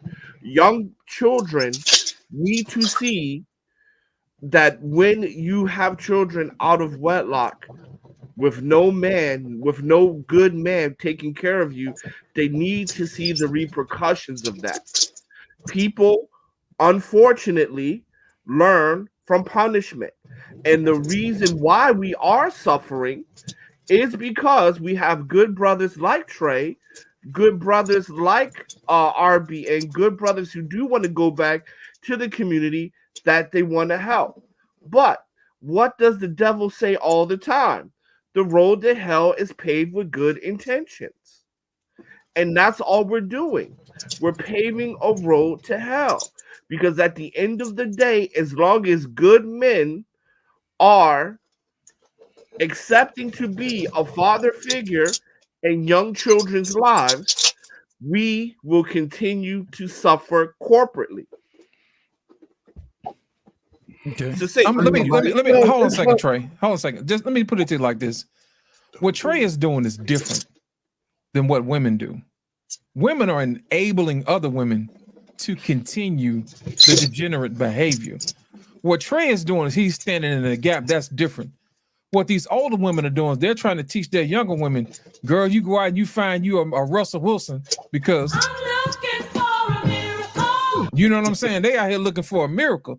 They're looking for a guy that make $1 million to come in and take care of them and they 7 kids. I don't even think Trey gonna do that. But hear me out, right? Standing in the gap. So when I fuck up, I'm gonna have someone standing in the gap. Even though the strategies are different, the result is the same. I don't think so. I just Because agree. think about it. A man will teach another man to do something completely different from what he's been taught and send him down the right path. What these other women are doing is they're teaching them how to continue the trechery that's going on. I think we're missing the baby point. mamas. But We're missing the point. You're missing. Let me clarify the point. When I'm saying enabling, I'm not saying enabling the adults. I am saying you're enabling the young girls that's going to come up next. Okay, hot sauce. Can I say something to you though? Right? Sure. It's not the men standing in the breach that's the problem. I keep going back to it. Yeah, men are going to stand in the breach, but we're not the safety net for the goddamn women. At the RP, can I talk, please? Hold on a second. Let RP finish first. We got you, Clement. We got you. We got you, man. We got you. I was just going to end this. It's not the men standing in the breach. I mean, the men are going to stand in the breach one way or the other. That's just what men are going to do. But that's not going to help the situation, and it's not going to hurt it further. It's just we need to have more women to break the freaking sister code and break their own inclination of repeating the cycle of broken families. And we need men the one thing we need the men to stop doing is taking agency away from women's box. We don't own that shit. Our pain. Please repeat that. Please repeat what you just said. Yeah, we need to have men stop acting like they own women's box. We don't.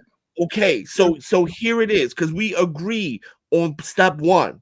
It's going to have to be the women to teach other women to value their body. We agree there. Right. What I'm saying to you is that as long as you're stepping in the gap, you're also taking away their agency, because you have to suffer. You have to let nature take its course. And when you don't do that, in my humble opinion, you're taking away the agency. And I don't understand how the rest of you cannot see that. Because I agree with everything you said. You just land it right there. Let me just say this to you. I'm saying even if the men stand in the gap, because we already been standing in the gap, but I don't think we got to crawl before we walk. There's always going to be men in the gap. I mean, it's just always going to be men standing in the gap. Some men, just like it is now. That's never going to see when we talk about things that can never change. That's never going to goddamn change. But as far as women, if they just do, let's just say 10% of the women change the conversation. some way we can get to a critical mass. It don't have to be all of them. If we just have panels full of women saying, hey, you know what? We got to say something younger to the Gen Zs and the Gen Alpha chicks and some of the younger millennials. We don't have enough women willing to do that. That's all I'm just trying to say. And forget about the men. I mean, this is almost not even our business. You know? I mean, we're impregnating the women, but that's one thing. But I'm just saying, but when you see otherwise intelligent, I can even point to my daughters, right? My oldest one almost got married, just didn't work out. My youngest one, she's not even interested in anything, you know, but she's working and stuff. But I want to see her get married. And I told her why. Right. So I told them I don't raise them to be independent. I raise them to be self-sufficient. Like every adult needs to be self-sufficient. Every adult. I don't care what you say, because you can't predict whether they're going to find a man or not, especially in the Black community. So, but women are the number one. You know, I hate to blame this shit on them, but the way their daughters behave is mostly their fault. It is. Look, listen. I'll land my plane here. Well, I'll put it to you this way. In Proverbs, it talks about how God created the wicked to chastise the righteous. Okay. And it also talks about in the Bible how through suffering we get understanding. Yeah. Right?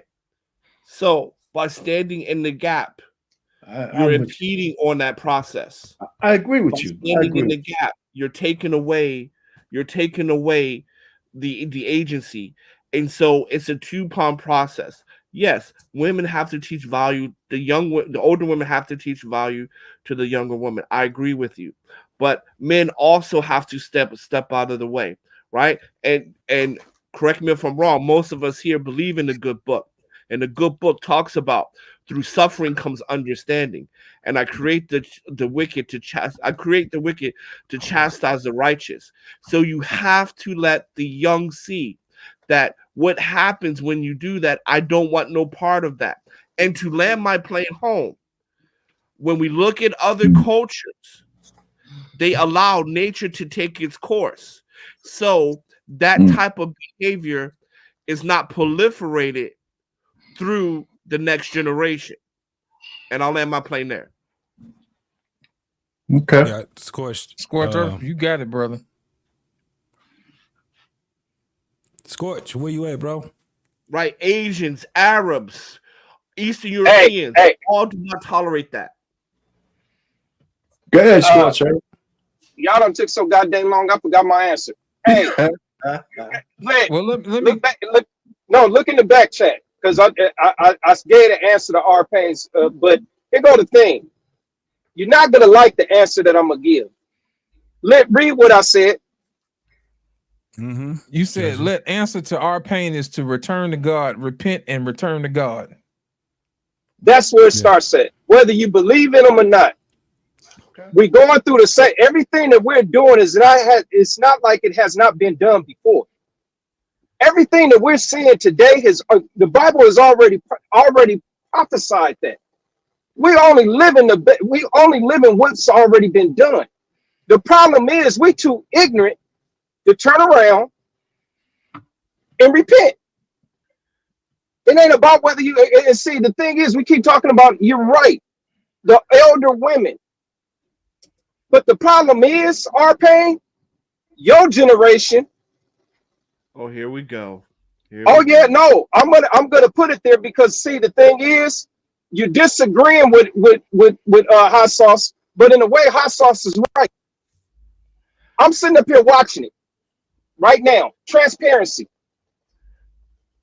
My separation with my wife mainly was caused because of the elder women who have no man, ain't trying to get a man. Turned around and said they don't want no man because they don't want no man telling them what to do. So the minute that me and my wife have a problem, she's listening to her mama and all these other single goddamn women out here. Mm-hmm. See, and I'm a Gen Xer. Now, when you sit back and look at it, what do you see? You see babies after babies after babies by women that has no man. They ain't got no husband, no covering. You unhusbanded. A woman that's walking around single with no with children, with no husband, they uncovered. And you can't turn around and say, well, I go to church and I'm up. No, you ain't even listening to that. Because the Bible clearly states what you should not be doing if you ain't married. So how in the hell are you coming around with all these goddamn babies out of wedlock? See, Score Church, let me just say this. I agree with you 100%. And please remember, I'm always right. No, nigga, get out of here, man. I'm a genius. Listen, I've been right all night long. I've been right all night long. Hey, you know what? You trying to get his brother some goddamn kudos and whatnot. He want to sit up there and get judged. You know what? That's why your butt got into trouble earlier. Shoot. Scorched Earth, here's my thing, man. Look, I can't help I'm a genius. I can't help that. Hey, hold on, genius. Hold my beer. Okay. Hold my beer, genius. Check this out. I'm going to tell you what Trey Ferg is different. Okay. A long time I'm not. No, hold up, Lit. Scorch, I'm not going against what Trey. No, hold up, man. I wasn't. Y'all talked all night. You saying with Trey Ferg. I want to make this clear. I'm with Trey Ferg on his stance. See, I'm in agreement with everybody. Everybody got a point. Okay, I'm even in agreement with our pain. But it's just damn. Let me finish. I just gave you. I get 2 minutes to talk, and this son of a gun turns around and takes over again. Don't let me pull a Ronald Reagan. Go ahead. Hey, don't let me pull a Ronald Reagan. Now, this is my microphone. Okay. Now, let me go back and address what hot sauce and what Trey Ferg was talking about and how it's different. Okay. There was a young man who played at LSU. Okay. And he had a stepfather by the name of Phil. You understand what I'm saying? He even wrote a song about it. He said, Phil is my father. The young man's name was Shaquille O'Neal. Okay? Shaquille O'Neal. Shaquille O'Neal went on to be a success. And all because of his father. Most guys will go out and they give a shout out to their mother. He gave a shout out for Phil. Phil was his father as far as he's concerned. Now, if you go back and you look at all the people that Shaquille O'Neal has helped because of Phil, and because Phil stood in the gap, that's the difference. Because Shaquille O'Neal made something of himself because Phil made sure that he said, hey, look, I understand your little situation with your mom was a little different. I'm going to show you how to be a man. And his dad was a Marine too, if I'm not mistaken. Yeah, and I got where I can give you his failure at. So he showed him what a man should be. But as a result, Shaquille O'Neal has helped millions of people. People have looked up to Shaq. People, he's had families, whether they broken or not broken. He still has children. He's still there. He's still an example. You see what I'm saying? He has multiple businesses. A lot of people rely on him. You see what I'm saying? That's just one example that we can see. Hold up, but see, let me finish. Let me finish. That's just one example that we can see. There are multiple examples of this that we do not see because A, men already don't know. It's just something that men do. And B, women will not give men credit for stuff that they do. So my thing is this, I'm telling people like Trey Ferg, don't get weary in well-doing. That's all I'm saying. And that's the difference. That's the difference. Hold up, no, don't say nothing. I want to answer this. Let me finish. That's the difference. Listen, let me finish. That's the difference between what Trey Ferg is doing and what these older women are doing. They're looking to reap the benefits of their daughter's misery. What Trey Ferg is doing, he's doing to the benefit to help millions that he can see and that he can't see. So that's a lovely, heartwarming story, but unfortunately, Shaquille was a worse example you can use. So first and foremost, I would offer this. What is the cost benefit analysis of this, right? For every Shaquille O'Neal, and let's make it a little bit more practical, right? So for every guy that had a father figure in his life that made good, right? Let's just say average, good citizen, whatever. Let's not even say millionaires, but we'll bunch them in together. How many more people in that neighborhood saw that and got pregnant, and their kids end up being ain't shit and perpetuate the cycle because of the enabling? See, because I can agree with you that Shaquille O'Neal benefit from a person like Trey Ferg. But what I would say to you is that it doesn't supersede the majority, because for every Shaquille O'Neal, there was a cause for that. There could have been 10,000 kids that would have been born out of wedlock that had to suffer to produce that one Shaquille O'Neal. Or we can let that Shaquille O'Neal suffer and save 10,000 kids, because children in the next generation will be like, I don't want that shit. And that is my point.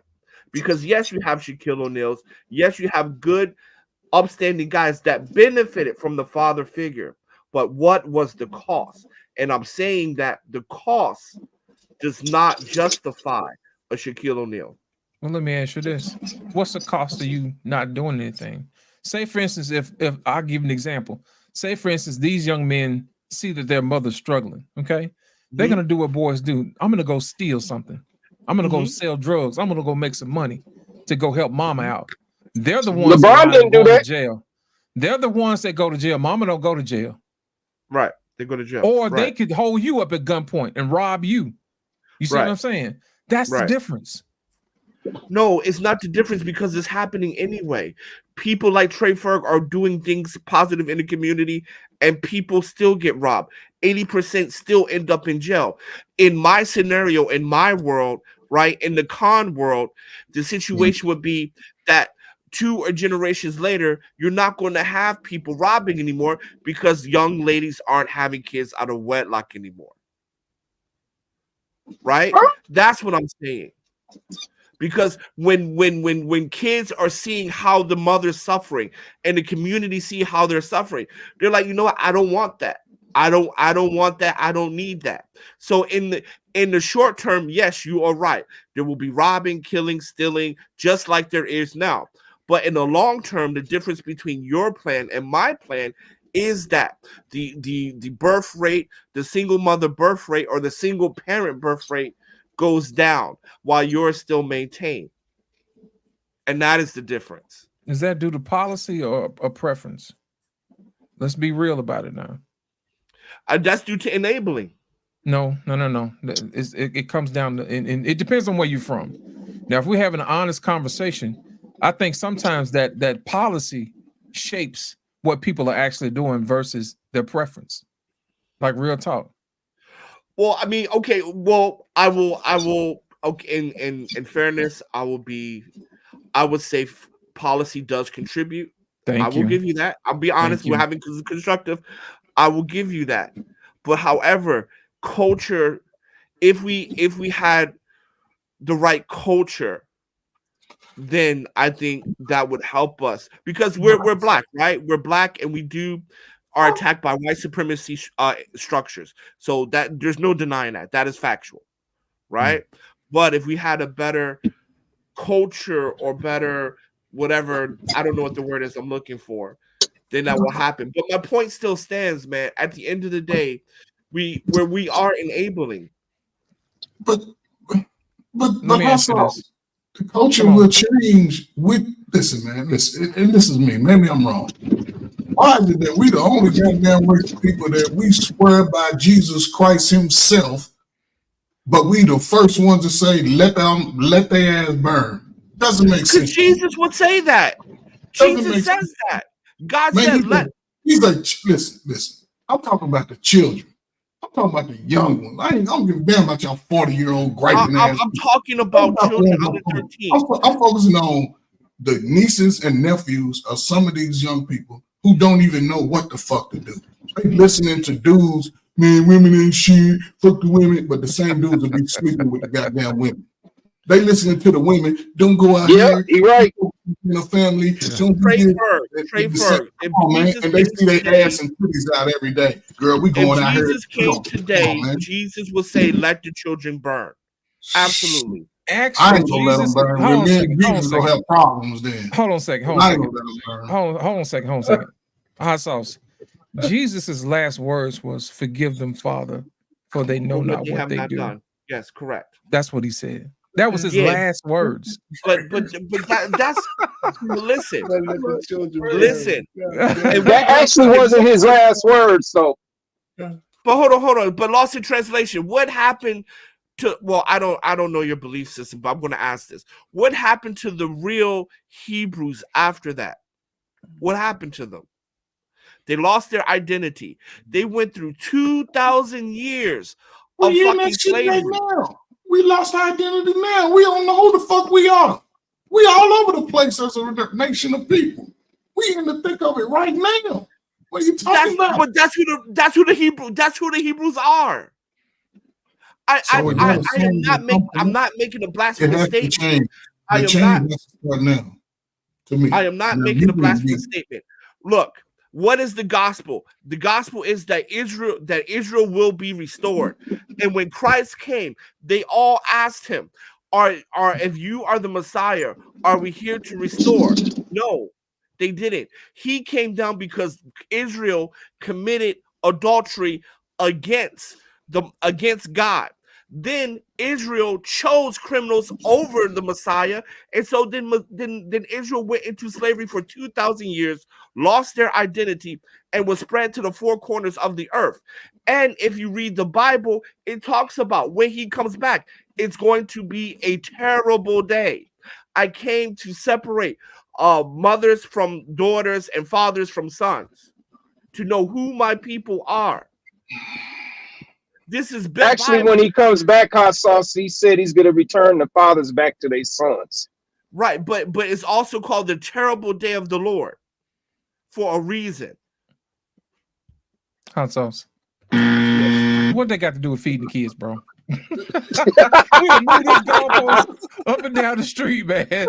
These kids hungry, man. No, I followed him. I understood exactly. he But had you me got to on remember, He had he me going wasn't the for a one that minute, brought it man. up. Hold on. To be fair, this hot sauce, he was not the one that brought up the whole thing of the Jesus thing. Somebody passed the ball to him. He wasn't running, boy. No, I appreciate it though. I really do. He was on point. I followed you. You ain't had So the whole everybody panel follow that didn't follow you. Look, I'm going to drop it here because I never lost a debate, so I'm just going to leave it here. Nigga right here. Ain't nobody debating with you. How can you win something that ain't nobody debating? Hold on. Listen, I'll just leave it here.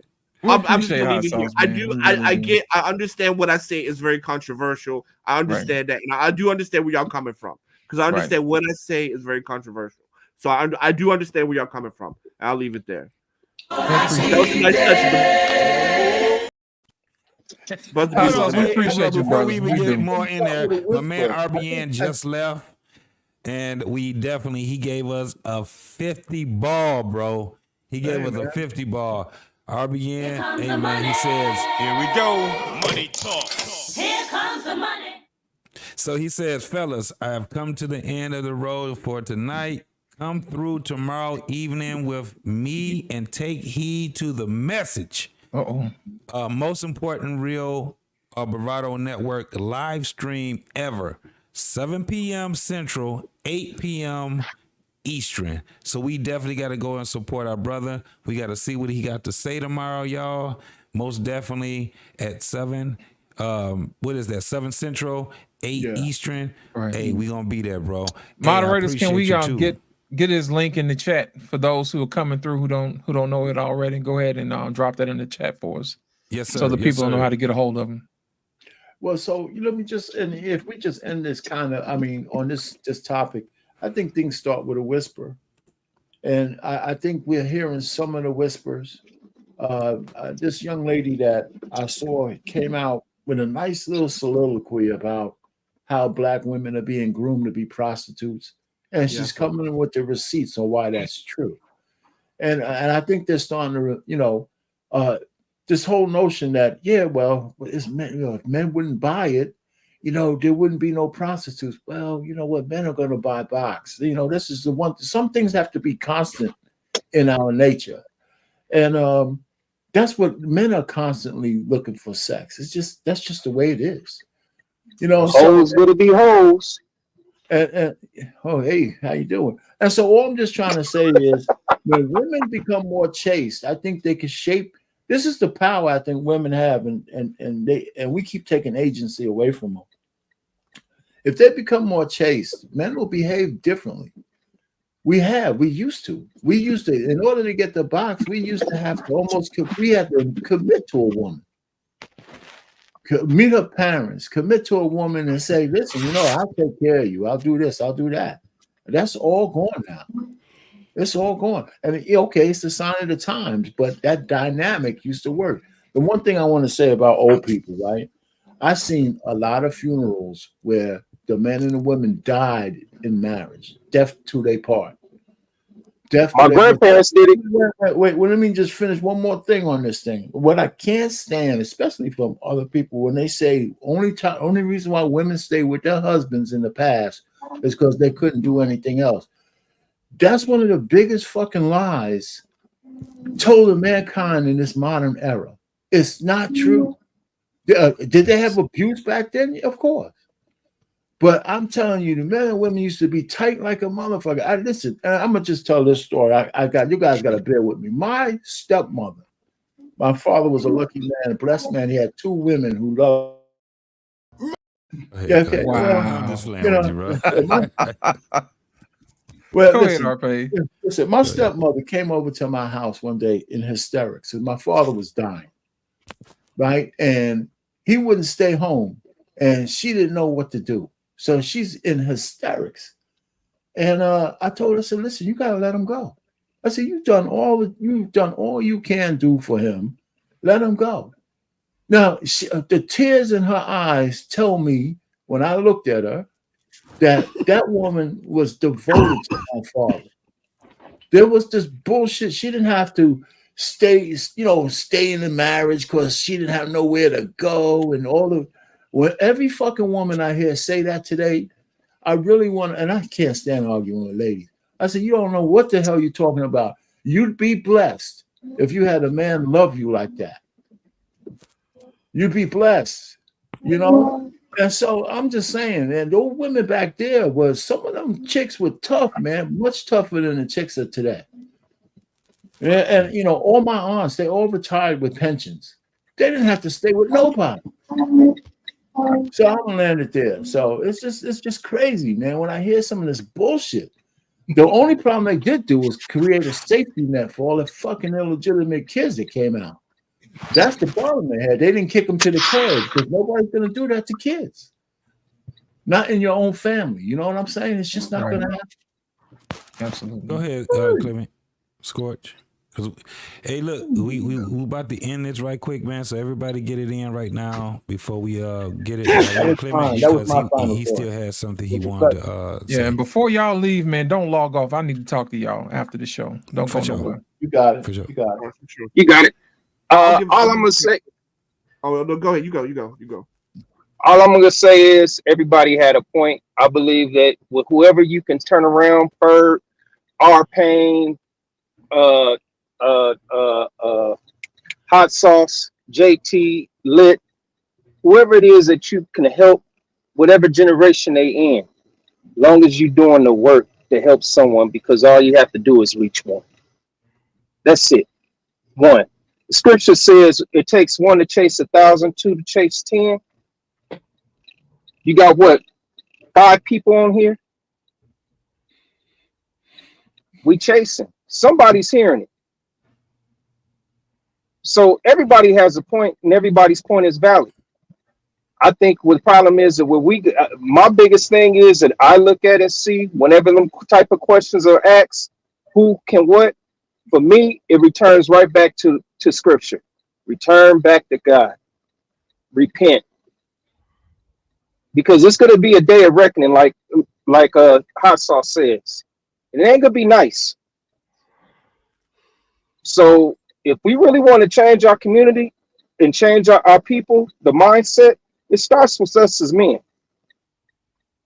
So we're gonna have to set a standard and agree. Yeah, we can agree to disagree, but there is points that we all sit on that we can all stand on and say, you know what, I'll rock with you on that one. Okay, we can stand here. Okay, we may not we gonna disagree on this right here, but it's not so much of a disagreeable to the point that where we can't still take the positive that we do carry and move forward.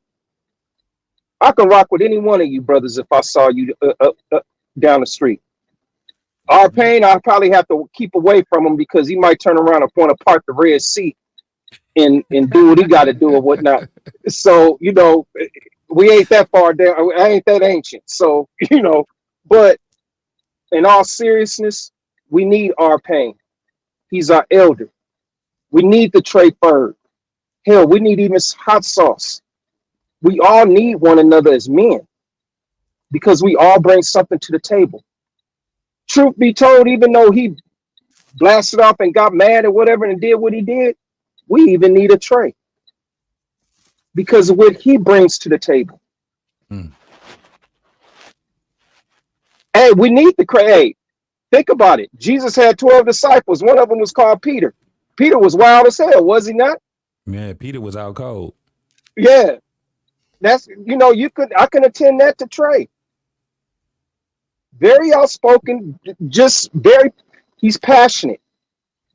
He reminds me a lot of me. That's how I was. Just fly off the bat and just go off. But he's still needed. You know, so it's coming here on this barbershop talk. Yeah, you're right. It's not it's not that regular barbershop that you would think when you walk into a regular barbershop to get your hair cut. No, it's not that. Right. This is far more serious, far more in depth about how we can change our particular communities, starting with us. Women, hey, I have to agree with our pain. It's going to take the elder women, but you got too many of the elder women nowadays sitting in the church trying to sit up there and sit up there sleeping with the deacons and the pastors and all them. Because they done got them. And this, unfortunately, this is what my generation is watching. Even though they went through what they went through, and it just trickles down. I think the only way that we're going to have survival, we may not see it, but it's going to be our children and our grandchildren. But at least give them something to see. If you're married, do everything you can to stay married. Be the example. Don't let them, whether you have children or not, don't find no excuse just to get out because you unhappy. Because that's not the vows. So I'll land my plane. I'll land my plane there. I think I done already scorched the panel enough tonight. So, you know, hey, now sit back and wait. Huh? I said, you know what it is? Yeah, I done already.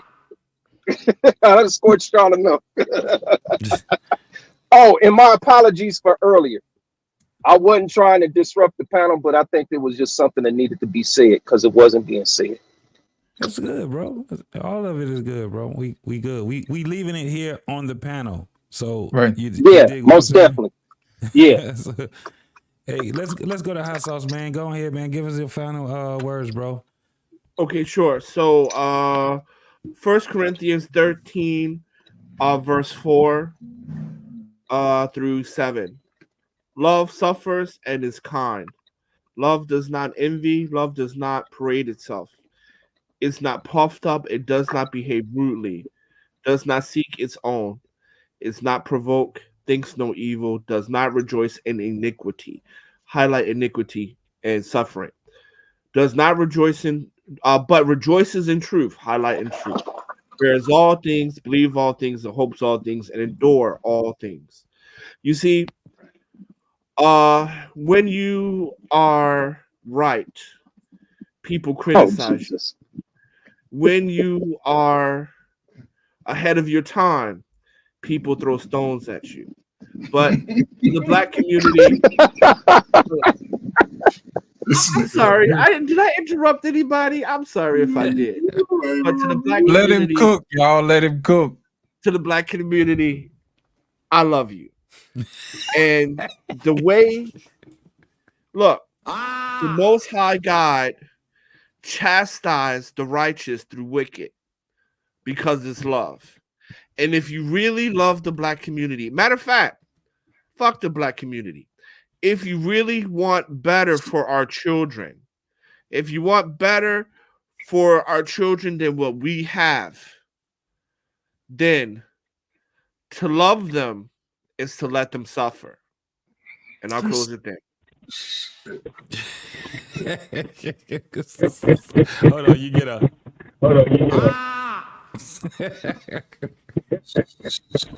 Thank you, man. Hot sauce, man, for your last words. You something different, man.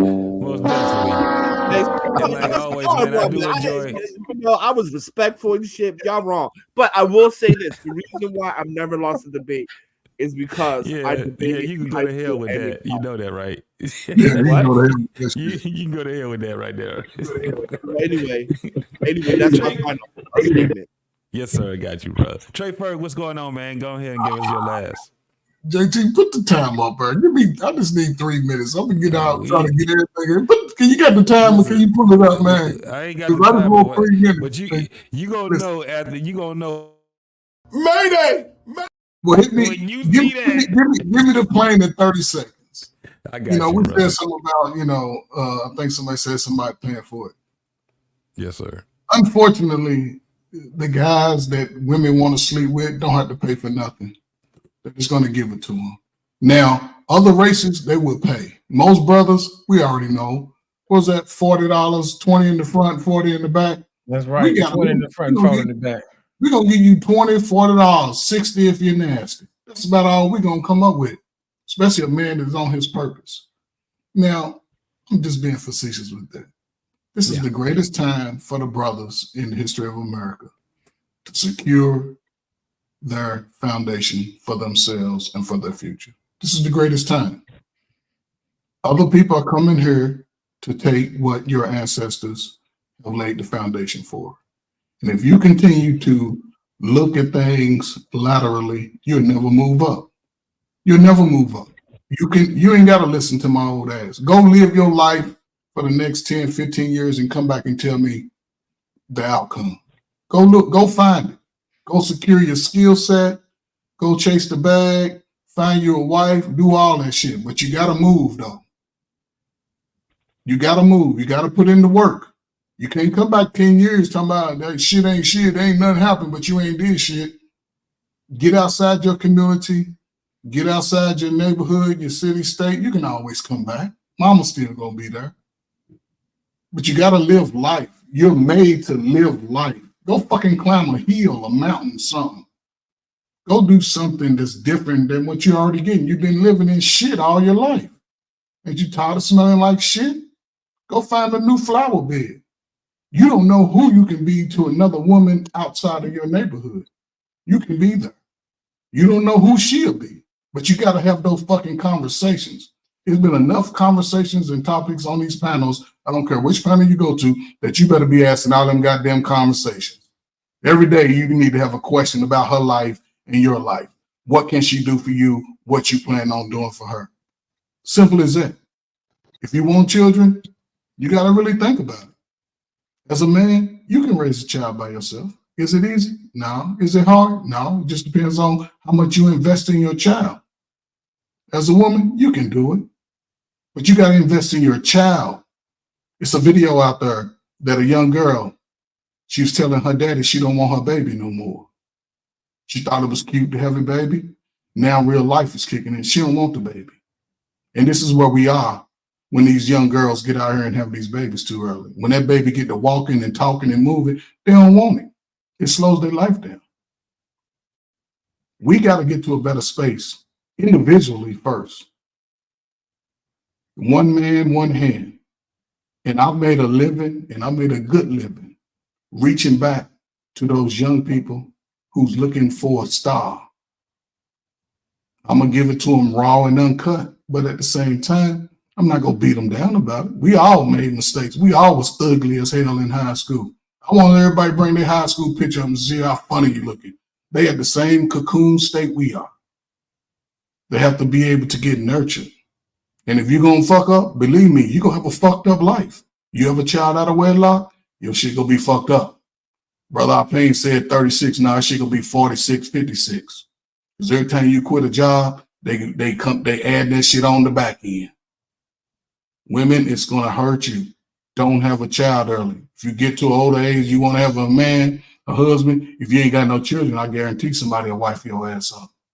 But if you come into them with 4 kids and $50,000 in debt, you dropped out of school, your kids is dumb as hell, can't read, ain't no man taking that shit on. But he's still gonna sleep with you. He gonna clap them cheeks until he ready to ghost you. If you don't want to be in this situation, protect your virtue. The one ace card you got is your body. That's it. You can be a dumb as hell, slow as hell, but if you protect your body, believe me, you can keep your body tight, you're gonna always be in the game. This ain't hard for us, man. I don't see why we ain't getting it. You know, it's gonna take some time.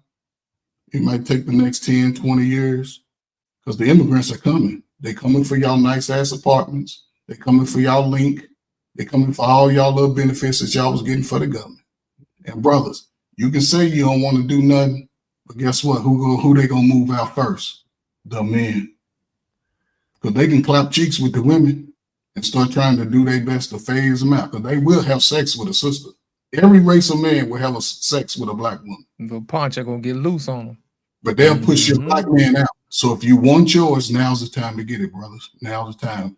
Dedicate the next 4 years and stop spending your money on the bullshit. Save your money. Put it in the mattress like grandmama did when they bought that house that your ass was raised in. So this is our greatest time, man. You know, I appreciate this. You know, this space again, man. You know, I'm always do what I gotta do, man. And I'm looking at moving the needle. So other than that, man, we just gotta get better. Appreciate y'all, man. Appreciate it, Trey. Oh, you almost, it was. Mayday! Yeah, it's the clock, baby. Appreciate it, Trey Ferg. Thanks, sir. It's on you, sir. It's on you. Yeah, you know, I said my piece, man. I said enough tonight, man. We rocking and rolling, man. You said we're gonna go to back chat. Right. I said my piece first. Yeah. All right. JT. We just got work to do, man. I think if anything, I would put on the women, they gotta start speaking differently to their sisters. They just need to. Yes, sir. Yes, sir. So yeah, great conversation, guys. Man, this shit is absolutely is helping somebody. We done had hundreds of people that have been over here on Black Men Unfiltered. We have a lot of content, man, and I'm telling you, it has done something for the people that has actually came to watch this content. You know what I'm saying? So it's a beautiful thing for us to get out here and hash this shit out, have conversations. This is a new way of us having conversation globally, man, globally, and we working it out, and that's my whole thing. I'm never gonna be one of the ones that shit on this shit, this type of thing, this type of communication we have right now, especially when we're just trying to get to a point to figure out how we can make the world a little bit better. You know what I'm saying? Because when we gone, this content will still be here, still gonna be here. And even if this content wasn't here in video, somebody is going to be regurgitating the things that they hear from us. Dig that? Absolutely. So I appreciate everybody that's on here, even the folks that's in the comments, because we reading your comments also. And I'm glad that you guys, man, can stick it out with us that long. You dig what I'm saying? So what I want to do is, Arpane, absolutely, I appreciate you, brother, for the 10 ball. That you come and he's on the panel. So look, this man really do care. He's contributing when it comes down to him giving his content on here, giving his ideology on here also, and then to be over here and support it monetarily, bro. I got nothing but respect for all you, brother. I got nothing but respect for you, bro. So you know, you always gonna be one of those dudes right here where I'm gonna be like, that's that guy. So what you said though was you say for the love of the game.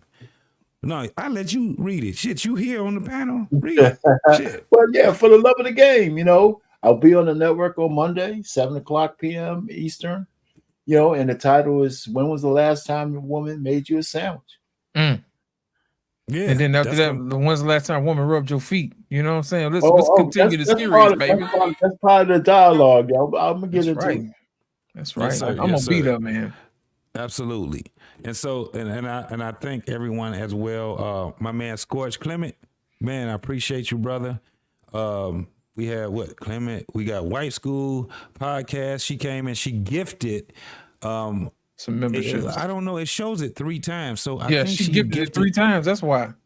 So it's 3 people that get it, and the guys that do get the membership, please take care of it and hold it up each month. You dig what I'm saying? So Wife School Podcast, she came with that. Then you had Marcus, $2 Yeah, ball. we already went over these. No, I'm just thanking them. That's all. Yeah. I'm just thanking everybody that came in here. Big Ant, he came. He gave 10. He gave another 10. Hey man, thank you, man. Raw B privilege.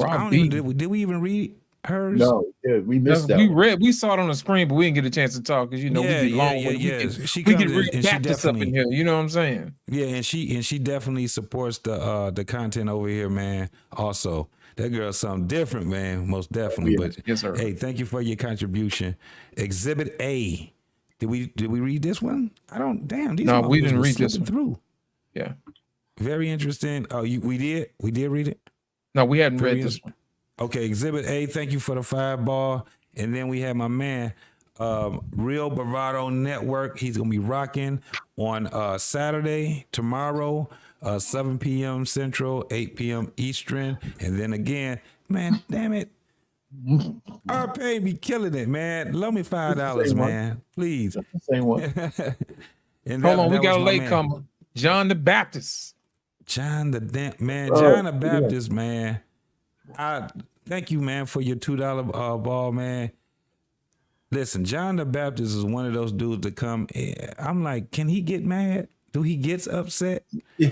John the Baptist would come and shake the whole fucking panel up on your ass, man, and not get upset and mad or nothing, man. No, he got upset before. He got upset. You got upset before. Did he? Yeah. It's a real moment.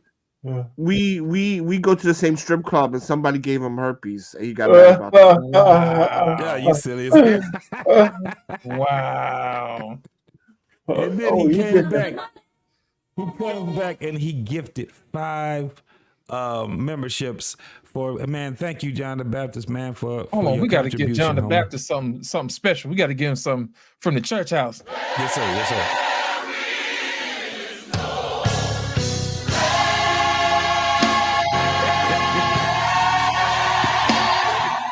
Yes, sir. You need to give him something that clean that dirty dick.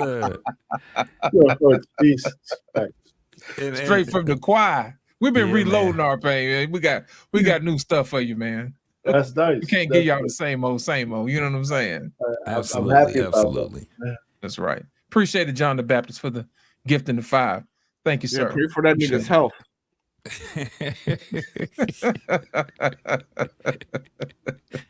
Oh my God. And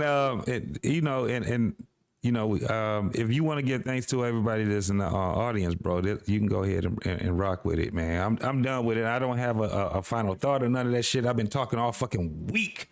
I need to lay down, and I'm gonna tell y'all right now, I'm not getting up until about 2:00 in the afternoon, bro. I'm tired as fuck. I've been working crazy, bro. So I ain't gonna say 2, but I'm gonna wrap this thing on up, man. Today's broadcast was was all these guys around here whining at the barbershop. My thing is this, man. Sometimes you got to work things out, man. You got to make sure that you become more than what you are, man. And sometimes we have to learn how to deal with one another. Sometimes we see things differently, and sometimes we don't. Sometimes we agree, sometimes we won't. But at the end of the day, we'll still got to keep living and start being the best versions of ourselves each and every day. I want to thank everybody for coming out. Make sure you guys hit the like button, hit share, hit subscribe. Thank you for coming out to the barbershop here on the Black Man Unfiltered Network. Thank you. God bless. Subscribe now.